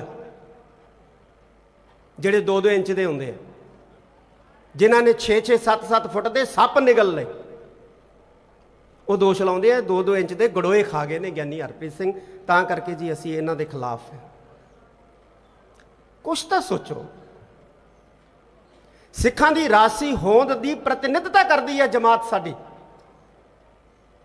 ਜਿਹੜਾ ਤੁਹਾਡੀ ਈਨ ਮੰਨ ਲੈਂਦਾ ਹੈ, ਉਹ ਕੁਝ ਕਰੀ ਜਾਵੇ, ਉਹ ਸਤਿਕਾਰਯੋਗ ਹੈ। ਜਿਹੜਾ ਤੁਹਾਡੀ ਈਨ ਨਹੀਂ ਮੰਨਦਾ ਜਾਂ ਤੁਹਾਡੇ ਗਲਤ ਫੈਸਲਿਆਂ ਦੇ ਖਿਲਾਫ ਖੜ ਜਾਂਦਾ ਹੈ, ਉਹ ਕਾਂਗਰਸ ਦਾ ਹੋ ਜਾਂਦਾ, ਉਹ ਬੀਜੇਪੀ ਦਾ ਹੋ ਜਾਂਦਾ, ਉਹ ਕਾਂਗਰਸ ਦਾ ਹੋ ਜਾਂਦਾ, ਉਹ ਬੀਜੇਪੀ ਦਾ ਹੋ ਜਾਂਦਾ। ਮਾਸਟਰ ਤਾਰਾ ਸਿੰਘ ਸ਼੍ਰੋਮਣੀ ਅਕਾਲੀ ਦਲ ਦੇ ਇੱਕ ਵਾਹਦ ਪ੍ਰਧਾਨ ਸਨ। ਉਹ ਪੰਜਾਬ ਤੋਂ ਬਾਹਰ ਦੇ ਸਿੱਖਾਂ ਨੂੰ ਹਮੇਸ਼ਾ ਇਹ ਗੱਲ ਕਿਹਾ ਕਰਦੇ ਸੀ, ਔਰ ਜਥੇਦਾਰ ਗੁਰਚਰਨ ਸਿੰਘ ਜੀ ਟੌੜਾ ਵੀ ਪੰਜਾਬ ਤੋਂ ਬਾਹਰ ਦੇ ਸਿੱਖਾਂ ਨੂੰ ਇੱਕ ਗੱਲ ਹਮੇਸ਼ਾ ਕਿਹਾ ਕਰਦੇ ਸੀ। ਉਹ ਕਹਿੰਦੇ ਤੁਸੀਂ ਮਿਨੋਰਟੀ ਦੇ ਵਿੱਚੋਂ, ਤੁਸੀਂ ਆਪਣੀ ਰਾਜਨੀਤਿਕ ਸਾਂਝ ਜਿਹਦੇ ਨਾਲ ਮਰਜ਼ੀ ਰੱਖੋ, ਲੇਕਿਨ ਧਾਰਮਿਕ ਸਾਂਝ ਤੁਹਾਡੀ ਸ਼੍ਰੋਮਣੀ ਗੁਰਦੁਆਰਾ ਪ੍ਰਬੰਧਕ ਕਮੇਟੀ, ਸ਼੍ਰੋਮਣੀ ਅਕਾਲੀ ਦਲ ਤੇ ਸ੍ਰੀ ਅਕਾਲ ਤਖਤ ਸਾਹਿਬ ਨਾਲ ਰਹਿਣੀ ਚਾਹੀਦੀ ਹੈ।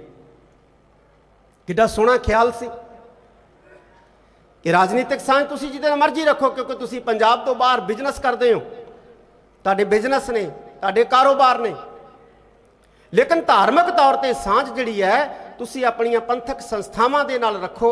ਇਹ ਨਿਹਾਇਤ ਜ਼ਰੂਰੀ ਹੈ। ਇਹ ਕਿਹਾ ਕਰਦੇ ਸੀ, ਉਹ ਸਿਆਣਪ ਭਰੇ ਬੋਲ ਬੋਲਿਆ ਕਰਦੇ ਸੀ। ਔਰ ਜਿਵੇਂ ਸਰਦਾਰ ਤਰਲੋਚਨ ਸਿੰਘ ਜੀ ਨੇ ਦੱਸਿਆ, ਇਹ ਗੱਲ ਬਿਲਕੁਲ ਸੱਚ ਹੈ ਕਿ ਪੰਜਾਬ ਤੋਂ ਬਾਹਰ ਦੇ ਸਿੱਖਾਂ ਦੀ ਸਾਰ ਜਿਹੜੀ ਹੈ ਉਹ ਪਿਛਲੇ 22-23 ਸਾਲਾਂ ਦੌਰਾਨ ਜਿਹੜਾ ਹੈ ਉਹ ਨਹੀਂ ਲਈ ਗਈ, ਬਿਲਕੁਲ ਵੀ ਨਹੀਂ ਲਈ ਗਈ।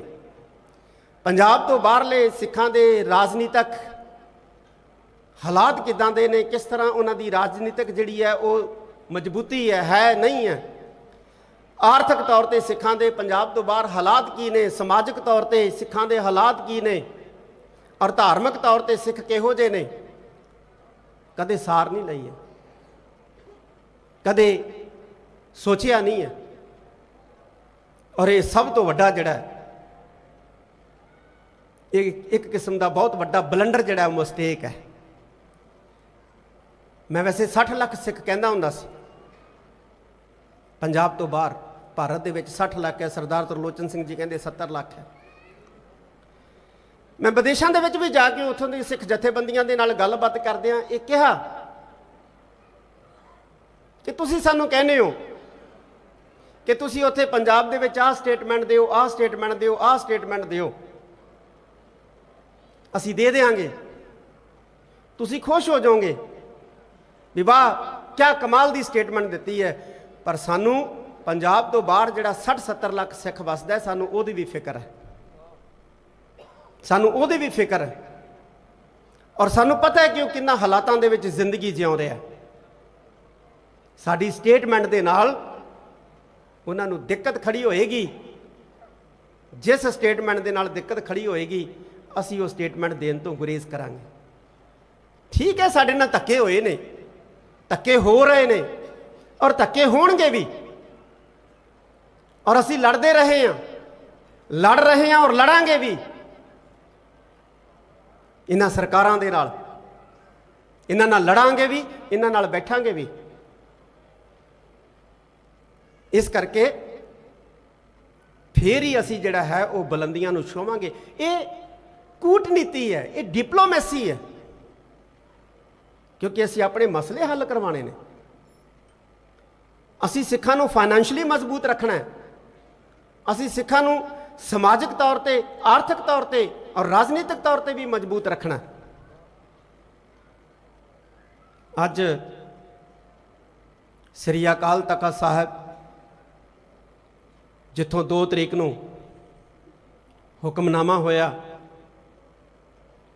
ਔਰ ਵਿਦੇਸ਼ਾਂ ਦੀਆਂ ਅਖਬਾਰਾਂ ਨੇ ਫਰੰਟ ਪੇਜ ਦੇ ਉੱਤੇ ਇਹ ਖਬਰਾਂ ਲਾਈਆਂ ਕਿ ਸਿੱਖਾਂ ਕੋਲੇ ਇਸ ਤਰ੍ਹਾਂ ਦਾ ਨਿਜ਼ਾਮ ਹੈ, ਇਸ ਤਰ੍ਹਾਂ ਦਾ ਪ੍ਰਬੰਧ ਹੈ ਕਿ ਵੱਡੇ ਤੋਂ ਵੱਡੇ ਆਗੂ ਨੂੰ ਵੀ ਉੱਥੇ ਤਲਬ ਕਰ ਲਿਆ ਜਾਂਦਾ ਹੈ ਔਰ ਪੁੱਛਿਆ ਜਾਂਦਾ ਹੈ ਕਿ ਤੁਸੀਂ ਗਲਤੀ ਕੀਤੀ ਕਿ ਨਹੀਂ ਕੀਤੀ।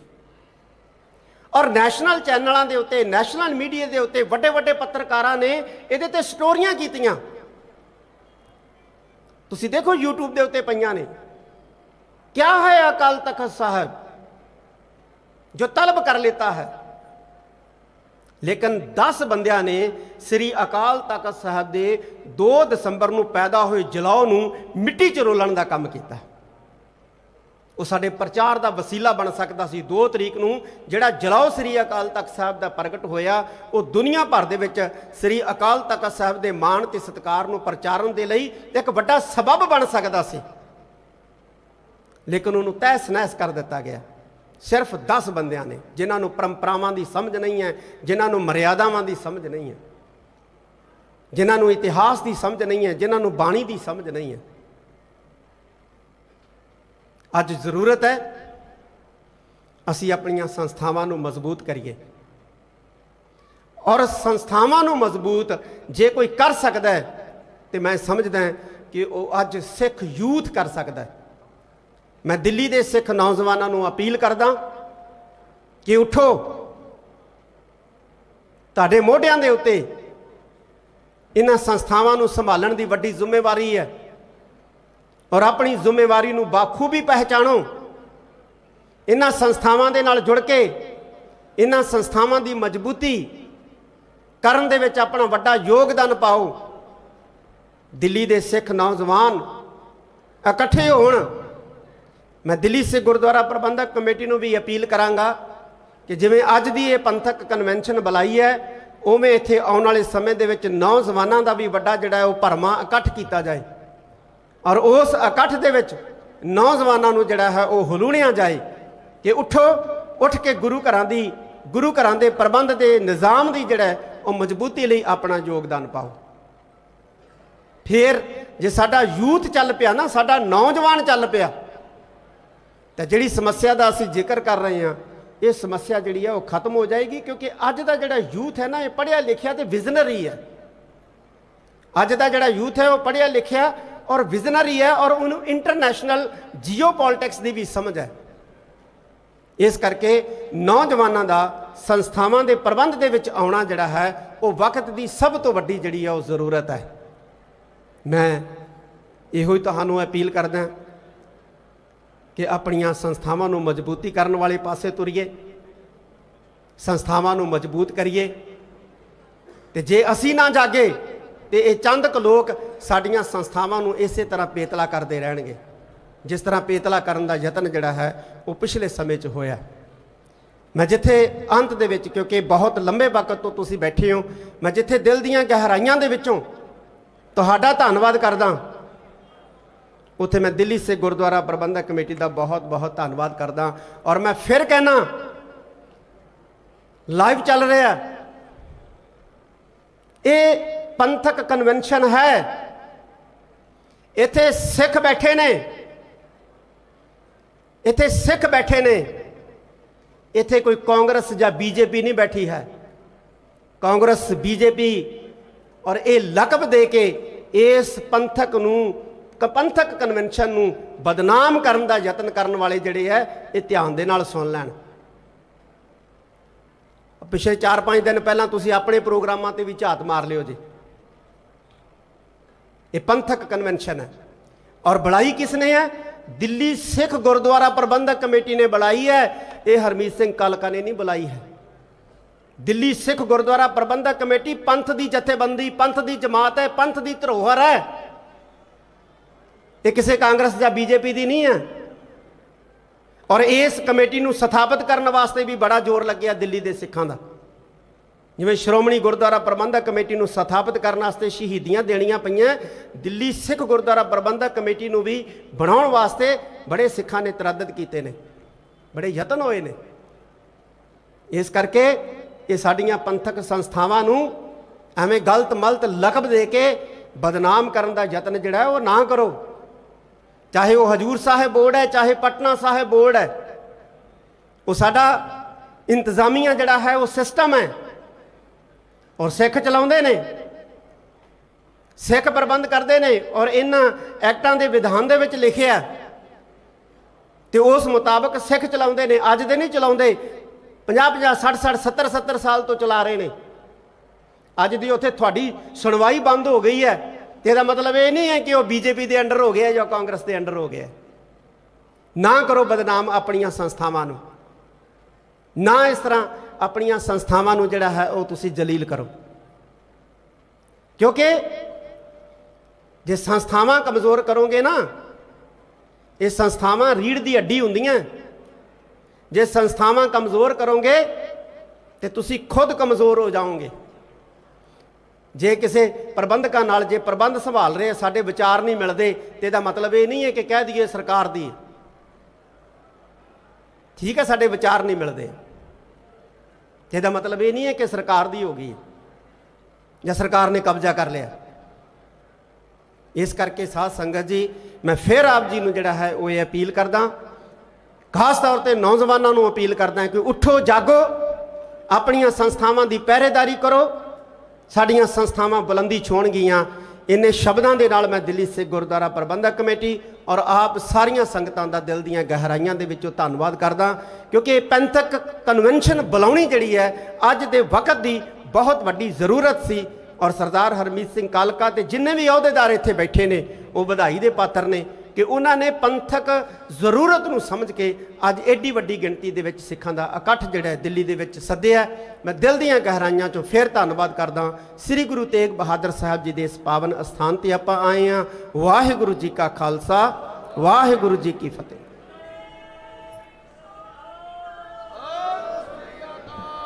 ਬਹੁਤ ਬਹੁਤ ਧੰਨਵਾਦ ਸਿੰਘ ਸਾਹਿਬ ਹੋਣਾ ਦਾ।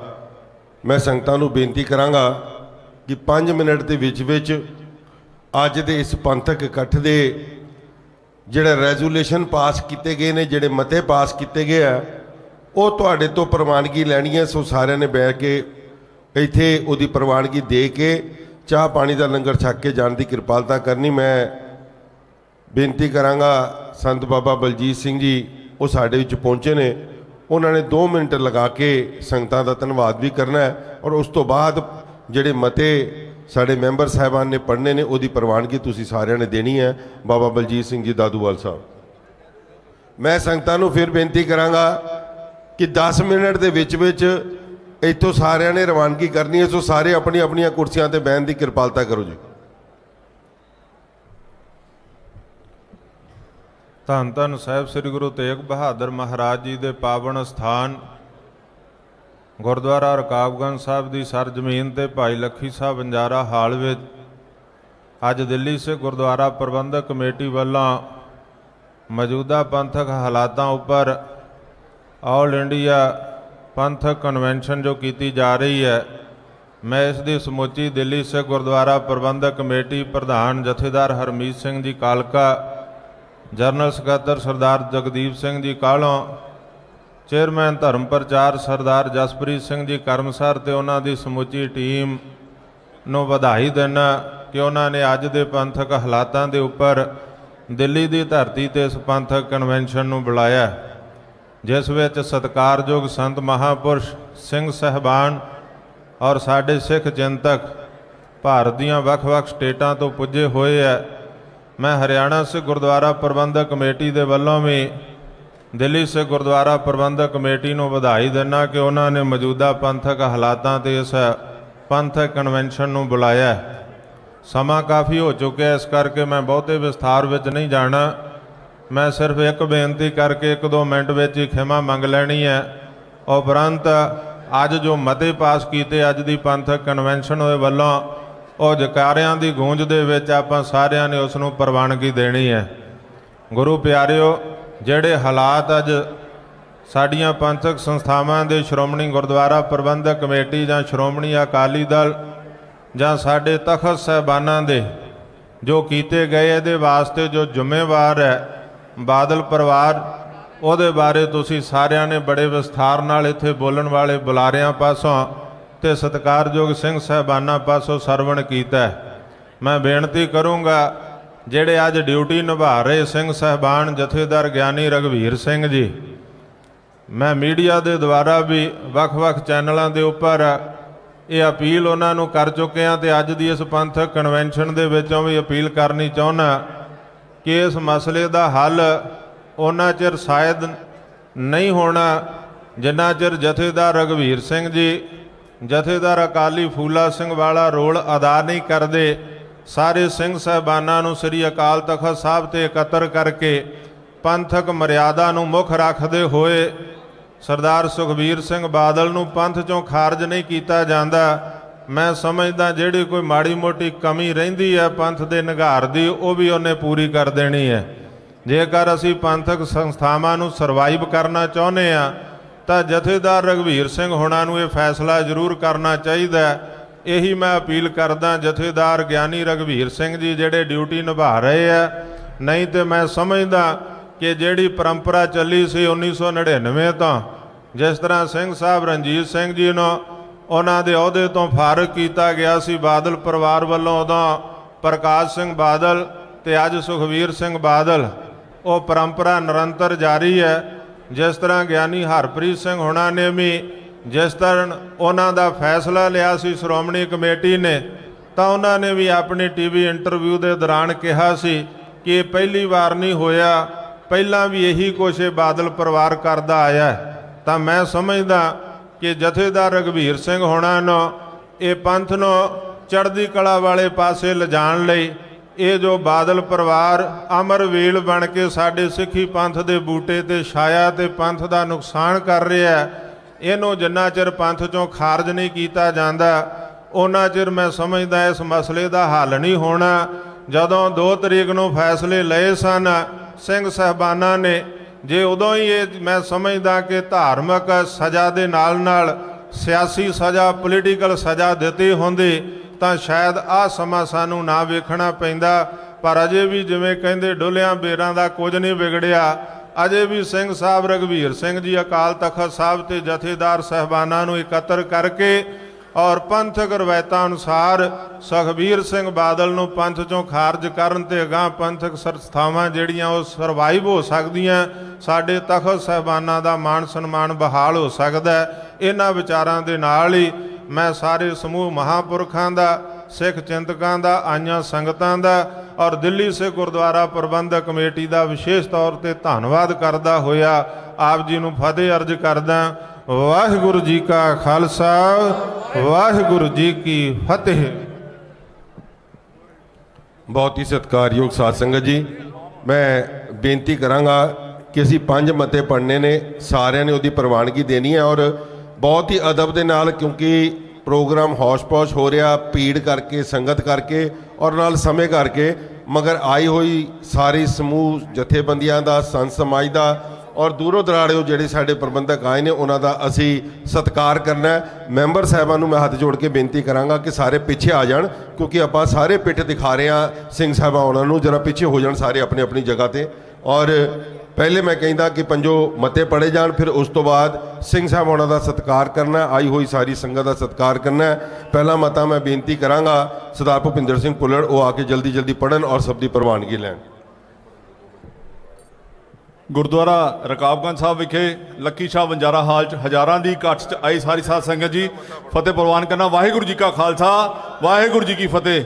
ਸਭ ਤੋਂ ਪਹਿਲਾ ਮਤਾ ਹੈ, ਅੱਜ ਦਾ ਇਹ ਇਕੱਠ 2 ਦਸੰਬਰ 2024 ਨੂੰ ਸ੍ਰੀ ਅਕਾਲ ਤਖਤ ਸਾਹਿਬ ਦੇ ਫਸੀਲ ਤੇ ਵਿਖੇ 5 ਸਿੰਘ ਸਾਹਿਬਾਨ ਵੱਲੋਂ ਲੈ ਕੇ ਪੰਥਕ ਫੈਸਲੇ ਦਾ ਸਮਰਥਨ ਕਰਦੇ ਹਾਂ ਅਤੇ ਅਪੀਲ ਕਰਦੇ ਹਾਂ ਕਿ ਇਸ ਮਤੇ ਨੂੰ ਇਨ ਪਿੰਨ ਲਾਗੂ ਕੀਤਾ ਜਾਵੇ। ਸਾਰਿਆਂ ਨੇ ਜਕਾਰੇ ਦੇ ਰੂਪ 'ਚ ਹੱਥ ਖੜੇ ਕਰਕੇ ਪ੍ਰਵਾਨਗੀ ਦੇਣੀ। ਬੋਲੇ ਸੋ ਨਿਹਾਲ।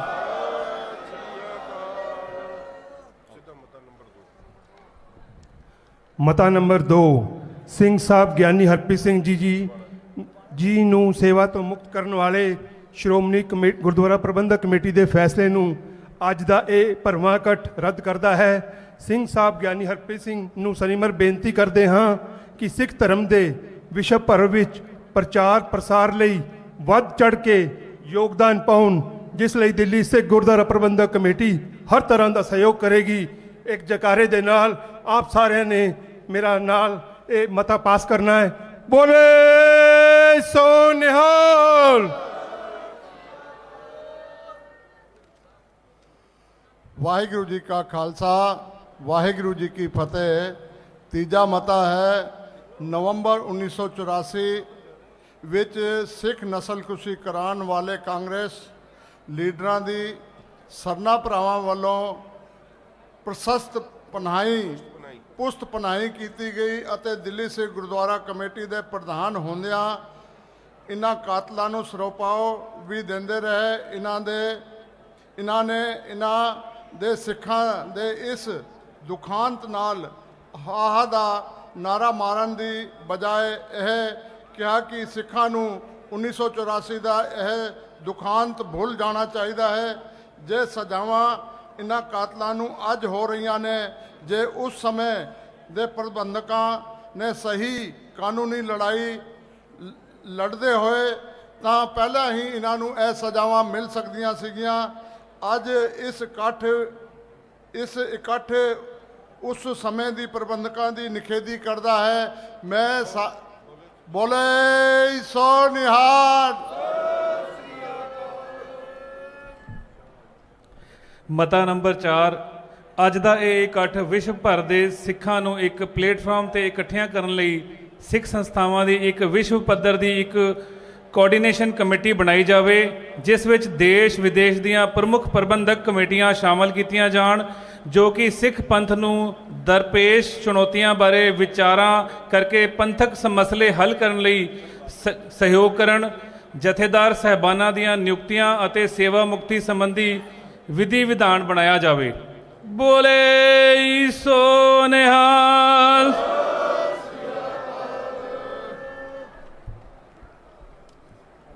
ਪਰਮ ਸਤਿਕਾਰਯੋਗ ਖਾਲਸਾ ਜੀ, ਵਾਹਿਗੁਰੂ ਜੀ ਕਾ ਖਾਲਸਾ ਵਾਹਿਗੁਰੂ ਜੀ ਕੀ ਫਤਿਹ। ਅੱਜ ਦਾ ਇਹ ਇਕੱਠ ਮਨਜੀਤ ਸਿੰਘ ਜੀ ਕੇ ਸਾਬਕਾ ਪ੍ਰਧਾਨ ਦਿੱਲੀ ਸਿੱਖ ਗੁਰਦੁਆਰਾ ਪ੍ਰਬੰਧਕ ਕਮੇਟੀ ਖਿਲਾਫ ਗੋਲਕ ਚੋਰੀ ਦੀਆਂ ਹੋਈਆਂ FIR ਅਤੇ ਚਾਰਜਸ਼ੀਟ ਪੇਸ਼ ਹੋਈ ਹੈ।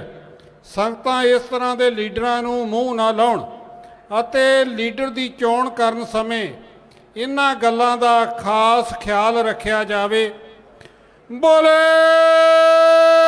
ਸੋ ਨਿਹਾਲ। ਮੈਂ ਹੁਣ ਬੇਨਤੀ ਕਰਾਂਗਾ ਜਥੇਦਾਰ ਗਿਆਨੀ ਹਰਪ੍ਰੀਤ ਸਿੰਘ ਜੀ ਉਹਨਾਂ ਨੂੰ ਉਹ ਮੰਚ ਤੇ ਅੱਗੇ ਆਣ, ਉਹਨਾਂ ਦਾ ਸਤਿਕਾਰ ਦਿੱਲੀ ਸਿੱਖ ਗੁਰਦੁਆਰਾ ਪ੍ਰਬੰਧਕ ਕਮੇਟੀ ਵੱਲੋਂ ਕੀਤਾ ਜਾਏਗਾ। ਔਰ ਨਾਲ ਬਾਕੀਆਂ ਦਾ ਵੀ ਕਰਨਾ ਹੈ, ਇਸ ਕਰਕੇ ਮੈਂ ਮੈਂਬਰ ਸਾਹਿਬਾਨ ਨੂੰ ਕਹਾਂਗਾ ਕਿ ਸਭ ਨੇ ਇਹ ਸਤਿਕਾਰ ਕਰਨਾ ਹੈ ਸਾਰਿਆਂ ਦਾ, ਤਾਂ ਕਿ ਸਟੇਜ ਦੀ ਮਰਿਆਦਾ ਵੀ ਰਵੇ ਔਰ ਸਾਰੇ ਮਿਲ ਕੇ ਅਸੀਂ ਇਹ ਸਤਿਕਾਰ ਕਰ ਸਕੀਏ। ਸੋ ਸਭ ਤੋਂ ਪਹਿਲਾਂ ਗਿਆਨੀ ਹਰਪ੍ਰੀਤ ਸਿੰਘ ਜੀ ਹੁਣ।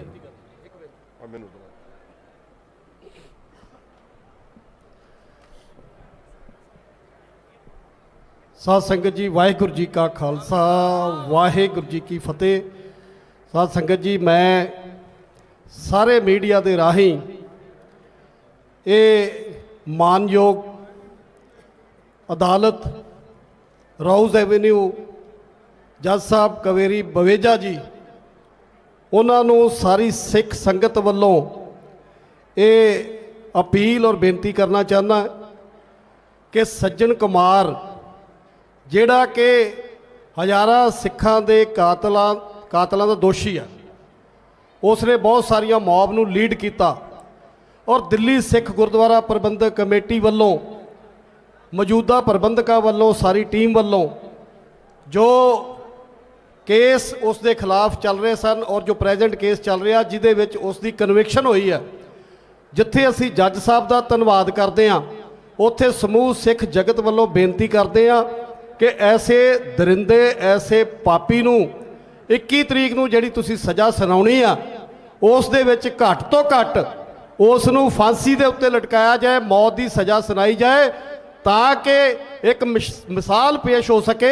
ਆਉਣ ਵਾਲੇ ਸਮੇਂ ਦੇ ਵਿੱਚ ਕੋਈ ਇਸ ਤਰ੍ਹਾਂ ਦੀ ਹਿੰਮਤ ਨਾ ਕਰ ਸਕੇ ਕਿ ਸਿੱਖ ਕੌਮ ਦੇ ਪ੍ਰਤੀ ਇਸ ਤਰ੍ਹਾਂ ਦਾ ਰਵੱਈਆ ਰੱਖ ਸਕੇ। ਸੋ ਸਾਰੀ ਸਾਧ ਸੰਗਤ ਜੀ, ਇਹ ਸਾਡੀ ਬੇਨਤੀ ਹੈ ਕੋਰਟ ਨੂੰ, ਤੇ ਅਸੀਂ ਜਕਾਰੇ ਦੇ ਰੂਪ ਦੇ ਵਿੱਚ ਇਹ ਆਪਣੀ ਪ੍ਰਵਾਨਗੀ ਦਈਏ ਕਿ ਸਾਡੀ ਸੰਗਤ ਸਾਰੀ ਇਹ ਸਜ਼ਾ ਜਿਹੜੀ ਇਸ ਦੀ ਮੰਗ ਕਰਦੀ ਆ।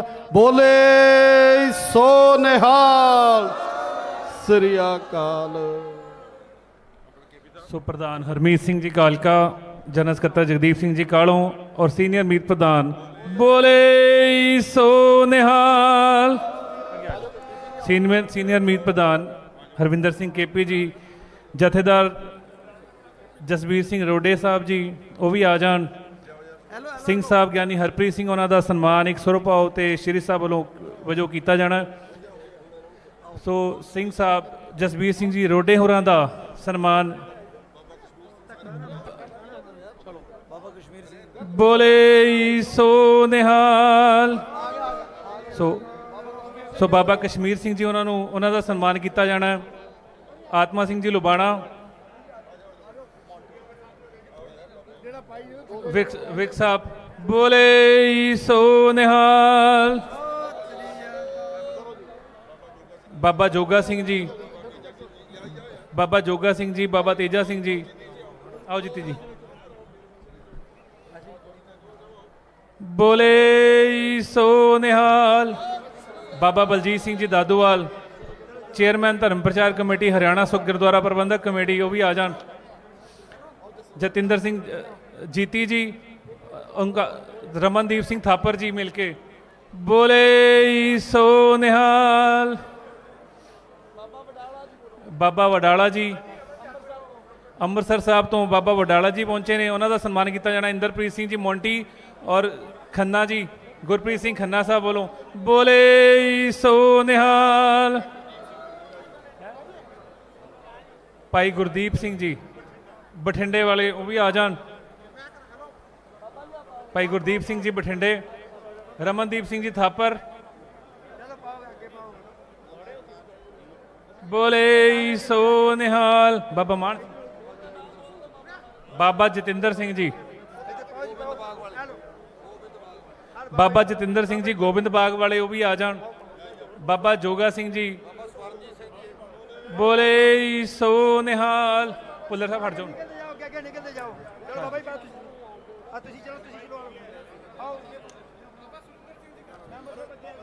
ਬੋਲੇ ਸੋ ਨਿਹਾਲ।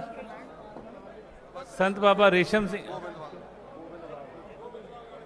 ਬਾਬਾ ਜਤਿੰਦਰ ਸਿੰਘ ਜੀ ਗੋਬਿੰਦ ਬਾਗ ਵਾਲੇ, ਆਓ ਅੱਗੇ ਆਓ ਯਾਰ। ਨਿਸ਼ਾਨ ਸਿੰਘ ਮਾਨ ਜੀ ਬੋਲੇ ਸੋ ਨਿਹਾਲ। ਬਾਬਾ ਜਤਿੰਦਰ ਸਿੰਘ ਜੀ ਗੋਬਿੰਦ ਬਾਗ ਵਾਲਿਆਂ ਦਾ ਸਨਮਾਨ ਕੀਤਾ ਜਾਣਾ ਹੈ। ਬੋਲੇ ਸੋ ਨਿਹਾਲ। ਭਾਈ ਗੁਰਦੀਪ ਸਿੰਘ ਜੀ ਬਠਿੰਡੇ ਵਾਲੇ ਪ੍ਰਧਾਨ ਬਾਬਾ ਗੁਰਚਰਨ ਸਿੰਘ ਜੀ ਗੁਲਾਬੀ ਬਾਗ ਨਾਨਕਸਰ ਠਾੜ ਤੋਂ। ਬੋਲੇ ਸੋ ਨਿਹਾਲ। ਅਕਾਲੀ ਦਲ ਸ਼ੇਰੇ ਪੰਜਾਬ ਦੇ ਪ੍ਰਧਾਨ ਭਾਈ ਗੁਰਦੀਪ ਸਿੰਘ ਜੀ ਆ ਜਾਣ। ਜਤਿੰਦਰ ਸਿੰਘ ਨਰੋਲਾ ਜੀ। ਬੋਲੇ ਸੋ ਨਿਹਾਲ। ਬਾਬਾ ਮੋਖਮ ਸਿੰਘ ਜੀ ਦਮਦਮੀ ਟਕਸਾਲ ਤੋਂ।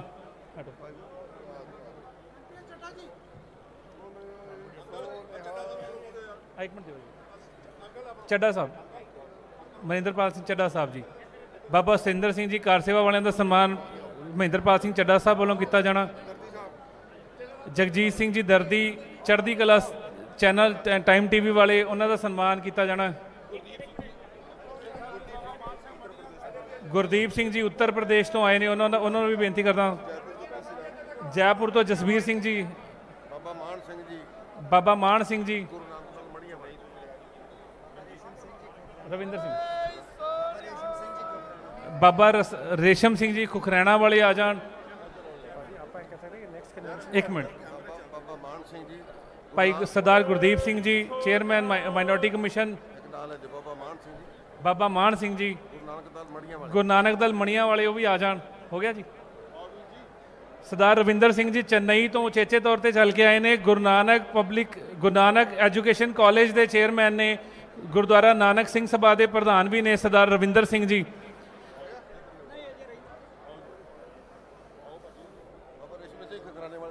ਬਾਬਾ ਰੇਸ਼ਮ ਸਿੰਘ ਜੀ ਖੁਖਰਾਣੇ ਵਾਲੇ। ਬੋਲੇ ਸੋ ਨਿਹਾਲ। ਸਰਦਾਰ ਸੰਤੋਖ ਸਿੰਘ ਜੀ ਸਾਬਕਾ ਚੇਅਰਮੈਨ ਧਰਮ ਪ੍ਰਚਾਰ ਕਮੇਟੀ ਦਿੱਲੀ ਕਮੇਟੀ, ਉਹ ਵੀ ਆਏ ਨੇ, ਉਹਨਾਂ ਨੂੰ ਜੀ ਆਇਆਂ ਕਹਿੰਦੇ ਆ। ਬੋਲੇ ਸੋ ਨਿਹਾਲ। ਬਾਬਾ ਜੀ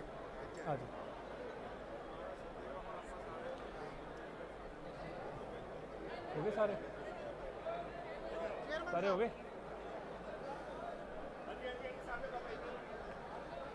ਸੋ ਸਾਰੇ ਮੈਂਬਰ ਸਾਹਿਬਾਨਾਂ ਦਾ, ਸਾਰੇ ਆਏ ਹੋਏ ਮਹਾਂਪੁਰਖਾਂ ਦਾ, ਸੰਤ ਸਮਾਜ ਤੋਂ ਆਏ ਹੋਏ ਮਹਾਂਪੁਰਖਾਂ ਦਾ, ਵਿਦਵਾਨਾਂ ਦਾ, ਰਮਨਦੀਪ ਸਿੰਘ ਥਾਪਰ ਜੀ, ਸਾਰਿਆਂ ਦਾ, ਸਿੰਘ ਸਾਹਿਬ ਗਿਆਨੀ ਹਰਪ੍ਰੀਤ ਸਿੰਘ ਜੀ, ਸਿੰਘ ਸਾਹਿਬ ਗਿਆਨੀ, ਸਾਰਿਆਂ ਹੀ ਮਹਾਂਪੁਰਖਾਂ ਦਾ ਦਿੱਲੀ ਕਮੇਟੀ ਵੱਲੋਂ ਮੈਂ ਜੀ ਆਇਆਂ ਕਰਦਾ।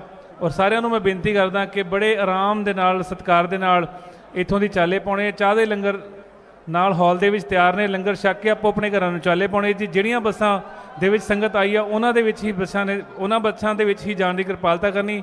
ਡਰਾਈਵਰ ਕਿਸੇ ਨੂੰ ਵੀ ਛੱਡ ਕੇ ਨਹੀਂ ਜਾਣਗੇ, ਸਾਰਿਆਂ ਨੂੰ ਲੈ ਕੇ ਜਾਣਗੇ। ਸੋ ਸਾਰਿਆਂ ਦਾ ਬਹੁਤ ਬਹੁਤ ਧੰਨਵਾਦ। ਵਾਹਿਗੁਰੂ ਜੀ ਕਾ ਖਾਲਸਾ, ਵਾਹਿਗੁਰੂ ਜੀ ਕੀ ਫਤਿਹ। ਮੈਂ ਸਾਰੀ ਆਈਆਂ ਸੰਗਤਾਂ ਦਾ ਧੰਨਵਾਦ ਕਰਦਾ ਹਾਂ।